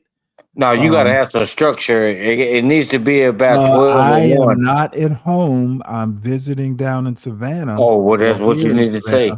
And I told everybody probably Wednesday that if shows are happening, they're not going to be at the regular time. So. Oh, well, I haven't been here. I haven't been here. I've been doing my own thing on my channel. You're talking shit and you don't know what you're talking about. Yeah, that is true on this topic. But I've been doing my own thing on my channel, and I just been laying back. And I seen you on tonight, and you said this shit that successful. Well, you said this shit that that you're speaking, Stanley, and I don't like the fact that you called me a MAGA black. That triggered me. I got to be real. You said you didn't like it, but you didn't say I was wrong. Yeah, you were. I've been telling you was wrong. I'm a Republican, Black. You have a problem So with a slogan. now you're denying Donald Trump.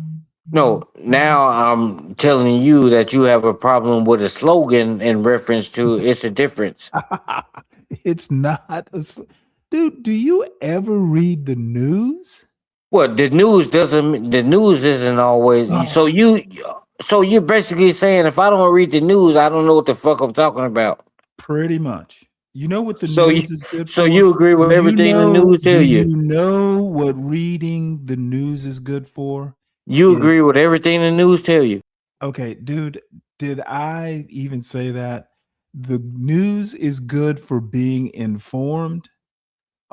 There's news on the left, there's news on the right, there's news in the center. There's all kinds of news outlets out there.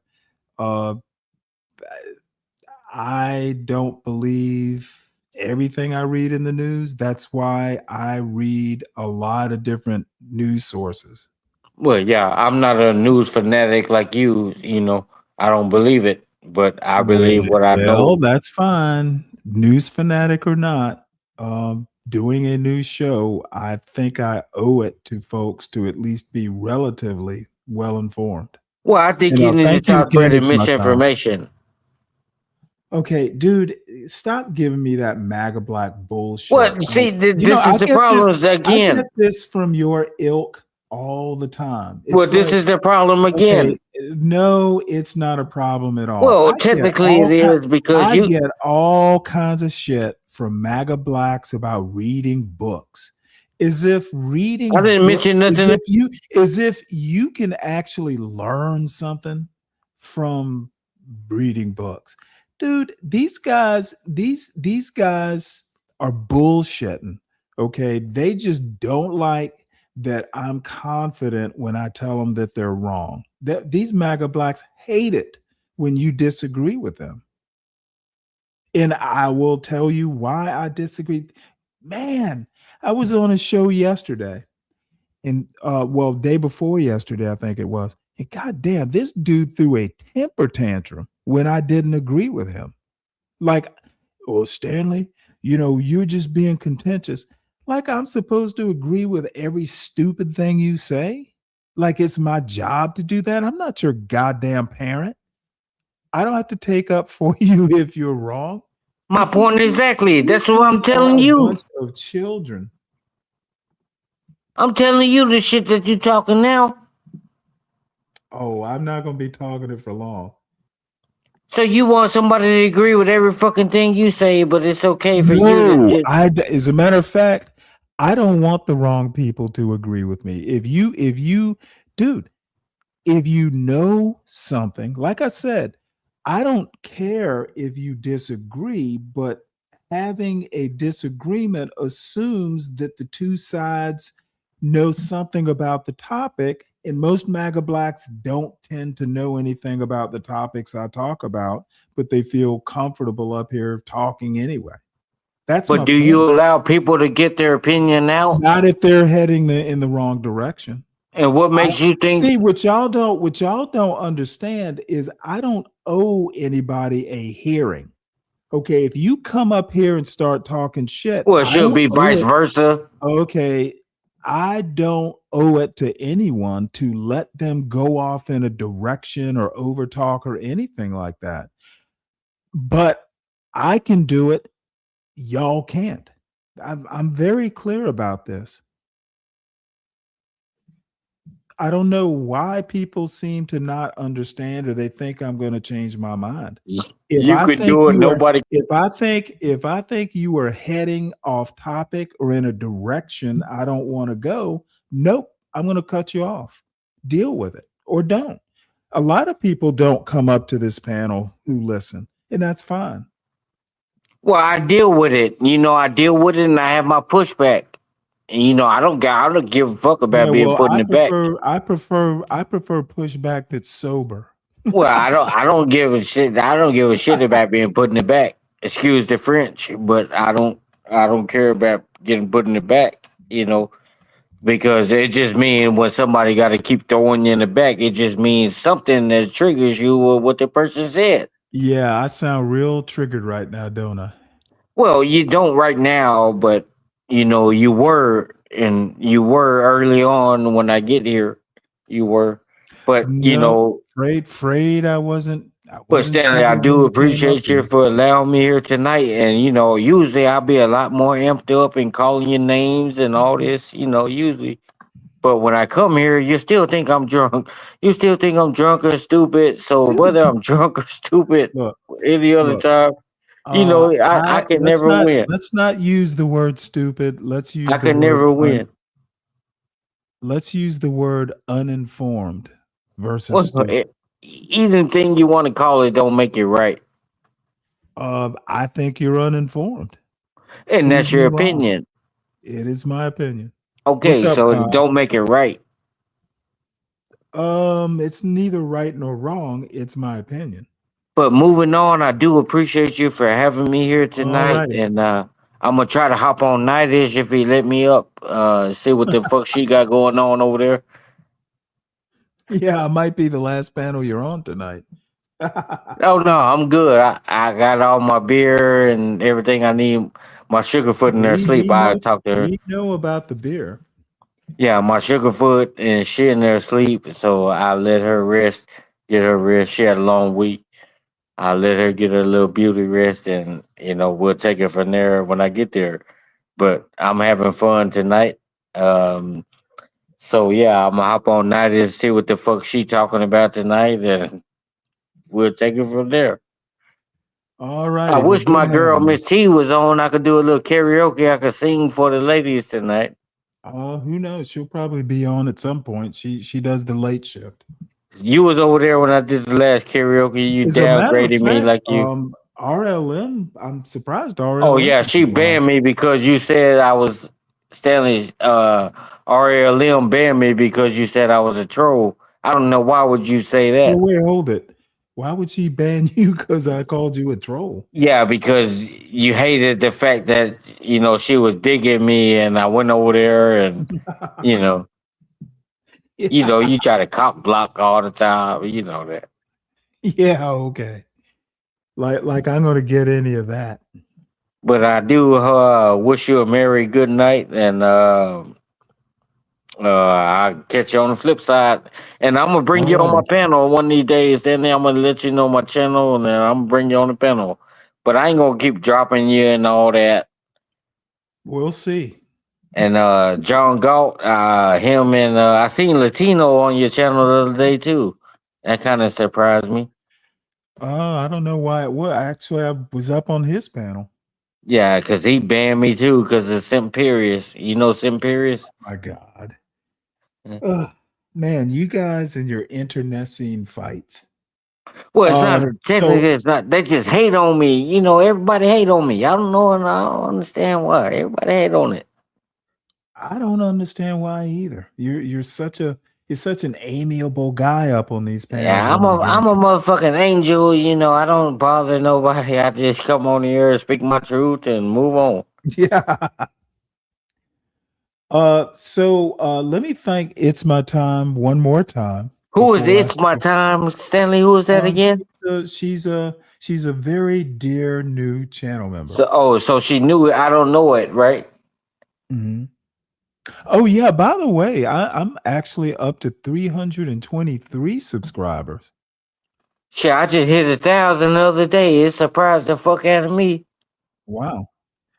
Well, yeah, I hit 1,000. When I do finally hit 500, I got more than enough watch hours. I got like 30,000 watch hours or something like that. Let's see. Yeah, you outpacing me in the watch hours, but subscribers, I got a lot. I mean, I have come to the conclusion, and I think it was I said this. See, I do a lot of shorts. Right. So I think I found out lately that shorts I should have been doing shorts long before now. Yeah, that is true. That is true. But I was telling Brooklyn Watson, I have to just deal with the fact that this is going to be. Shout out to my Republican sister, Brooklyn Watson. Anyway, yep. Y'all head on over to Nightish's channel. Did you drop the link? I don't even Yes, know I his channel. dropped the link. I I'm gonna guess see I if it'll dropped it let me again. up. And I want you to vouch for me tonight, Stanley, because I haven't did I nothing don't wrong. plan. I'm done. I'll listen. I'm not going up unless Well, it's I'm going something. up, and I'm gonna go up.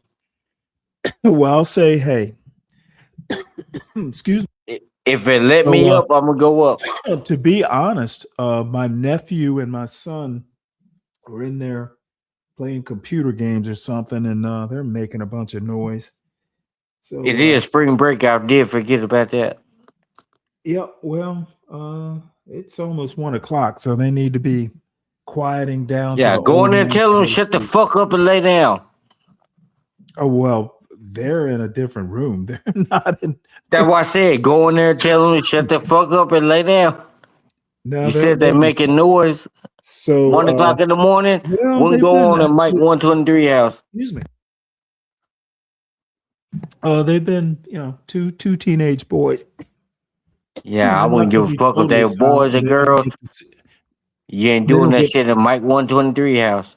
they don't get to see each other, but like once every. Probably haven't seen each other since Christmas. So Keep them apart before they end up like standard timing. what are you talking about?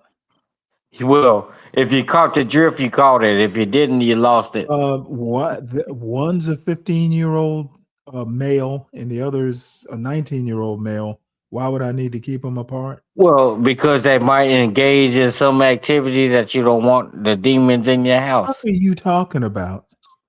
Dude, you are weird. That's why I told you, keep it apart, like standard timing. You don't want them to be like standard. Okay, I have no idea what you're talking about. Okay, we'll move it right along. So if a 15-year-old high school student and a 19-year-old college student get together, they become gay? Yeah, this is what I mean by MAGA blacks just talking shit about stuff I don't even understand. Well, basically, the apple don't fall far from the tree. No idea what that means. Well, what okay. apple and what tree? Maybe you'll dream on it and think about it tomorrow. No, I get your drift, and I'm ready to go, so I'm not gonna take you All up right, on but it. I do appreciate it, Stanley, and a shout out to all the shout outs that rock on Mike 123. And I'm gonna hit night. He might not let me up, but I'm gonna hit it. There's applause in the chat. I can tell. But I'm gonna hit Nighty's channel. If he let me up, it is what it is. If he don't, I ain't gonna lose no sleep. I'm gonna go lay next to my Sugarfoot. Well, it's my time. I want to thank you one last time. I already made that joke before I was so rudely interrupted. I will probably be on. Well, I shouldn't say probably. There's a likelihood I'll be on around 7 or so, maybe earlier. Who knows? But probably not. And Sunday, I'm probably not going to do a show at all because I'm going to be on the road and probably won't feel like doing anything. But you never know. Sometimes I'll sit down and like, well, I'm kind of bored. Let's watch some political videos. I'm going to take this this particular video if I'm on tomorrow. I want to finish this up. There's another video by a philosopher named Elizabeth Anderson, and she's talking. It's like a society, like the philosophy of education society. There's such a thing as philosophy of education. And there's a society apparently, and she's like a moral and political philosopher, real famous actually. And I listened to her hour-long talk, or it wasn't quite an hour, and man, she was just hitting on all cylinders. And sometimes, and I'm sure I've read articles by her. I've never read any of her books. There's one in particular that I'm probably going to have to add to my book stack. But it's actually nice sometimes to hear stuff that you've kind of, thought about and formulated opinions on, and have them confirmed by somebody of her stature. So, the thing is you may agree with me. You may not agree with me, but the one prerequisite is know what the hell you're talking about. And too many times people will just come up here spewing talking points or stuff they've heard on other channels. And it is just so annoying. And, you know, if you're a 20-year-old, sure, I'm going to have a lot of patience with you. But dude, if you're like 55 and you are just uninformed to the degree that a lot of these content creators who want to talk politics and culture, some of these guys are stunningly uninformed. And, you know, 6 months ago, I was probably, you know, concerned. 6 months later, I'm like, dude, I'll let you stew in your stupidity, but I don't need to give you an opportunity to present what I already know you're going to get wrong.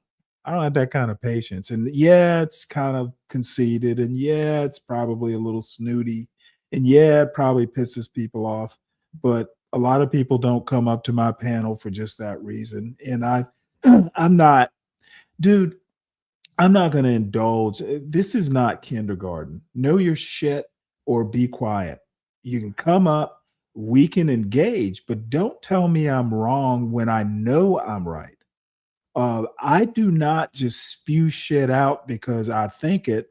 And on the occasion, it's rare, but on the occasions that I do, I will say, I think I don't have any basis for this, but it's my opinion. I try to do that.